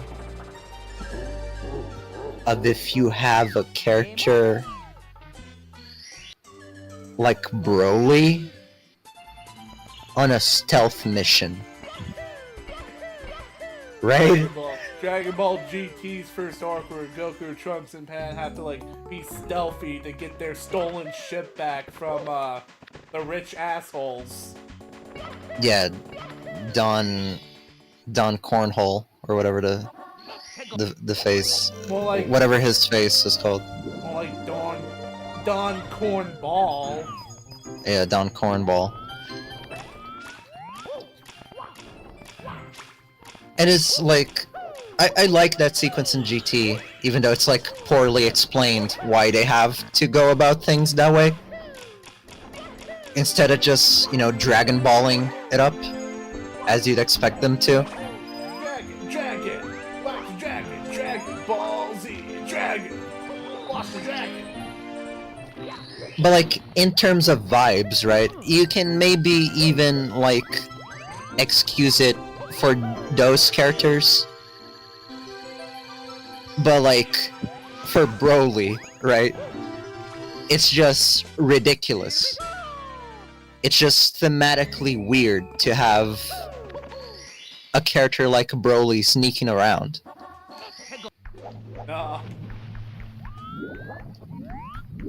It's Broly like is maximum. it completely clashes with the vibe that a character like Broly sets. Same thing for Yandere Simulator, right? He doesn't even know the vibe of his own game. To the point where he thinks... to where he was even considering the combat to begin with. Right? Like, he doesn't... he should just kind of intuitively be able to know. Like, yeah, this is within line for what I want for my game. This fits with everything that I've added to my game so far, right? With the piece of art I'm constructing, that is its vibe. Versus him just being like, hey guys, do you think this will work? I'm considering this thing because of this other thing that I like. I remember when Persona 5 came out, I started like heavily referencing it for like ideas that he wanted to put into Yansim. Yeah, I remember. Honestly, it would be crazy, but like this guy might be the first person I've heard mentioning Persona 5 now that I think about it. But yeah, I very specifically remember him referencing how Persona 5 does crowds, right? Yeah. And being like, oh hey guys, I should do this for Yandere Simulator. I remember at one point he wanted like the town area to be like this big inexplorable map. Yeah. And he thought, you know what, like what practical use would something like that be in the game? So like he toned it down just like being like this shopping mall street or whatever. Where it's just like one road with like all the shops you want access to, like right next to each other from across the street. Yeah. Like rare moments of him like understanding that simplicity just works better sometimes. Especially for a game of his scope. Or rather, for a game of Yandere Simulator's scope. What is the game's scope is the question. Like, I remember like in a video that was talking about like why the game was taking so long. He like said something about how like the scope of the game has like changed over time, like being inspired by like watching how like people have progressed, or how people have been like the many like videos he's watched of like the things that people do to interact with the game. Like he saw people were like making up challenges, so like that inspired him to make like a mission mode. And how like stuff like that just like overall shaped his outlook on like what he wants for the game, and why he's been adding like all these features instead of like just doing like the main thing that he promised the game would be a while ago. And like how he says that because of like his prerogative on what he wants the game to be, and like how the fans have like impacted his thought process and how he goes about making the game, he doesn't view all these extra things that don't really like add on to the main premise as like being a waste of time. Like he sees everything he's been doing as like a good use of his time.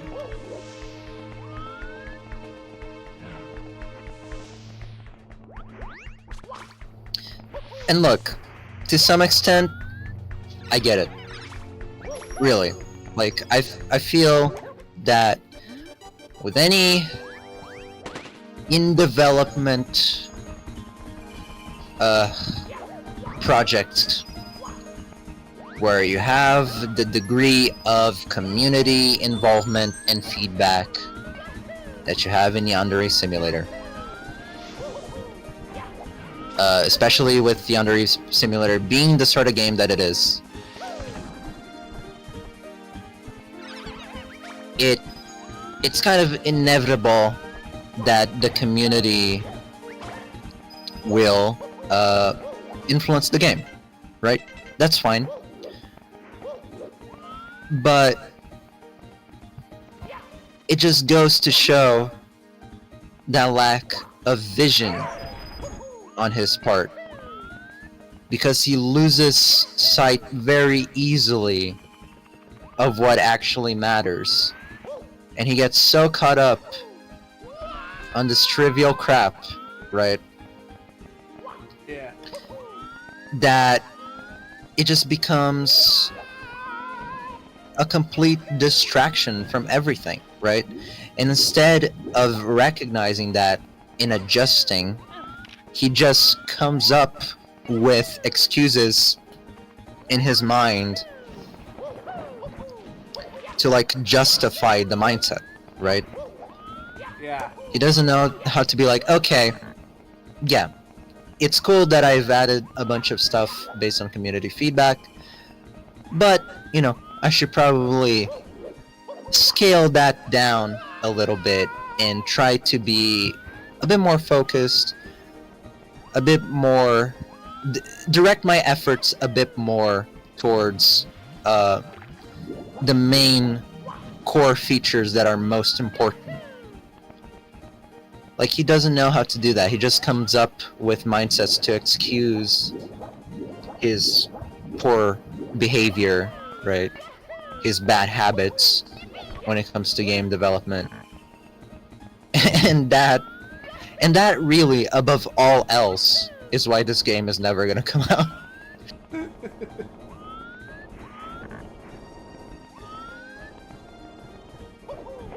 I remember like Yondev was talking like in an interview with some like random guy.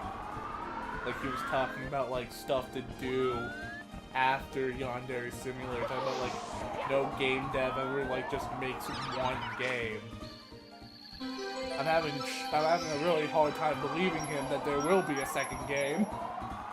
Yeah. If he does, even if he somehow like one day does like finally like finish Yon Sim, and what the fuck are you possibly going to make after that, and how long is that going to take? Yeah, honestly.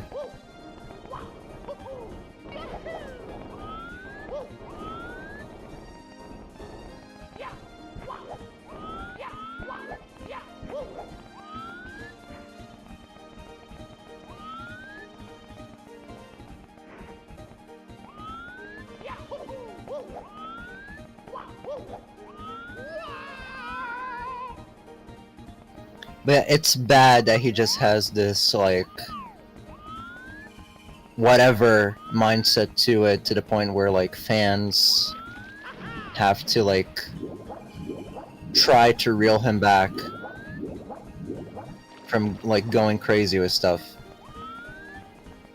Because, like, if you're making a game, right, and this goes beyond games, but, like, in a case of something like this, you want all the pieces of the puzzle to, like, harmonize, right?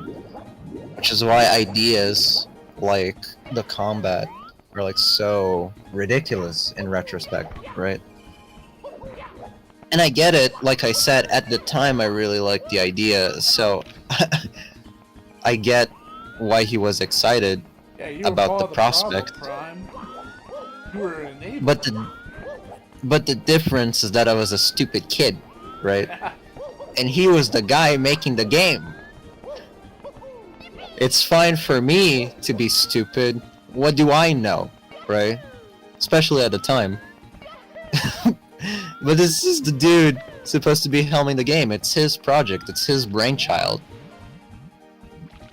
The fact that he doesn't have that level of awareness about his own work is troublesome.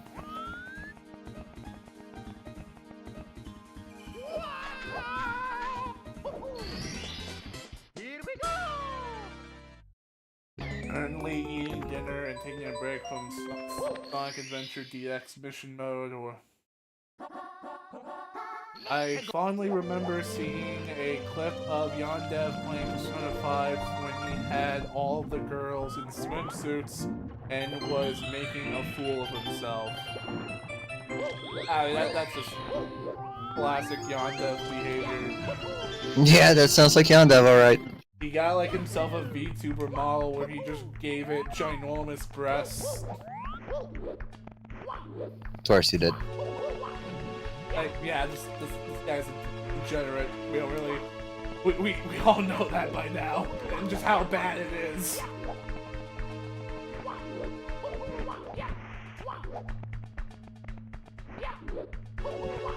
This combo just isn't about him as a person. It's just about his skills at game management. Yeah.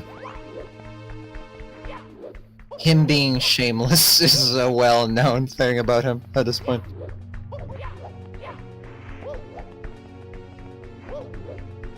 Boy, am I sure glad that all of the stuff I cut from my two Super Mario Bros. X episodes weren't stuff I invested too much time into. Yeah, probably.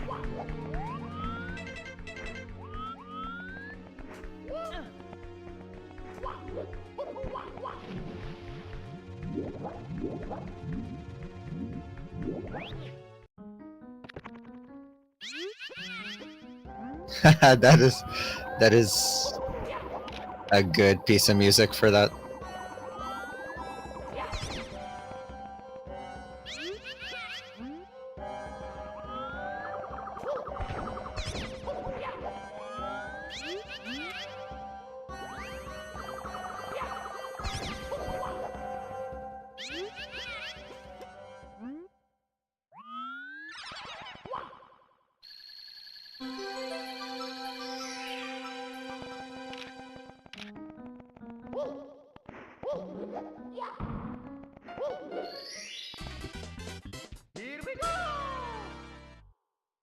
Like, generally, if someone else that had like a more solid foundation and like an actual goal, idea for making a Yandere type game, Yandere simulator type game, if they could just like follow through with it and just like make a solid game that's like simple but effective, like it knows what it wants to be, it knows what it is, and it doesn't like try and overcomplicate itself with any of like the bullshit that like plagued Yansim all these years. It would blow Yansim out of the water just for the fact that it's a completed game.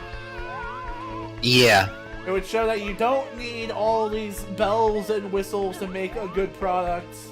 You just need a good idea and good execution. It's not even like he was reinventing the wheel or anything, it's just a Hitman clone. If you wanted the game to be as convoluted as Hitman.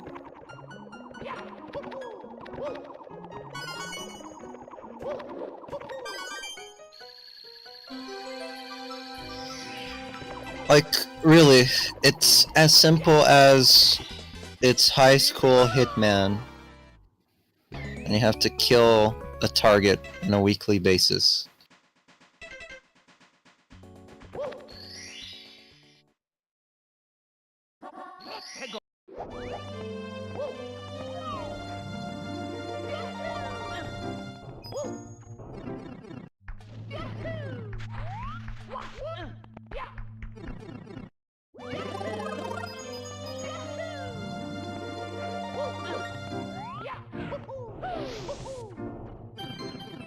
So, yeah, in other words, you don't need to explain how Mario's world works. That's stupid. Oh yeah, that's how we bridged into Yandere Simulator. Did you forget? Yeah.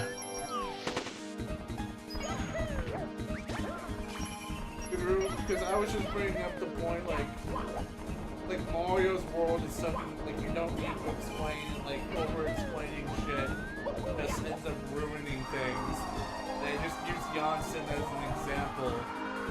like Yeah. turn it into like more of just like and then you steered it into like a conversation about like how overcomplicating everything is what Yandere Dev does best. Yeah. I think like what the word that describes like Yandere Simulator best is it's feature creep. Oh yeah. Major feature creep. At least as I understand feature creep to mean.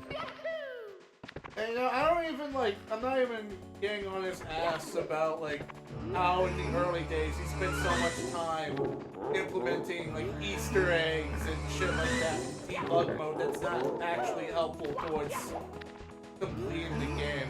And, you know, I understand what his mindset was at the time. He got swept up in the YouTuber aspect of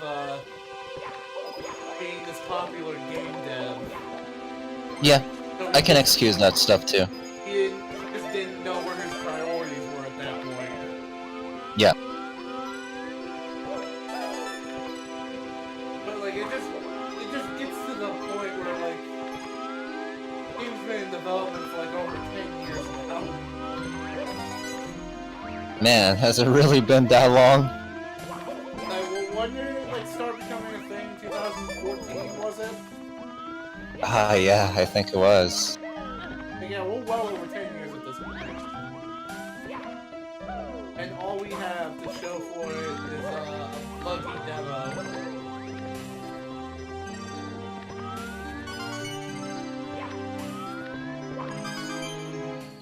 It's...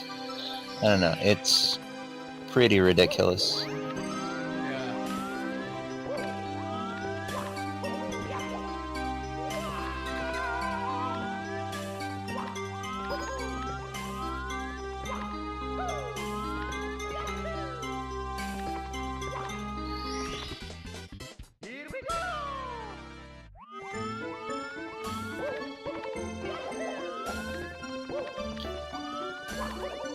And the thing is, for me, at this point, beyond any drama stuff, right, relating to Yondev himself, or even beyond just genuinely believing that the game is never gonna come out. I just find it very hard at this juncture to get like invested into Yandere Simulator, because I'm at the point where it's just like, yeah, there's cool stuff in this game, but like, this guy is just so stupid. And he's so, like, generally unskilled at everything he does, right? And he refuses to improve or to think things through, and he just gets, like, super offended whenever you imply that what he achieved needs improvement. They're like, okay, even if Yandere Simulator was complete, would it even be like anything particularly worthwhile with how disjointed Yandere Dev is? How disjointed Yandere Dev's method of game development is? Like, would Yandere Simulator feel like a cohesive thing, or would it just feel like a bunch of clashing elements and half-baked stuff?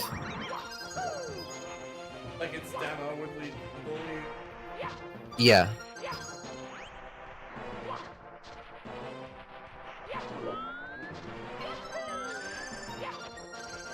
Who knows, dude? Who knows? And I feel like the ultimate comeback for Yondev at this point is to just finish the game. Yeah. just needs to shut up, do what he set out to do from the start, and then just release it. Yeah. I remember the fucking build collaboration. Now it's supposed to be like, this was going to be the saving grace of the game, because now there's like an actual company that's willing to abide by his demands for the game. Only to end up severing the partnership because he couldn't understand their superior coding language. Now granted, this is the same team that ended up making Hello Neighbor, so... Yeah.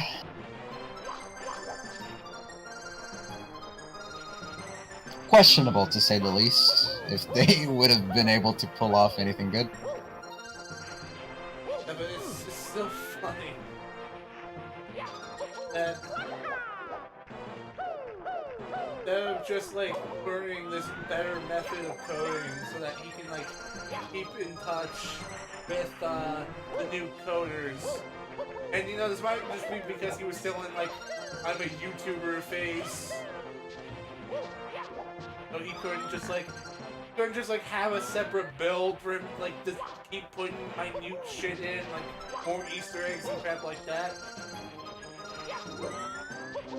Because he had to like still be like the main developer of the game, but like the whole point of like partnering with Tiny Build was to make it easier on himself. Yeah. Instead of just like taking this as an opportunity to learn a new method of coding to like enhance his game, he's just like, okay, yeah, no, I can't understand. It's gonna be too much for me. I don't want to work with you guys anymore. I'm gonna do this myself. Yeah, that's the thing too. He's such a character, man. Why are you so stubborn about this, dude? He's so stubborn. He has a ridiculous ego for a guy who really hasn't done much of anything. I think like he made like one game beforehand, like someone and like an actual game developer criticized it and it just made him ass mad. Yeah. I know that he's apologized for a lot of the shit he's done in the past, and I don't want to like harbor it over him for like the rest of his life or anything like that, but it's like the fact that he did that shit in the first place, and here we are like 10 years later still waiting on his game.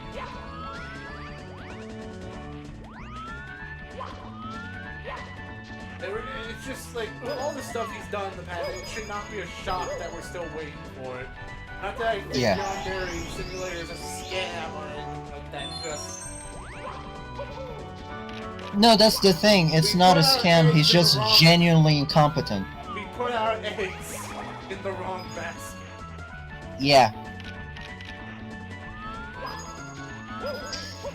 Like, it being a scam would imply some level of competence from yandere dev at something.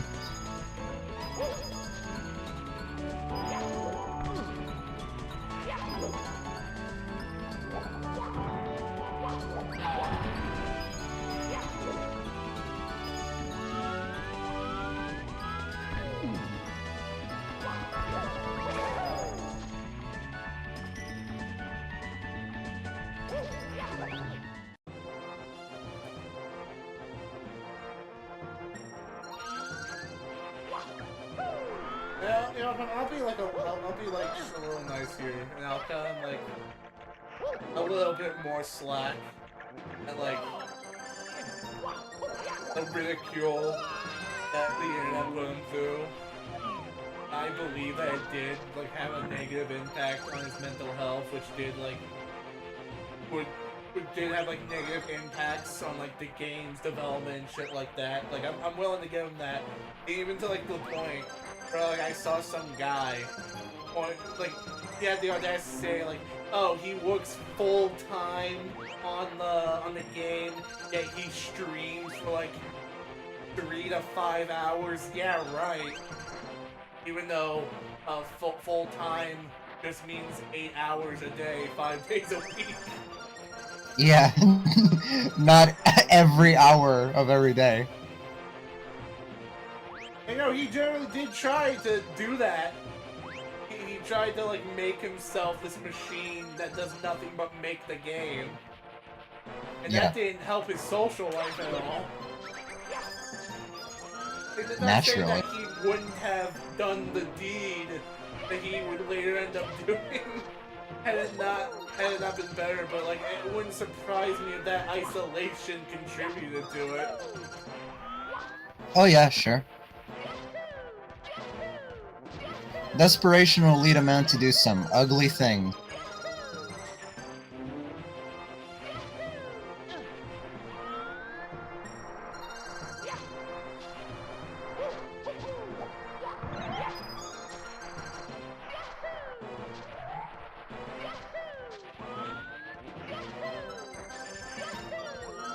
But yeah, I'm with you. I'll cut him some slack in the sense that the way people treated him has certainly not helped matters. Yeah.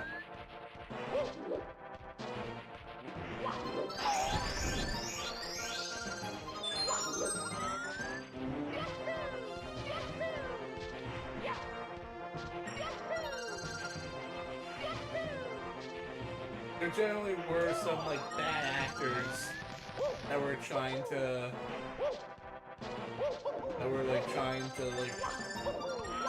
go out Tear their him way down. to make him look worse. Like I remember there was this one guy named the game sleuth. Yeah, You remember him? yeah. Yeah, he got like pretty popular making fun of Yondev, poking fun of his videos and his games and all that. I say games, at his game and all that. Until Yondev like copyright claimed him because like he was just uploading too much of his like Twitch streams. The point where like it counted as like copyright infringement. Yeah. They were just unedited clips. So he would make a video lying about it. And that Yandere Dev was like forcing him to like come out and like retract every negative thing he's ever said to him. And like something over dramatic like that. But no, that wasn't the case. The interaction stuff wasn't actually that bad.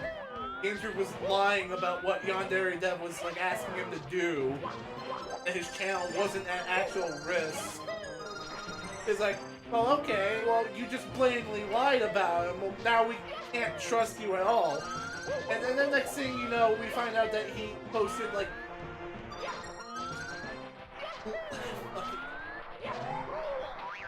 gosh, thinking about it just makes me die.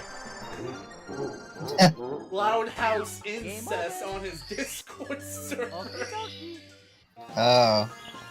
And then like Oh, the that's a loser good look. would like fucking live stream himself working at his job at Walmart, trying to like argue that he's not this piece of shit. Like he's telling his old lady co-worker, he's telling her about like some fucking Sweet Home Alabama fan art he posted on his Discord server. Jeez.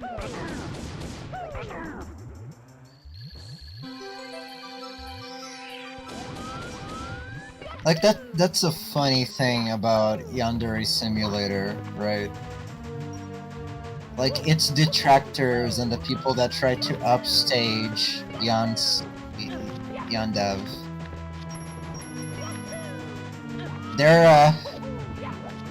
They're often pretty questionable themselves. Like, yeah, it just has zero ability.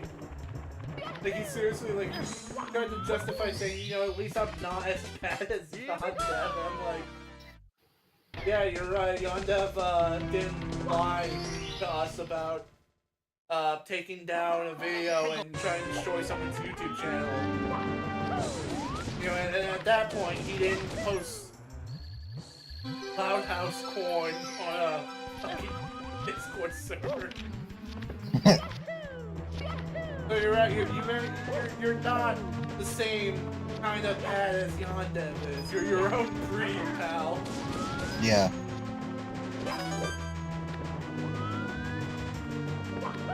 He's trying to bull crap. He's trying to bull crap what you did.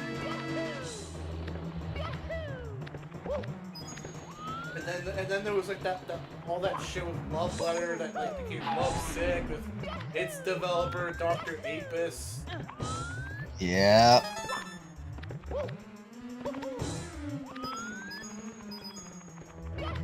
Like every time someone like tries to like do their own take on Yandere Sim, like the dev just always ends up being outed as a terrible person. Hey, you know, I've made the joke to you before, but like no, maybe it just like only like a certain type of person has like the desire to make these kinds of games. Yeah. Only a sick mind would make a yandere like.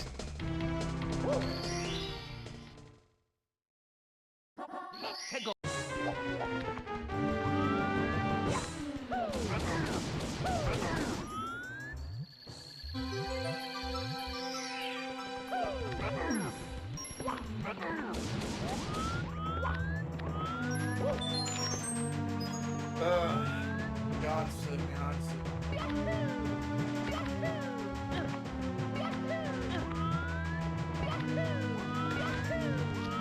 Why is it so hard to just make it? It really is just high school girl hitman.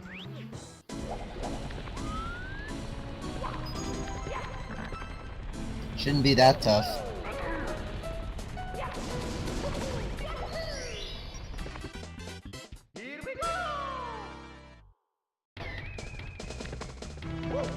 Okay, so to rewind the convo back to the Mario movie for a sec. I once saw. I got that police again. And I saw someone make a comment saying how people think that the Mario movie. Game over. I got sloped. So I saw this one guy make a comment on the Mario movie talking about how can like people think like the Mario movie is just all fan service and like no substance and like his clip that he posted to prove his point. It was the rushdown scene of Mario and Donkey Kong plowing through Bowser's army to get to Bowser's flying castle. That was his example of the movie like being more than just fan service.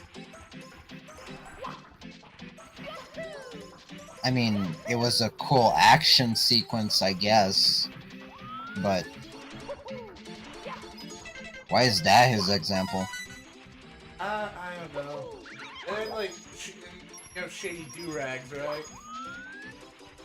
Oh yeah.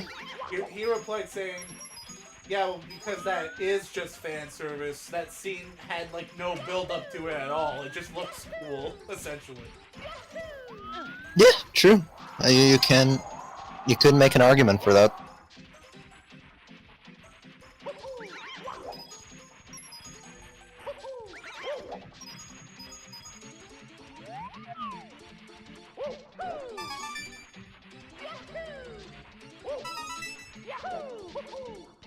This is why I want there to be an extended cut with like Mario, Peach, and Toad, like exploring, like traveling through the world, instead of just montaging it. Yeah. I feel like that could have been like that should have been used as like the opportunity to like actually show off the world instead of like giving us these still shots. Like, oh boy, Yeah. we climbed some textureless mountains, and we get to look at this mountaintop and all these clouds. Such an interesting scene. Here's what I want. I want like Mario to like get curious about like the world itself, and I want him to like actually bother to like explore his surroundings, because like he knows about like mushrooms and stuff like that. He knows what they can do, so like he wants to see if he can find like anything else on like the way there that could like help them on their journey. Yeah, that makes sense. And have like Mario just interacting with the world, where he like gets the chance to put the skills that he was developing during that training course like to good use. And like you can have it so like at first Peach is like, Mario, you're wasting our fucking time. We can just go this way and it'll get us to the path. But then Mario's like curiosity ends up finding a warp zone that just like gets them past the area they're at way quicker than had they just continued walking. And Pete's like, okay, mushroom, okay, guy who hates shrooms, maybe you got a point after all.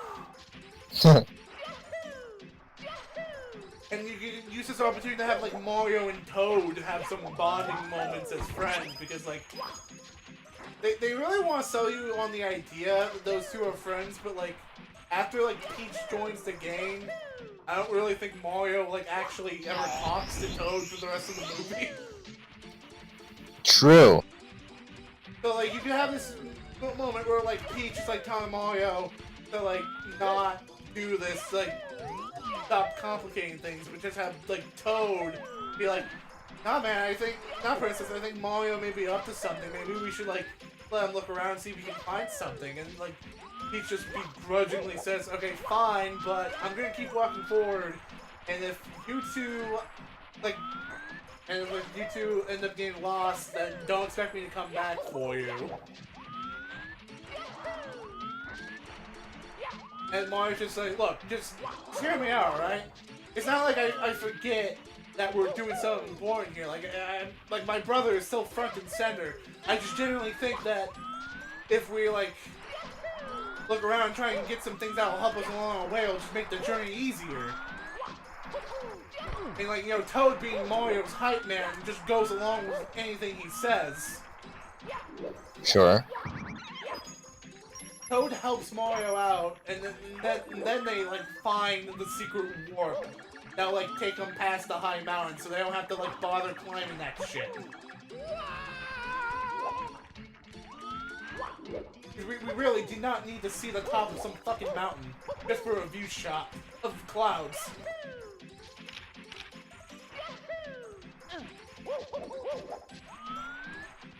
You know, Mario will warm up to Toad. Toad will just have some wholesome scenes with his new friend that he just declared as his friend out of nowhere, that Mario clearly wasn't comfortable with at all. Yeah. Yeah. Small things, dude. Like, most importantly, the thing I want to set up by doing this is that I want like Mario to transition from like being fish out of water to like falling in love with this world. Like he's always like wanted himself to like achieve greater things, but like here he's able to like explore. It's essentially like a new frontier for him. Like as he's traveling through the Mushroom Kingdom, he feels like he feels alive for the first time in years. Because he's like in a world that like can like keep up with him pretty much. Yeah. So he ends up falling in love with the Mushroom Kingdom. And like this is where Mario like starts becoming jolly. For lack of a better word. Like this is where movie Mario like just begins his transition into becoming the Mario we know and love from the games. A guy who loves adventure, the guy who's like always curious about everything, despite being on the parole for the princess. What you see, it's what you get. Just a plumber who loves adventure.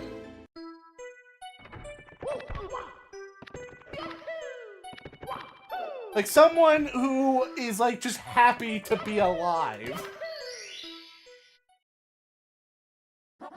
And despite like the circumstances he finds himself in with his brother, is enjoying his time there. Yes. And like when we see Mario develop his skills through like this new montage of them like actually exploring things, it'll like better lead up to that scene where he and DK are just like super competent beings, like plowing through everything, because now the things that Mario struggled with doing before is now no longer an issue. Yes. It builds him up, because like it builds up the idea that like anyone can be the hero in Mario's world. You just need to like stand up and be willing to do it.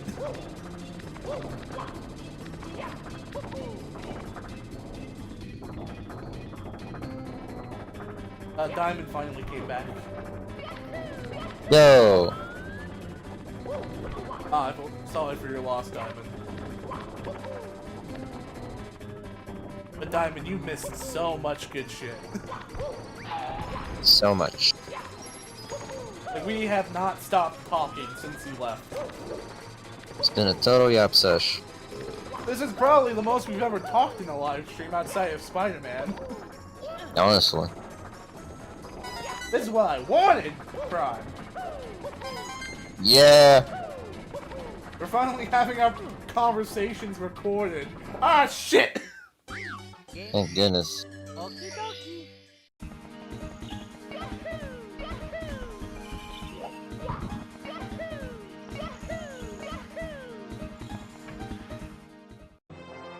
Okay, Prime, here's something that you can do, is that you could probably like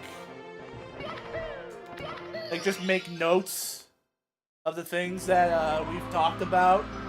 So like whenever you want to like look back on a conversation or look for on like a later date, you can just look at like a Google Doc or whatever, and you'll know when specifically we talked about something and like what specific stream.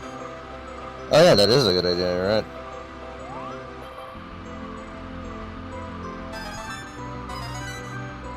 I haven't stopped my endless suffering to 100% the Steam version of SADX since we left. Poor Meddler. You know, Meddler, I don't really think you really need to do mission mode. Because it doesn't really amount to anything. Like, I'm pretty sure most people consider 100% of Sonic Adventure DX just collecting all the emblems. You don't really get anything for doing mission mode.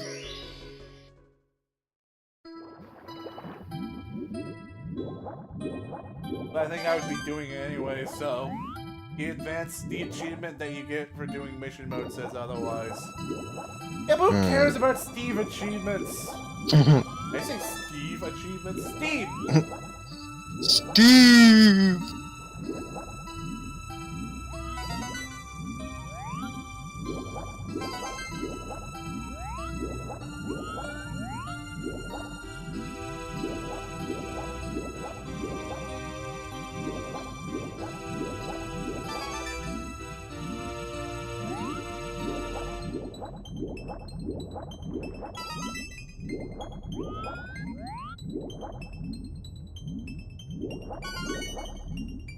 Unless it's Among Us. I 100% did Among Us. Logos. Oh, we were talking about Among Us earlier. We were, yeah, that's right. Hey, come full circle, Diamond.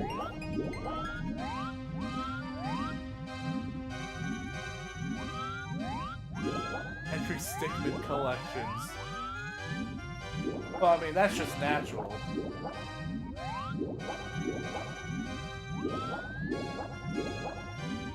Where is that fucking yes, what the fuck? Did I just get super chatted? Did you? Yeah, I got the notification. Huh. I couldn't see how much it was, though. Oh, where is this fucking coin?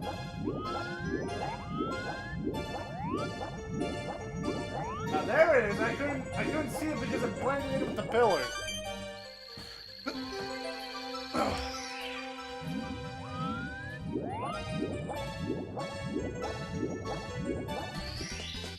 Here we go! Unknown Notion donated $1. Thank you. Why did I do that? Arigatou gozaimasu. I don't. I can't.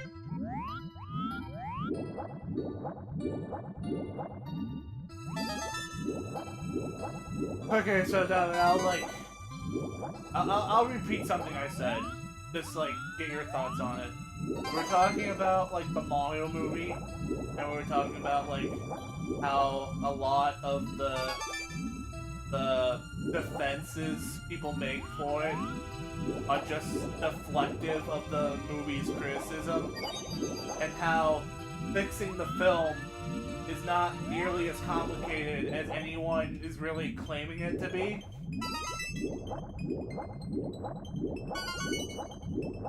Like, a lot of the defenses people make for the movie just don't hold any water. Like when they say that the pacing itself is not an issue, or that you shouldn't expect, like, good character writing because it's a Mario movie. The idea that simplicity means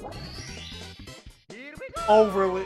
That simplicity itself is just a thing that is just a lacking thing in general. It is not inherently a bad thing.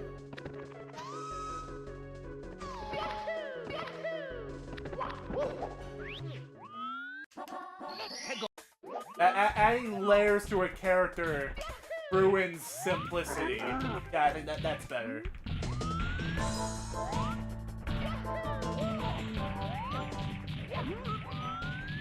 The writing defense is so fucking stupid. Exactly. Like, I love the movie, but I can't believe actually people use that defense. I know, right? So I told Prime, I told my friend Prime here, that like, my biggest issue with the movie is just like how badly Luigi got shafted in a movie that's supposed to be about the Mario Bros. And like, I started off with like the point that like the idea that Luigi had to be scrapped because of time constraints because they wanted to hit with this pitiful hour 45 minutes that led to like a lot of important things getting cut out. And the reason why they justify it is because it's a kids movie. And that's fucking stupid because Mario is appealing to kids. You shouldn't have to... You already have something that's very colorful, very well known, very marketable, the very marketable thing that is Mario. You shouldn't have to dumb it down just to keep kids' attention. Because Mario will always have kids' attention. Exactly.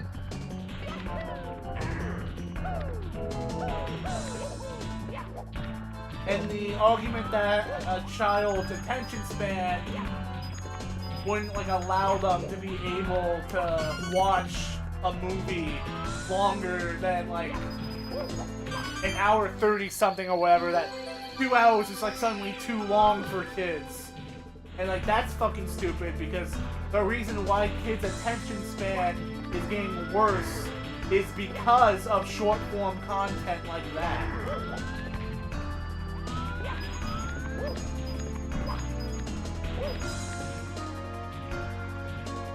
you're not actually helping when you put short shit in front of your child.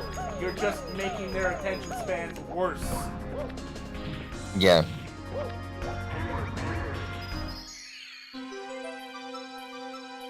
What I wish is that they were gonna go with the Luigi gets captured and separated. I wish he actually had a side plot instead of me. So now, kids movie excuses fucking stupid. I'm sorry. And for as big of a fan of the adventure games as I am, I better have 100% and all of the achievements all these years later. Like, generally, fuck that. I'm not sorry. It's stupid. Yeah, exactly. You get it. You get it. Here we go! So, here's how I would have written Luigi in the movie. Here's what I would have done with Luigi. Like, everything with Luigi that was done from his introduction to him getting captured and Bowser locking him up in a jail cell after interrogating him about Mario. Wouldn't change any of that. All that stuff is good. And what I would do is that after Mario and Donkey Kong end up getting blasted into the ocean below Rainbow Road, instead of just like immediately following them after like they get eaten, we use this as an opportunity to segue back to Luigi, where all the Kongs are now captured, meaning that there's a lot more guests. So Luigi finds a way to get out of his cage. Because of like some oversight with his cage specifically, he's able to like crawl out of it. And so Luigi like starts helping the other prisoners escape. He essentially like becomes like the leader of the escapees.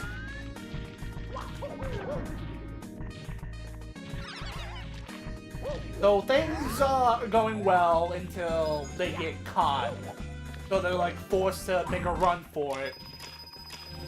And like Luigi is like tasked with doing something very important that if he fails to do, it'll just result in him and everyone else getting captured again.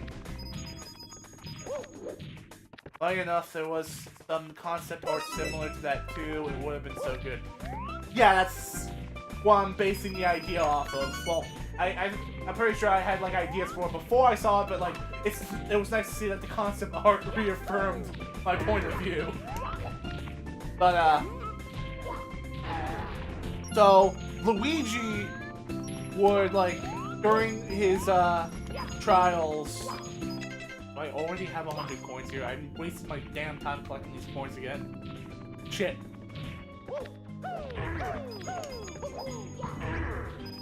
Yeah. I just went on autopilot and started collecting coins again. So, Luigi, during this time of like helping the others escape, this is when Luigi would essentially have his training arc, where the stakes are much higher because unlike Mario, he doesn't really get the pleasure of being able to make mistakes because Mario wasn't hovering over a pool of lava. And here they can establish some game stuff where Luigi is able to make some jumps easier than Mario because he can jump higher, but he has worse traction, so he's like more prone to like getting close to falling. But yeah, because adrenaline is one hell of a drug, he's successful up until the critical point where he has to act, or essentially everyone gets captured again. But because this is Luigi we're talking about, the danger just stresses him out too much, and he's incapable of doing what he needs to do, which results in everyone getting captured again. Bowser getting furious at this escape attempt decides that he's not going to hold on to these people anymore. They're still welcome to his wedding, but now instead of being guests, they're going to be sacrifices, and that sets up that part of the movie for the climax.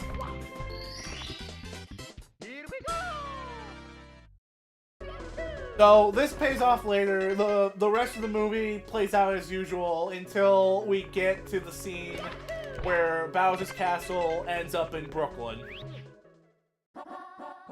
And the final battle begins. Mario and Luigi aren't separated at this point. They're still together. Until Bowser pops up ready to start whooping Mario and Luigi's butts. Luigi just makes a run for it, leaving Mario alone, to which Mario starts getting roughed up. So the film plays out like normal, and like Mario ends up hiding in that diner shop we saw in the beginning of the film. And just by pure coincidence, that's where Luigi ran to hide too.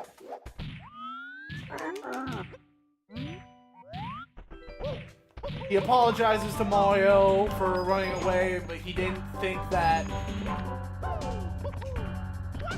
he didn't think that like Mario wasn't just going to immediately follow him. And you know, Mario says, "It's fine, Lou. I didn't expect you to just run and get your own ass kicked too. To stay and get your ass kicked too." So this is like the moment where like Peach, Donkey Kong, and Toad, they all come in, they start their final fight against Bowser, which goes terribly like in the movie. Now this is where I start changing shit about the finale. Instead of the commercial playing, where it's just like Mario saying superficial stuff, and like, that's what somehow inspires him to get back out there and potentially risking himself killed again. He doesn't see the commercial. He looks out the window and he sees his friends. He sees Peach, he sees DK, he sees Toad, and they're all not handling well against Bowser. Bowser's clapping them like he did in the movie. And Mario, seeing that, he felt like he couldn't just stand there and watch these people that he grew so close to over the course of the film be in danger, because that's just not who Mario is. And this is like where we see like the apex of Mario's character, is that he's the guy who he sees something bad, he thinks he can do something about it, so he's going to do it, even if he really can't. He's going to try. He cares about his friends that badly that it doesn't matter to him if he's going to die or not. He wouldn't forgive himself if he just let DK, Toad, die, whatever, and Peach get captured again and forced to marry him. He's gonna do something about it. Luigi sees this, and he begs Mario not to go. He says that if he does, he's just gonna end up getting killed, and he can't deal with the reality where he's not with Mario anymore. To which Mario just looks at Luigi and he says, and like we get a callback to the beginning of the movie. Why I love Mario and Luigi so much, by the way. Yeah. So Luigi's begging Mario not to do it, because he's afraid that if he does, he's just going to die, and that they'd be safe if they just stayed in the shop, because, you know, Bowser already just written them off at that point. Mario, of course, doesn't go along with this idea. And like I said, he'd never forgive himself if he didn't even try to help his friends who helped him rescue Luigi. Like, this is also, he feels like he owes them a debt for helping him get as far as they did. And the only reason he has Luigi now is because of them. So there's no way in hell he's just going to let them perish. So, but he doesn't say all that to Luigi. He just looks at Luigi and, like, he references we get, like, a callback to the beginning of the movie where Luigi's like, Mario, why do you even bother picking a fight with Spike? You know he's, like, twice your height. But Mario just says Luigi, in the bleakest moment, he says, Lou, you can't always be afraid. And knowing that he can't stop him, Mario just walks past Luigi as he begins crying over the idea that he's about to, like, lose his brother. He sees Mario make his final stand against Bowser, and, like, all the thoughts and he just has all the thoughts of like his own journey, thinking about what Mario said, and how he just realizes just how much everything that's happening right now is his fault because he couldn't stand up earlier to do what he needed to do. And that he just thinks about how Mario, despite everything, put his life on the line for him. And that just made him feel worse because now he feels like shit for not being... Man, I am over-explaining it so much right now. Holy shit. Sometimes the words just start escaping you. I know, right? I feel like this is not a complicated thing, which is kind of going against my point that it's not like a complicated thing to add depth to something. But anyways, so the point is, Luigi, he sees that Mario... Damn, dude. I cannot talk and play at the same time. This is hard. How do YouTubers do it? Okay. So Luigi is going through his thoughts about everything that's happened to him these past few days. Thinks about how the whole reason why he ended up being captured again, how Mario didn't need to risk his life. Had he been brave earlier, he made the step. The fucking boulder, yeah. And that Mario put his life on the line to save him. And that he's just standing here watching him about to die instead of doing something for him. So that's when Luigi finally comes to the conclusion that Mario was right the whole time. He can't afford to always be afraid. And that right now, his brother needs him. And that's what finally motivates Luigi to act. And that's when we get to the final scene, where he pulls out the manhole to save him from Bowser's fiery breath. And he pulls the line out, as long as we're together, nothing will ever come between us. And then they make their dash to the star, and then the finale plays out as normal. You see, this just works out much better for Luigi, because like it sets up like this parallel arc between him and Mario, where Luigi is like finally being rewarded for actually standing up for himself, for standing up for Mario. Because like the most Luigi thing you can do is to have Mario be Luigi's source of courage, like he is in the games. Because the whole thing that this movie wanted to push is the idea that Mario and Luigi hold on to each other more than anything else in the world. But by the movie only focusing on Mario, it did their relationship a disservice. This way, Luigi is going through his own arc paralleling Mario's. So there's like an actual payoff. There's like an actual payoff to Luigi's actions at the end of the movie.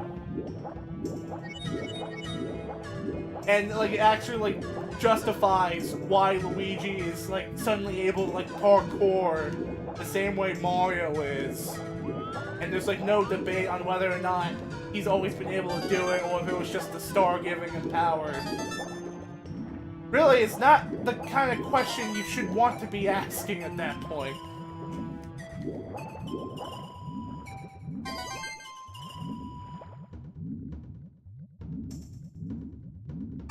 It's insane. I know you were saying it wasn't complicated. To be honest, it really wasn't that complicated of an arc. It's just a lot of words you had to say, lol, but it made sense.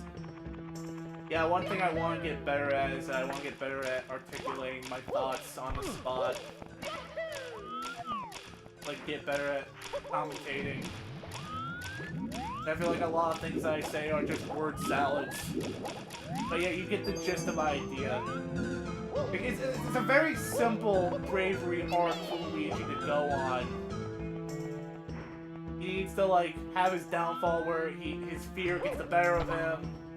It costs him, it cost him his freedom and the fact that Mario is now like continuing to put himself in danger for him. He doesn't want Mario to continue putting his life in danger anymore, but Mario just can't allow that. Luigi's seeing this, he realizes that that him being a coward is what put Mario in this dangerous situation in the first place. That if he continues to be a coward, then things are only going to get worse. So he finally acts, he's rewarded for it with the finale where him and Mario finally stand as equals, side by side, saving the day. That's a Super Mario Bros. Movie. I know Mario movie, it's one if not my favorite movie, that's my bias, but yeah, it's hella flawed. That's how I would fix Luigi in the Mario movie. And like at most, I think that would just add like 10 to 15 minutes to the runtime. Make it like 2 hours.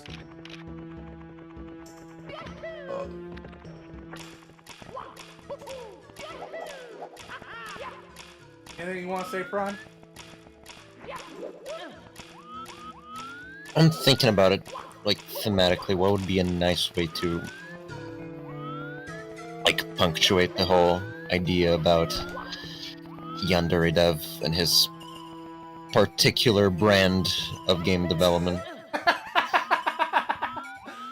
Okay, I guess... We're on a completely different wavelength here. Yeah, sorry, I'm still thinking about that.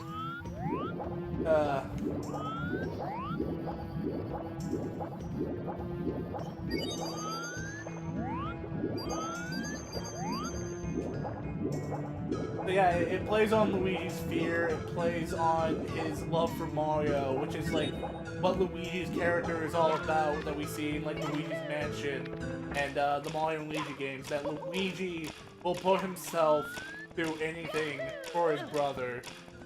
I feel like with this like rewrite, that is like much better highlighted than it was. Well, it wasn't. Oh, yeah, I guess it was. It just didn't feel earned. It's like when I saw Luigi with the Power Star doing all that shit, I was like, I felt good for Mario, not for Luigi, because the movie just did not really get me to care for Luigi as a person. It felt like a weird ascension for him, given how little he actually did in the movie. Yeah.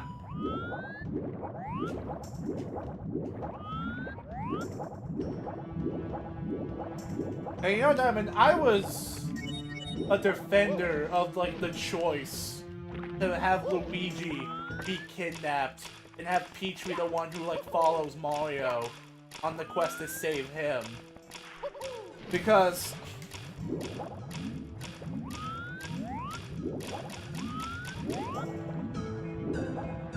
in the games, something as simple as a damsel being kidnapped, your hero is tasked to go rescue her.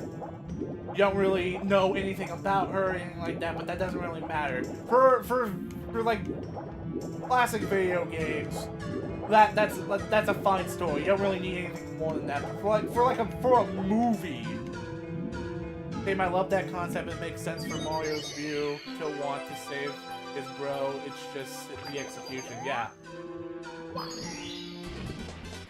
Here we go! But like for an actual movie, you kind of need to have more meat on your bones. So I thought like the idea that Luigi would be the one to get kidnapped, I felt like that would work really well, because then you could have Mario and Luigi separated and develop them on their own. Where we see just like how dysfunctional they can be without each other. While also at the same time, well, more importantly, establishing a relationship between Mario and Peach so that we have a reason to care about her specifically. Because like I knew from the beginning that the direction they were going to take with this is that like for the third act, Peach was going to end up captured by Bowser anyways. Which is exactly what happened. It's just with this method, now Mario has more of a personal reason to want to help her and rescue her instead of just being told to do it. Instead of just like doing it out of the kindness of his heart. Which, you know, for like game Mario, yeah, he would do it just for that.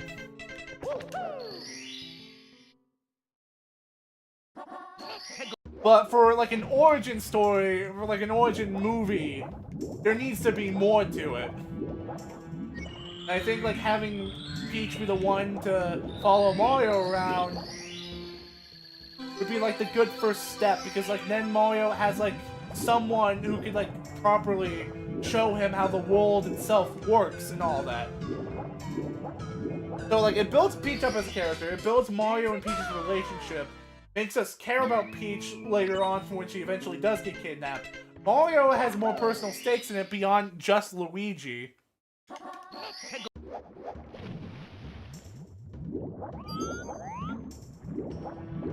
Luigi gets the chance to like show us like just what his flaws are now that he doesn't have Mario to protect him.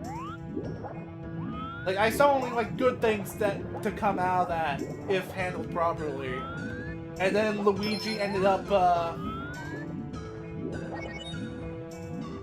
Luigi just ended up being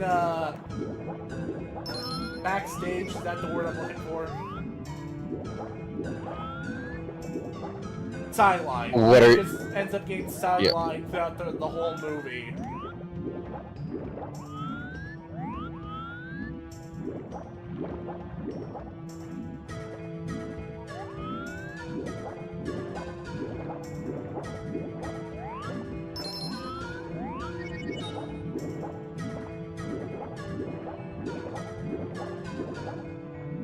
Yeah, sidelined, it fucking sucks because I love Luigi. Yeah.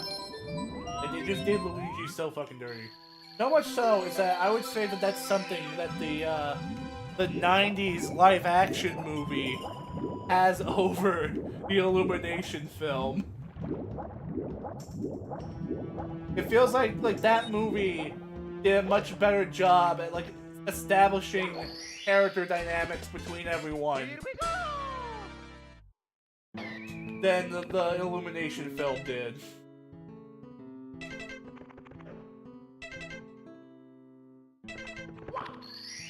Alright, Prime, you want to repeat what you said to me about that? About what specific part? About what? Of what I was saying? About what the 90s live action film did better? Oh, right. Okay. You're not even listening to me anymore, Prime. No, I am. It's just broad topic. Yeah.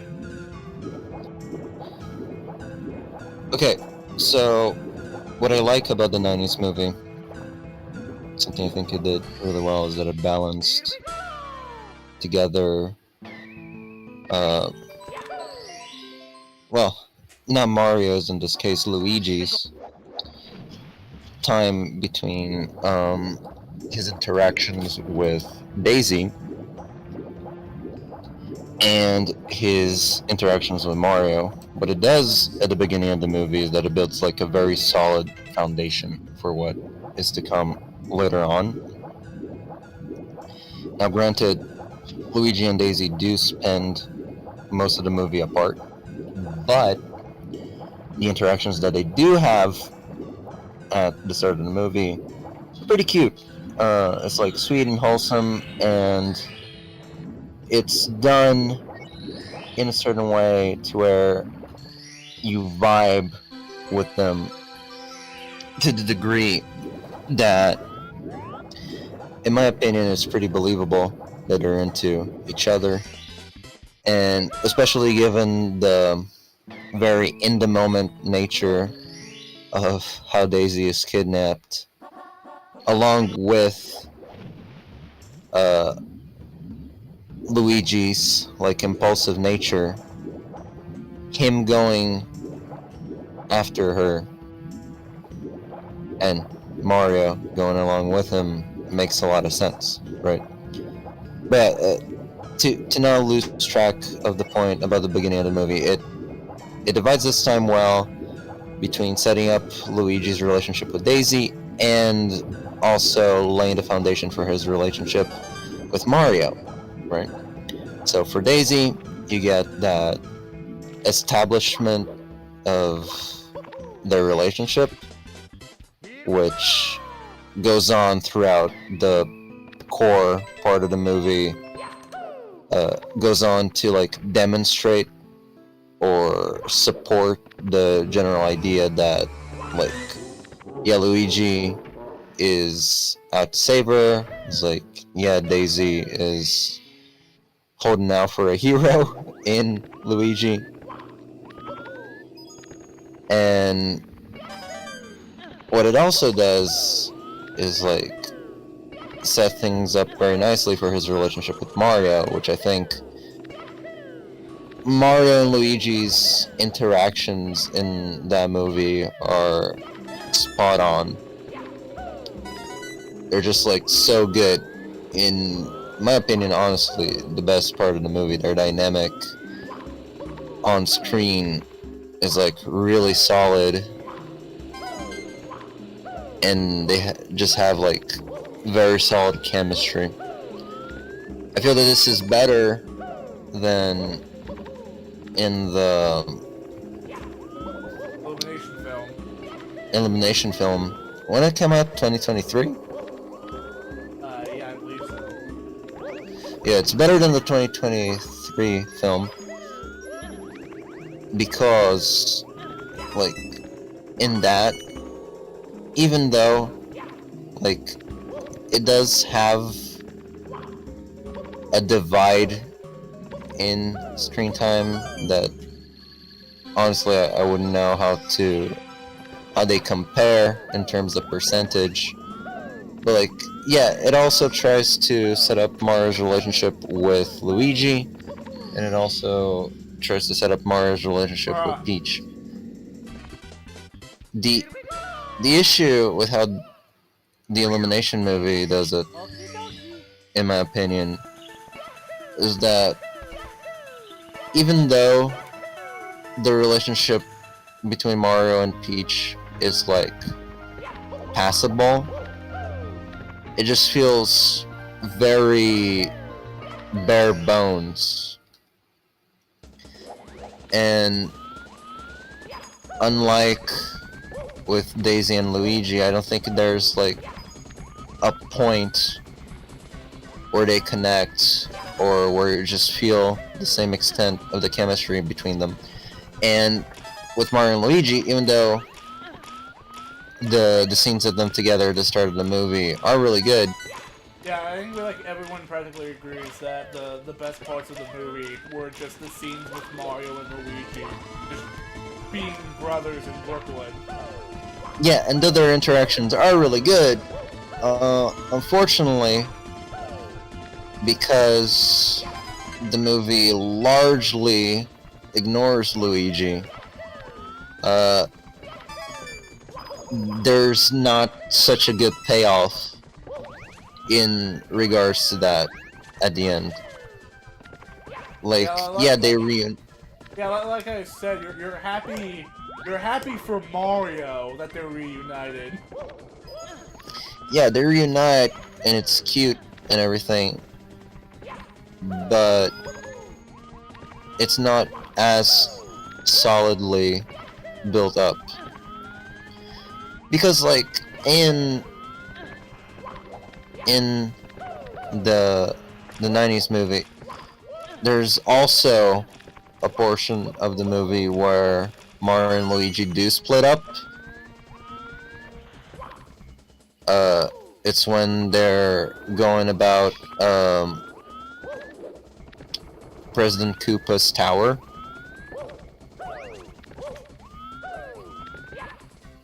And you get to see them apart a little bit. And then when they do ultimately come back together, like, it feels like really rewarding.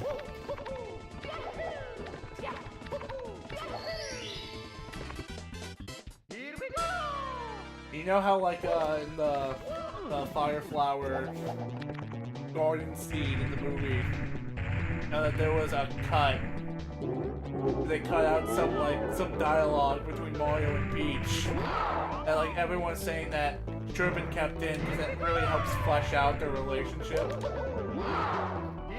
Oh, it got cut! And their relationship suffered for it. Because the movie cared more about getting to the next scene as quickly as possible than just letting an emotion rest. Yeah.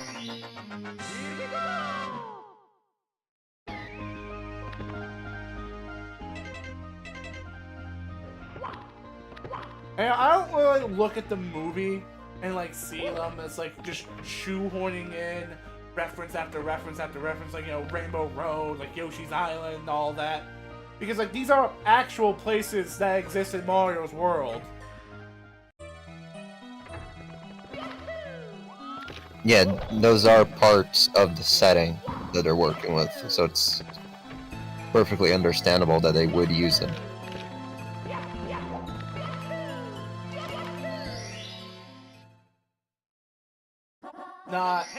The problem is their utilization, not the fact that they're there in the first place.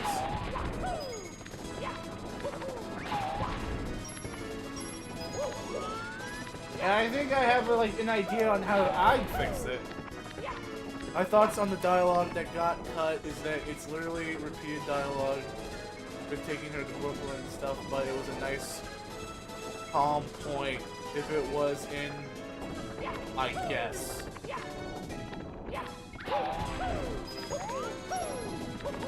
Okay, so like, here's what like I do. It's like also will tie into like how I would write Mario's character if I was like in charge of the movie. If I was in charge of writing the characters.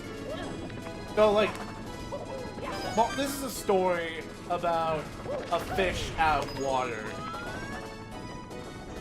Mario has to like learn how to navigate this world in order to save his brother. That's what Mario has to like learn how to do in the story. Mario in the beginning of the film is like this like is a high-spirited but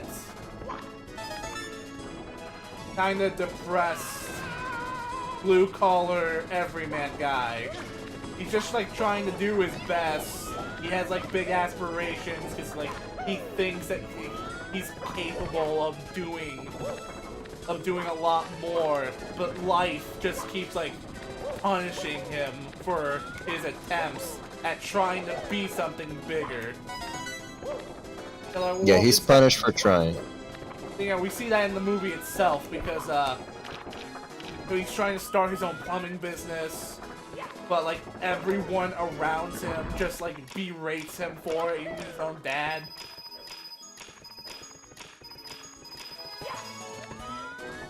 So I imagine like he starts the movie kind of cynical about like everything that's happening around him.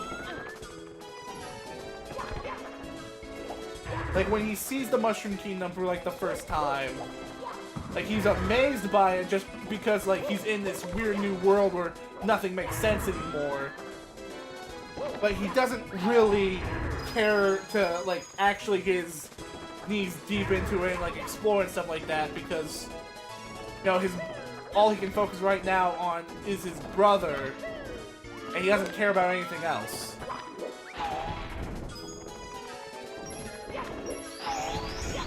So you have the scene where Mario and Toad, they meet, they go to the Mushroom Kingdom, you know, here they come. They meet Peach. Peach makes Mario do this montage where he has to like prove that he's worthy of accompanying her on this adventure. Same old stuff happens. But instead of just cutting to a montage of the trio just traveling to...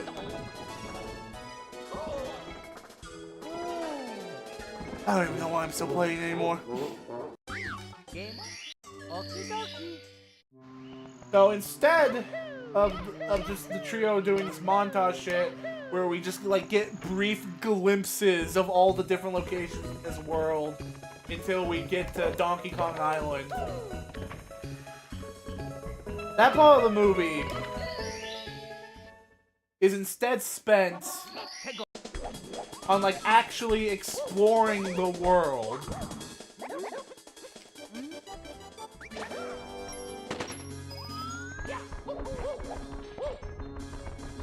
So Mario is like, he's asking Peach questions about everything. About just like why things are doing this and that, and Peach just says, this is a magical place. You really want me to try and explain it to you? Because like some people actually got upset the fact that the movie didn't explain how the mushroom world works for whatever stupid reason. I probably wouldn't have her say that. It's just a funny thing that popped in my head because I found that complaint to be fucking stupid. So, during his travels, Mario, the more like Mario sees more of the world, the more he starts getting curious about it. Because Mario in the games, he's a curious guy. You know, that's how like they justify him like looking for secret exits and coins and courses and stuff like that. Because he wants to see where everything in surroundings have in store for him. So we introduce this here where Mario wants to like look around an area more, while Peach is like more focused on just getting through as quick as possible to get to Donkey Kong Island.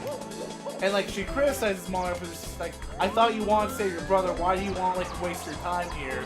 And with Mario's like, hey, I haven't forgotten the objective here, it's just, you know, I haven't like seen these places and like you shoved a mushroom in my mouth that made me bigger. I want to see like what else this place might have that we could potentially use to help us on our journey.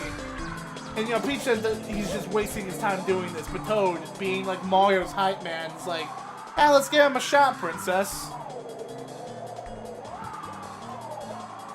Because another thing about like the character dynamics in this movie that just don't work is the fact that like Toad is supposed to be like Mario's friend, his hype man in the film. He's just a speedrunner and Mario is a completion. Yeah. Oh yeah, it's an urgent quest. But like,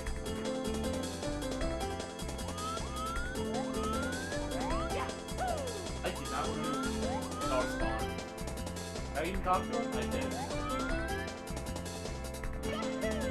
But like another issue of like the movie's dynamics is the fact that Mario and Toad are supposed to be like the best friends in the film, even though they don't talk to each other at all as soon as they start traveling with Peach. I want to build up upon this more, is that like Toad is like the only person who's like encouraging Mario's exploration, like trying to tell Peach that, you know, he may be onto something, like he might be able to find something that will help us. You know, he does. Mario ultimately ends up finding a warp zone, which Peach congratulates, saying, you know what, maybe you were onto something after all. Ooh, Undertale music. Mario wants a 100% Yoshi's Island.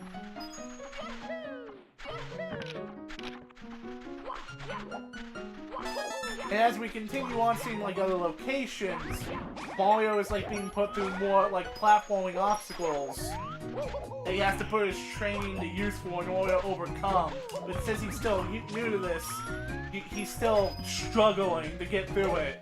While people like Peach and Toad, who are used to living in locations like this, generally manage themselves better. And like and this is where like we see like Mario's influence starting to affect Peach, because then she starts getting curious and wanting to like explore areas more, see if they can find more stuff that will help them. And they do, and like they find like something that like helps them get past like the mountain area quickly, so we don't have to like waste time of the game just having this shot where they just climb this giant mountain and we just get some shots in fucking clouds.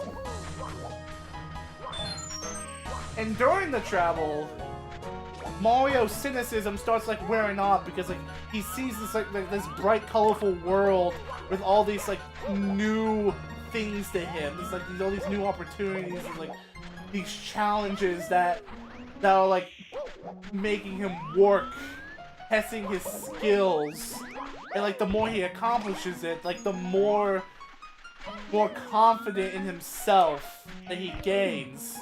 And this is where like Mario starts, where the cynicism that he had earlier in the film starts washing away as he becomes more jolly.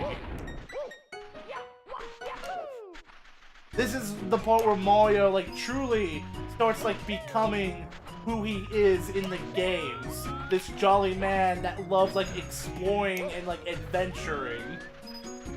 Because this Mushroom Kingdom is like awakening a side of him that he never knew he had, because his environment never really allowed Mario to like actually prosper. So as he's going through these trials, he's becoming like more confident, he's becoming jollier, he's becoming like more curious. He's molding into the Mario that we know and love from the games. And this in turn will make Mario a better character, because we get to see more of like a natural growth of his skills, so that when we get to the scene where him and Donkey Kong have to start like blasting through Bowser's minions to get to the wedding on time to stop Bowser from dipping everyone in the lava, it acts more as a payoff instead of just an action scene that's just there to look cool. Because someone on Twitter tried to use that scene as proof that the movie has more going on in it than just blind fan service, and he used that scene in particular, the scene that just literally has no build up to at all.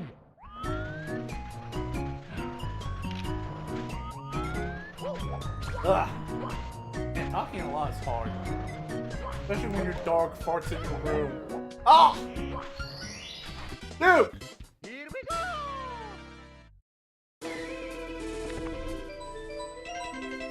And see, that creates the parallel between him and Luigi, where Mario is like getting braver. Luigi's like refusing to like actually try to get through these circumstances because he doesn't have self-confidence in himself. Like Mario gains confidence, Luigi doesn't.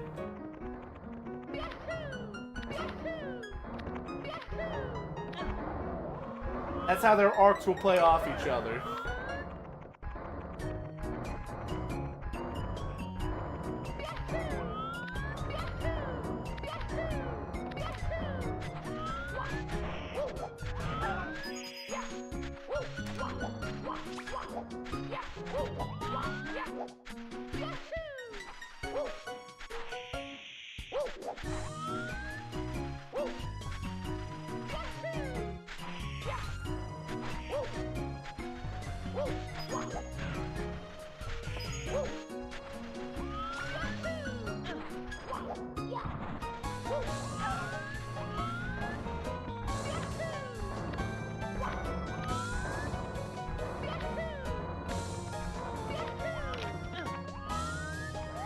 And this would also play into Mario's dynamic with Donkey Kong. Because like in the scene where they get eaten by the eel, you know, they try and have that heart-to-heart. Where Mario's like, you know, my dad didn't think highly of me either. I keep the joke in where Donkey Kong's just like refusing to give Mario an inch. He just says, yeah, well, your dad was right! And they just argue. Except Mario like ends the argument, like, okay, look, pal, if you want to just like sit around and mope here for the rest of your life, be my guest, but I'm gonna find a way out of here. And Donkey Kong's like, what, are you stupid? How the hell are you going to find a way out? Like, why do you even bother trying? There's no way out of this. To which Mario just says, you say that, but as long as I'm still alive, as long as my... I was about to say fucking some like, my game isn't over yet. No, I'll have him say that instead. He'll say, my game isn't over yet, I'm still alive, there's still a chance. You can either sit here and mope like a baby little smash monkey, or you can help me. And Donkey Kong is like, Like, I'm not a fucking Smash Monkey, and like, out of spite, he then decides to like help Mario find his way. To not let Mario just refusing to let Mario's insult lay into him. So it keeps their dynamic of their rival dynamic intact. But it adds like a little something extra to Donkey Kong's character, being that like Mario, like what I want him to do with Peach, like Mario's like optimism, his will is like having an impact on other people. Game over. Okie dokie.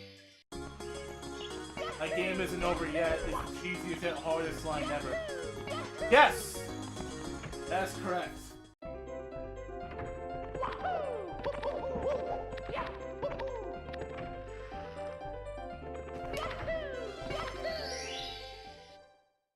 Because like that's another aspect about like Mario's character that people don't really that people tend to overlook, is that like Mario, what he does best is that he encourages other people to stand up.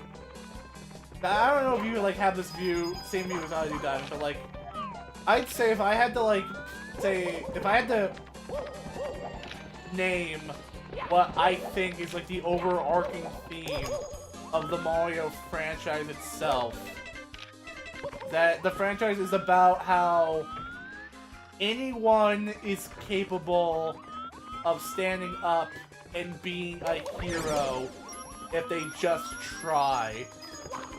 And Mario, in his games, is like the catalyst that inspires others to get up and try. I think like the best game to like example this would be like Paper Mario: The Thousand-Year Door. Like you had like Koopa, for example. He wanted to go up there to Bloomtail's castle to try and like avenge his dad, but he had like no confidence in himself that he'd be able to do it. Mario comes around. He knows that like this big shot guy wants to do what he's been wanting to do this whole time. But now that he knows that he'll have help, he works up the courage to ask Mario if he can come along, that he can finally tackle the challenge himself, and he's rewarded for this by finally being able to reunite with his father. Another example, your favorite character, Vivian. Now, I don't need to tell you her backstory. You know what her story is. Now, she joins up with Mario in the game. Not because Mario, like, gave her his 2 cents. He didn't say anything about her predicament. He didn't, like, go out of his way to, like, make her feel better about everything. All he did was, like, he saw her in a moment of need, he dropped the very important thing he was doing, and he helped her. It wasn't helping her or just being nice to her in the first place that made her want to help her. That made her want to help him. It was the fact that Mario was in a much worse situation than she was, but he still prioritized her well-being in that moment over his. And that's what ultimately touched her. Phrasing. That's what touched her heart and made her want to switch sides. And how we see in the remake inspired her to want to be helpful to other people, like Mario was. Like, he had that impact on her. He had that impact on all these people. Not by giving, like, long-winded speeches, or by,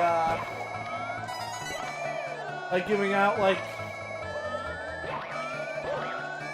yeah, just speeches. Like, speeches of hope or shit like that. Not his words, but, like, his actions inspired the people around him to try and be better themselves.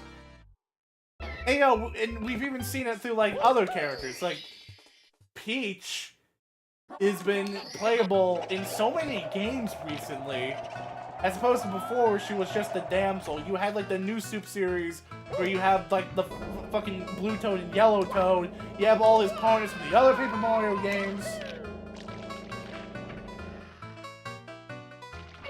Like, what I value Mario as a character is that, like, to make a comparison, he's like Goku, in the sense that, like, he himself doesn't change. I imagine Mario as someone who's kind of, like, dead set in his ways. He knows what he's about. But it's how he impacts and influences everyone around him. That's what makes Mario special.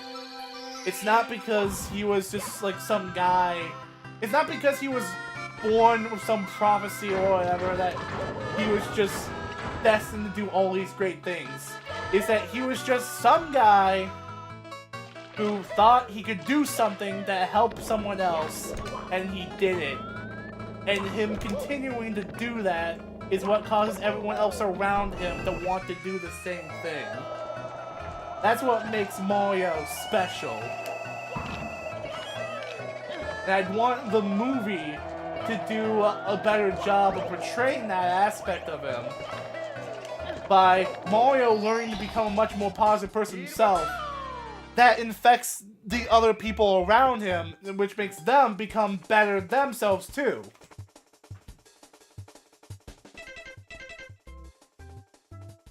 So it's how I see how some people describe Sonic in a way.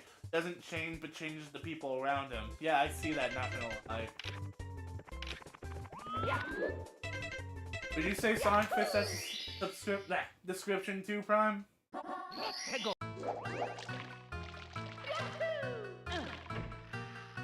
Prime?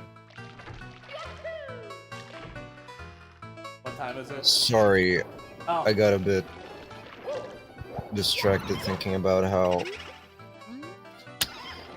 in the movie, don't you think... Okay, correct me if I'm wrong. Do Peach and Toad have any, like, unique interaction between them beyond the scene before the wedding? Define unique. And Where... like, any personal moments between the two Yeah. that like establishes like a bond somewhat. Yeah. No. No, right? No.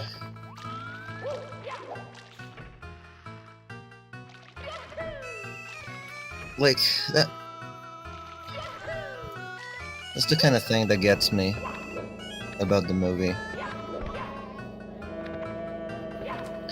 Like, it would be so easy for it to be like 20 minutes longer and just have some more scenes to set up. Just little stuff like that. Just to make the whole thing come together like a little bit better and hit a little bit harder. What I would do just to like give him like a little extra something time. What would you do? At the Fireflower Garden scene, I would have like a Toad be making the trio dinner, and when like Peach comes along to ask him what he's making, like Toad shares like a recipe he's like trying. They're doing similar to like what he did to get Mario into the castle in the first place. Remember? Oh yeah, true. Yeah, Toad knows how to cook. Toad cooks. He can cook. Yeah, Toad cooks. So then, like, when Peach sees this, and, like, she, recommends, She makes her own recommendations of ingredients that they can put in. And Toad makes a joke saying, "Oh, I didn't know you know anything about cooking, princess." And Peaches replies, "Well, I know a thing or two about ovens." You know, making a reference to cake. But then again, I feel like something like that would be misconstrued. something, women, kitchens, blah blah blah. But like, the point is to establish that like Movie Peach, she also knows how to cook, and like when she sees like Toad cooking, she wants like to join in and like make something together, and that can just be like a small thing between the two of them. Yeah. Like, that'd be cute.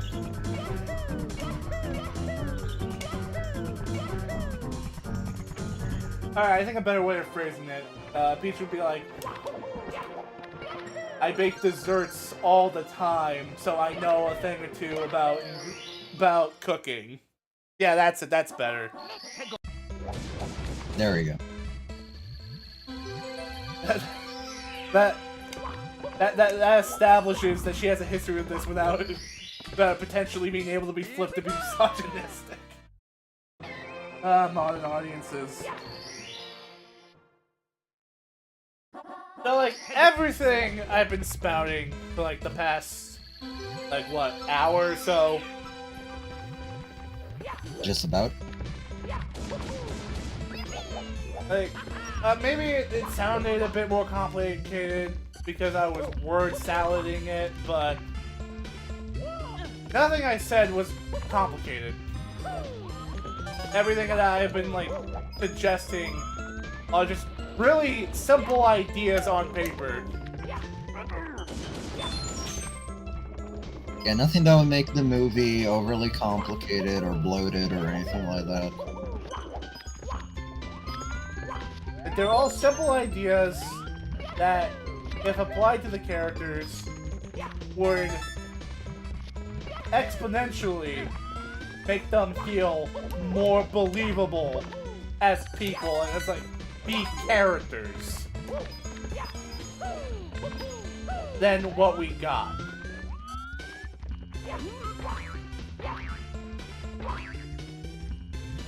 And some people don't want to have that discussion at all because they feel like if you insult the thing they like, then you're insulting them as a person, so you must die.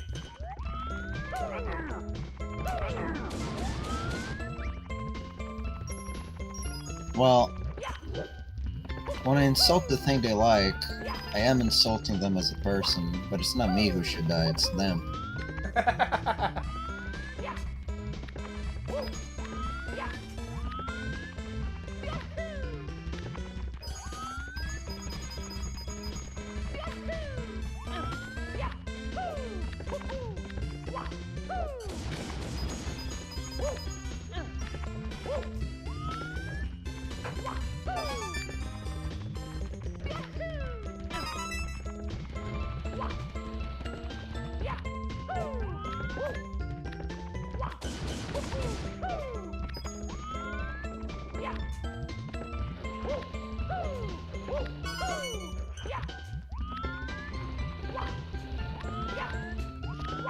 Only one blue coin left.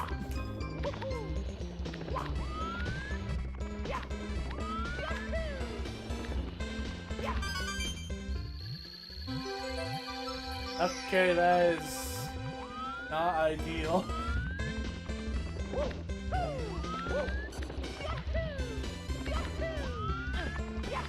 Oh, okay, never mind. Here we go! To reread what Diamond said.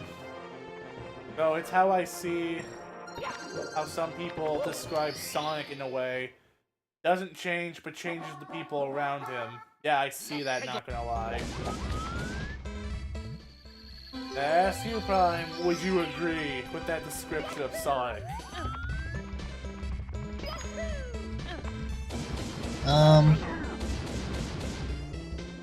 Generally, yeah. Yeah.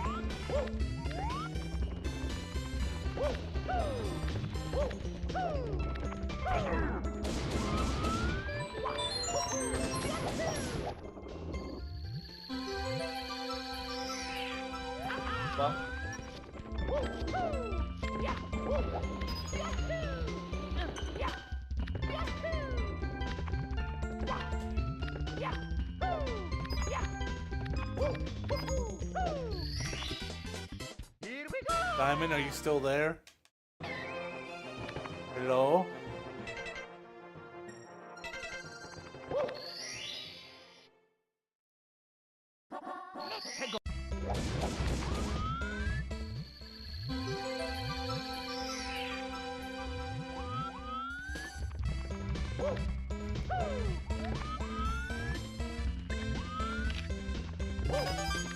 Damn. I was ignored! Damn. Damn.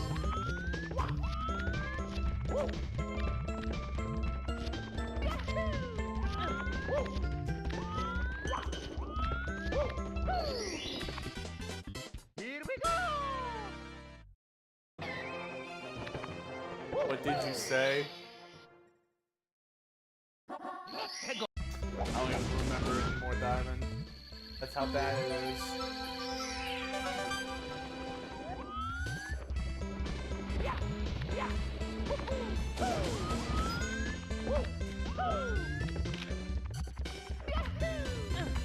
Okay, I do remember, but it was just like another part of the rant.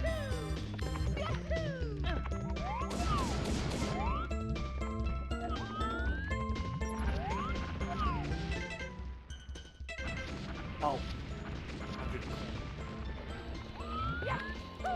Oh, I still don't think I can get 100 coins without the shell.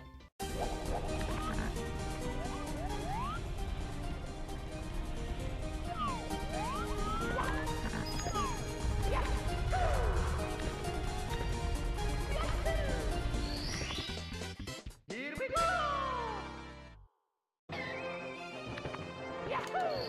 The fucking mustache Mario.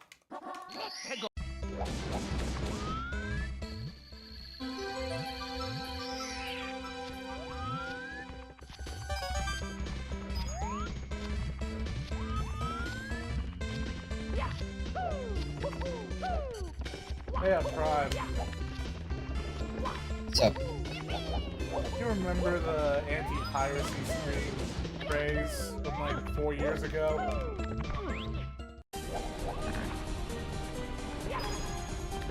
Wait, what? The anti-piracy screen what from 4 years ago? Craze. Remember someone made a fake anti-piracy screen thing for Mario Party DS and it just became a trend? Oh, right. Right. Yeah. So I looked back on like the channel of the guy who posted the original, and it turned out the story there was apparently a story going on during all of this. What, like a creepypasta type thing? I guess. I don't really know how to describe it. It's not an arc, I can tell you that much. Right. But there was like a series of videos that went along with it. It ended with a finale that led to a comic that continued the story, where it brought up questions such as like talked about existential stuff about like immortality and stuff like that. I don't know, it was pretty a weird rabbit hole I dug myself into. Okay. That's interesting.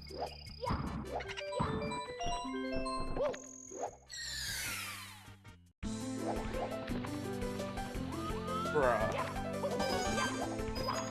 Well, that was close.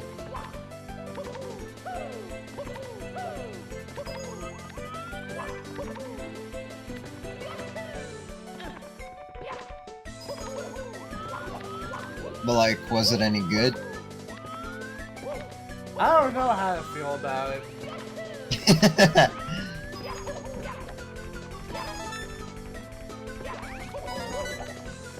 Right now, it's airing its second season. Oh boy.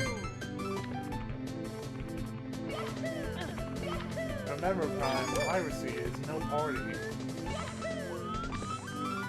It really isn't.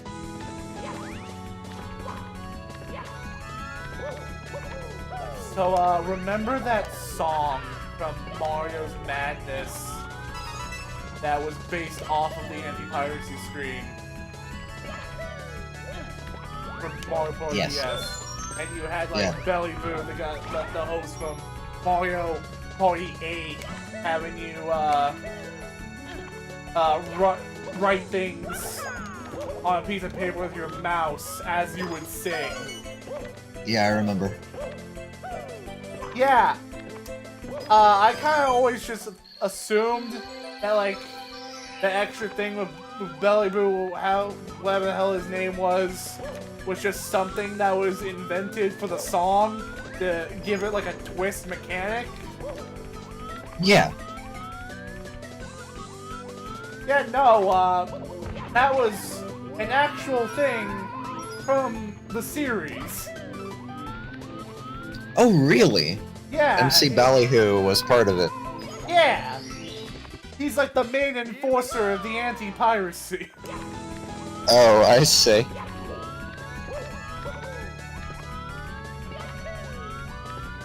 And he had like Honestly, a mini game where you had to do just that minus the the Friday Night Funkin' thing aspect to it, where you had to like write down the words like sorry or criminal stuff like that. Except it was impossible to win because you're never supposed to win anti-piracy screen.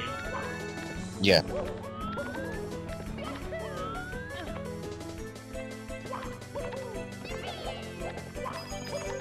Yeah, I thought they just picked him for that song because he's like a weird, zany, I guess, maybe can be interpreted as creepy Mario Party character.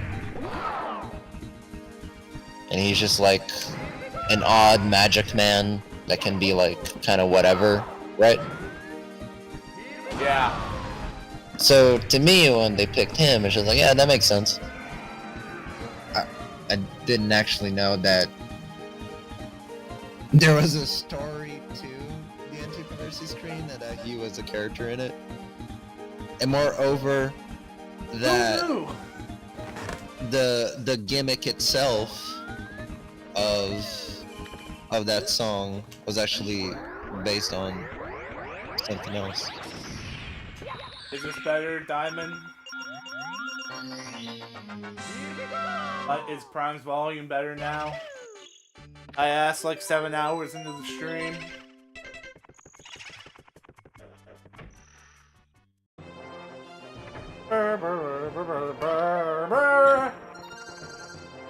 Oh god, he thinks. It's never a good sign. Oh boy.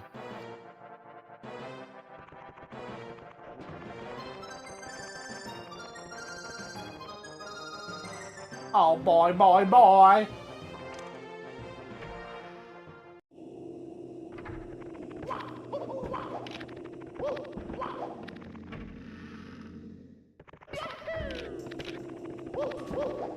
Yeah, I seriously have to criticize the Hudson devs for their anti-piracy screens, because like, how do they expect me to not want to pirate their games when the fucking tunes they made to go with the screens go way too hard? I know, right?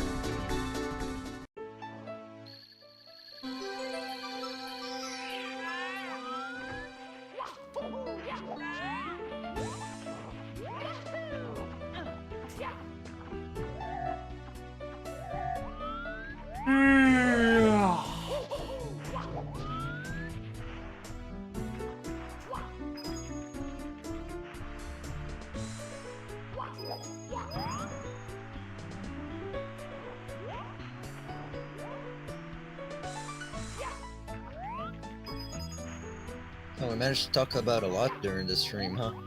How long is the stream been going? Can you check? I'll check. Hold on.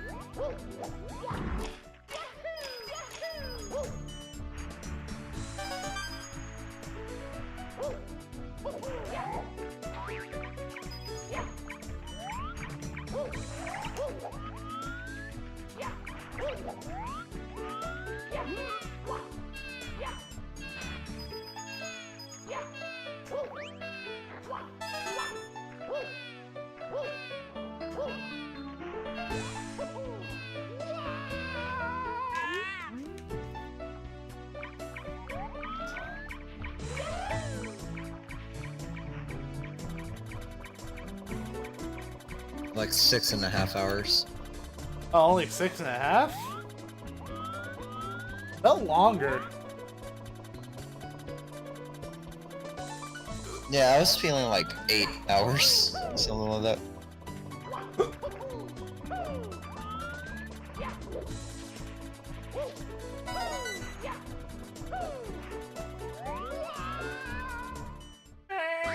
Game on. Okie dokie.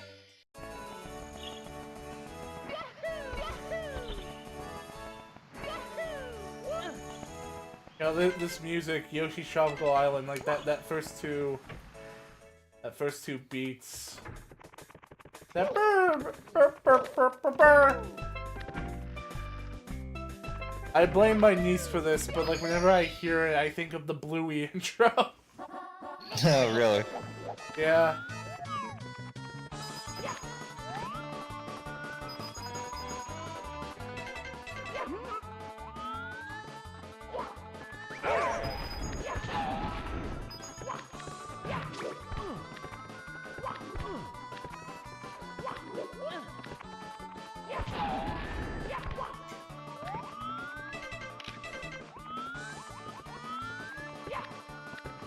Now, luckily for me,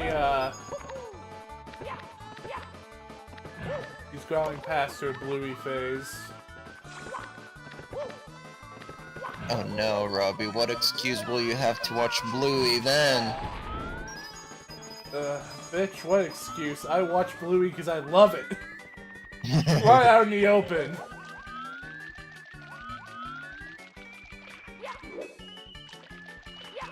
Yes, I'm a Bluey adult. Yes, I think Bluey's mom is hot.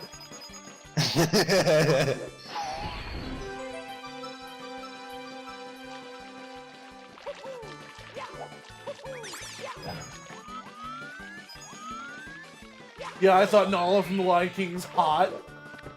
Why would you ask that?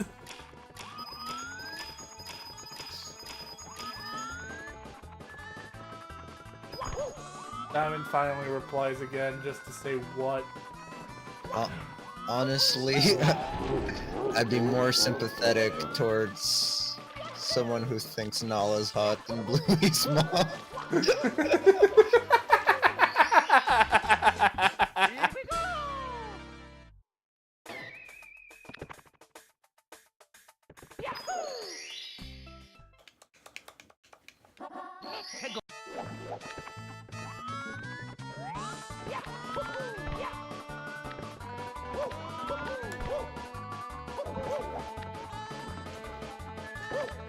I thought it was later because I looked at the clock and I saw that it was like past 7, like 7:39. I thought, okay, so I've been like playing for almost 8 hours. I think I'll like get ready to like call it soon.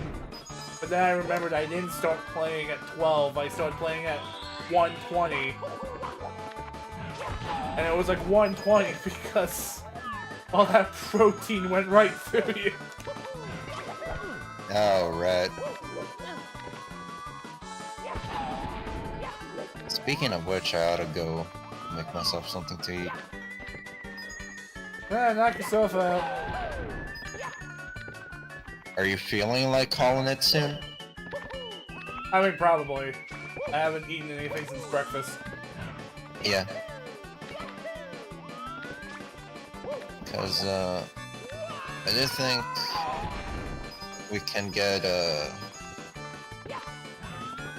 our our rare special guest to join us on call tonight, based on what he's told me on DMs.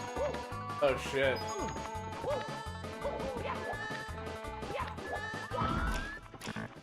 Yeah, well, I'm not that hungry, Diamond. I had a big breakfast and it was like 11 something when I ate it.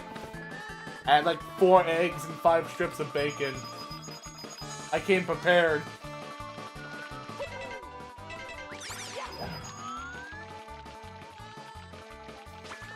It's just a friend from a different friend group. You wouldn't know him. I might even call it a friend of a friend.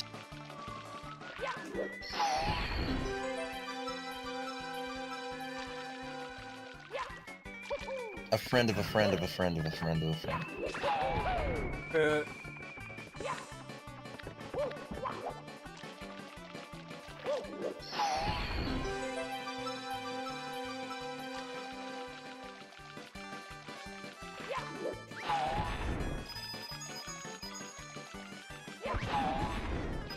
Bitch, what am I doing wrong? Like, I keep making all mistakes that are just getting me killed. Or sometimes it's just because I'm not paying enough attention to what I'm doing and I end up falling. Other times it's just bullshit happens with the green demon. Maybe I'm just being like a bit too egotistical about it. Yeah, I think that, like, the thought pops in my head that, like, you know, I beat the game without taking damage once. Like, why am I struggling so much with this? But, like, this is a completely different challenge. Oh, yeah.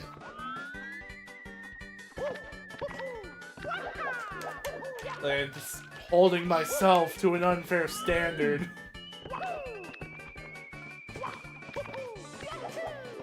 But it's hard not to get frustrated at it because, like, when was it, like, last month I got my PB of 36? Right. I haven't even gotten close to it since.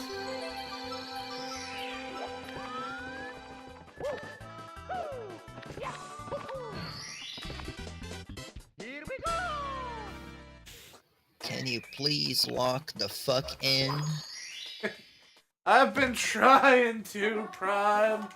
I've been trying. Why does the camera set itself back to vanilla every time I exit the stage?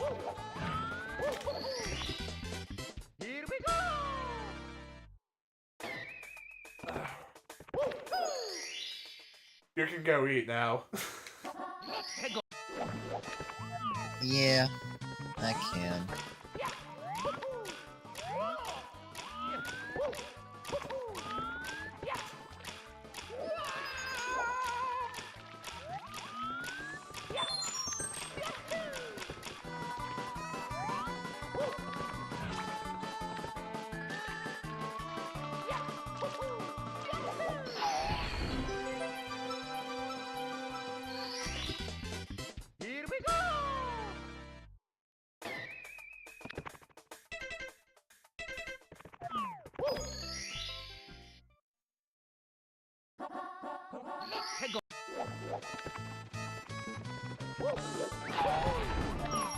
Also, Diamond. Tomodachi knife! Bring in Tomodachi knife!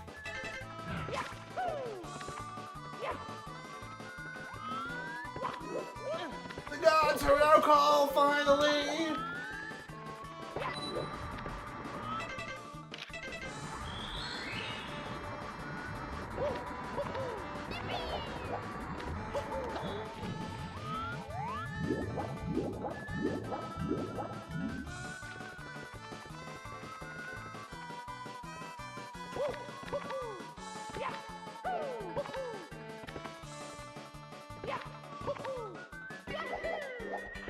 What? Ah.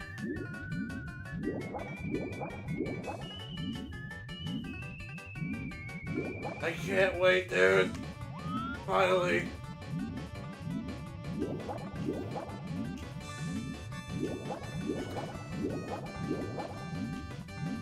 The Mii's. The Mii's are getting the respect they deserve. We can have the weird-ass Mii interactions again.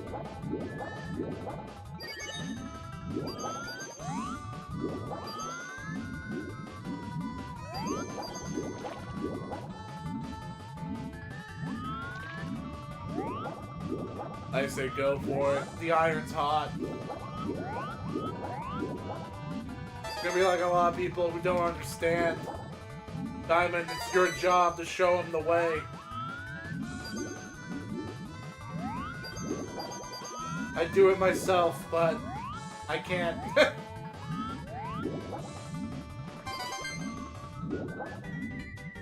They gave the Mii's ears!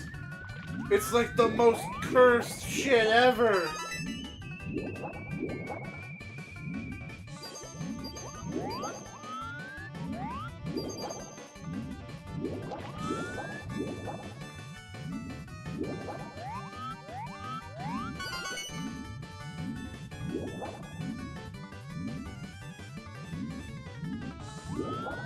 Yeah, let's go, two people!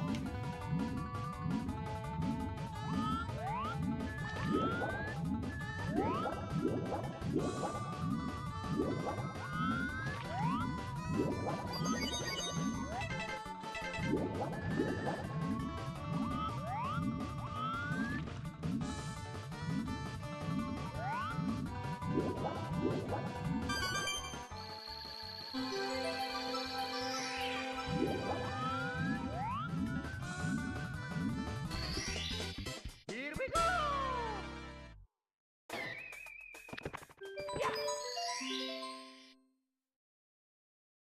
Let's go!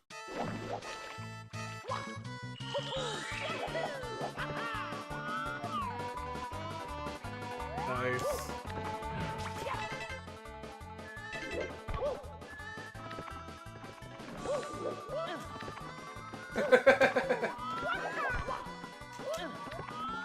Death on me. Death on me.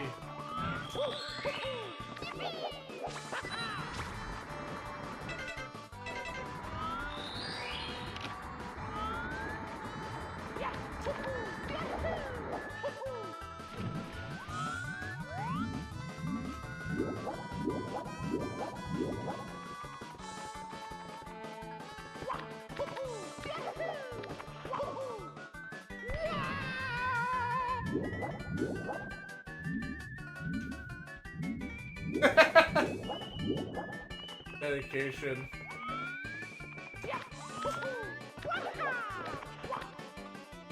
Yeah, I can remember what that was like during the music box craze.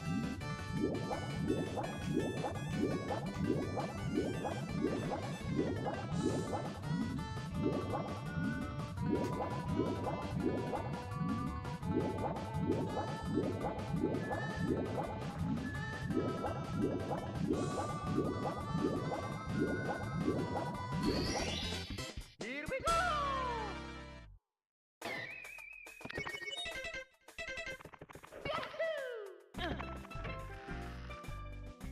You'll have to ask Jess. Hot minutes on the Team Aries server. Wonder how they're doing. I hope they're doing well.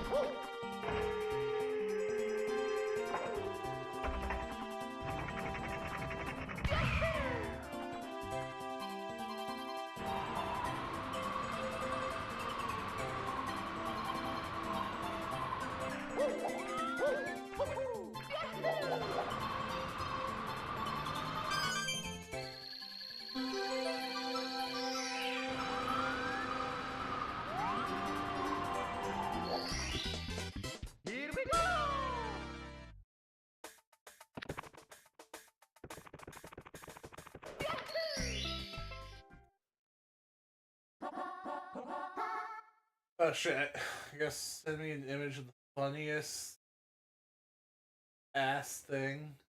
Okay, let's see.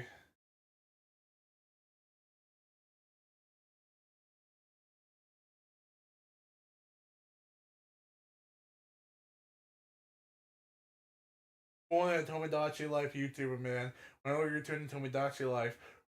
We're about to get to Valentine's Day. Will Tomodachi Life be streaming that day? Will Mario Diamond 63 somehow make Tomodachi Life stream today?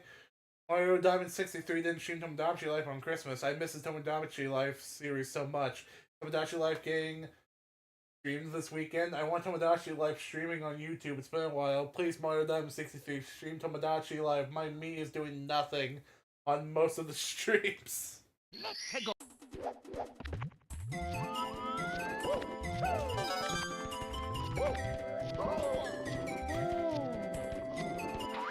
Bruh.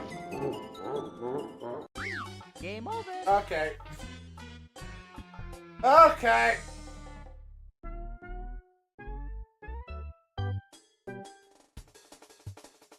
Oh, well, it doesn't matter with only 8 stars.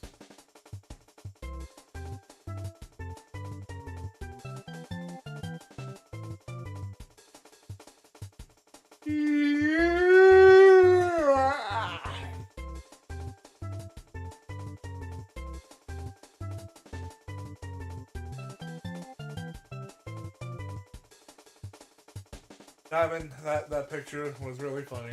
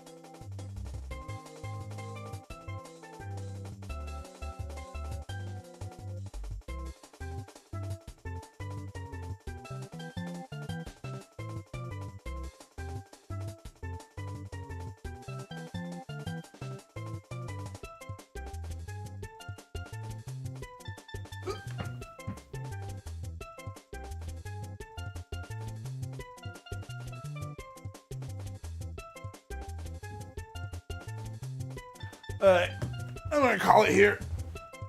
Get myself dinner. Thanks for stopping by, Diamond Hell. Talk to you later.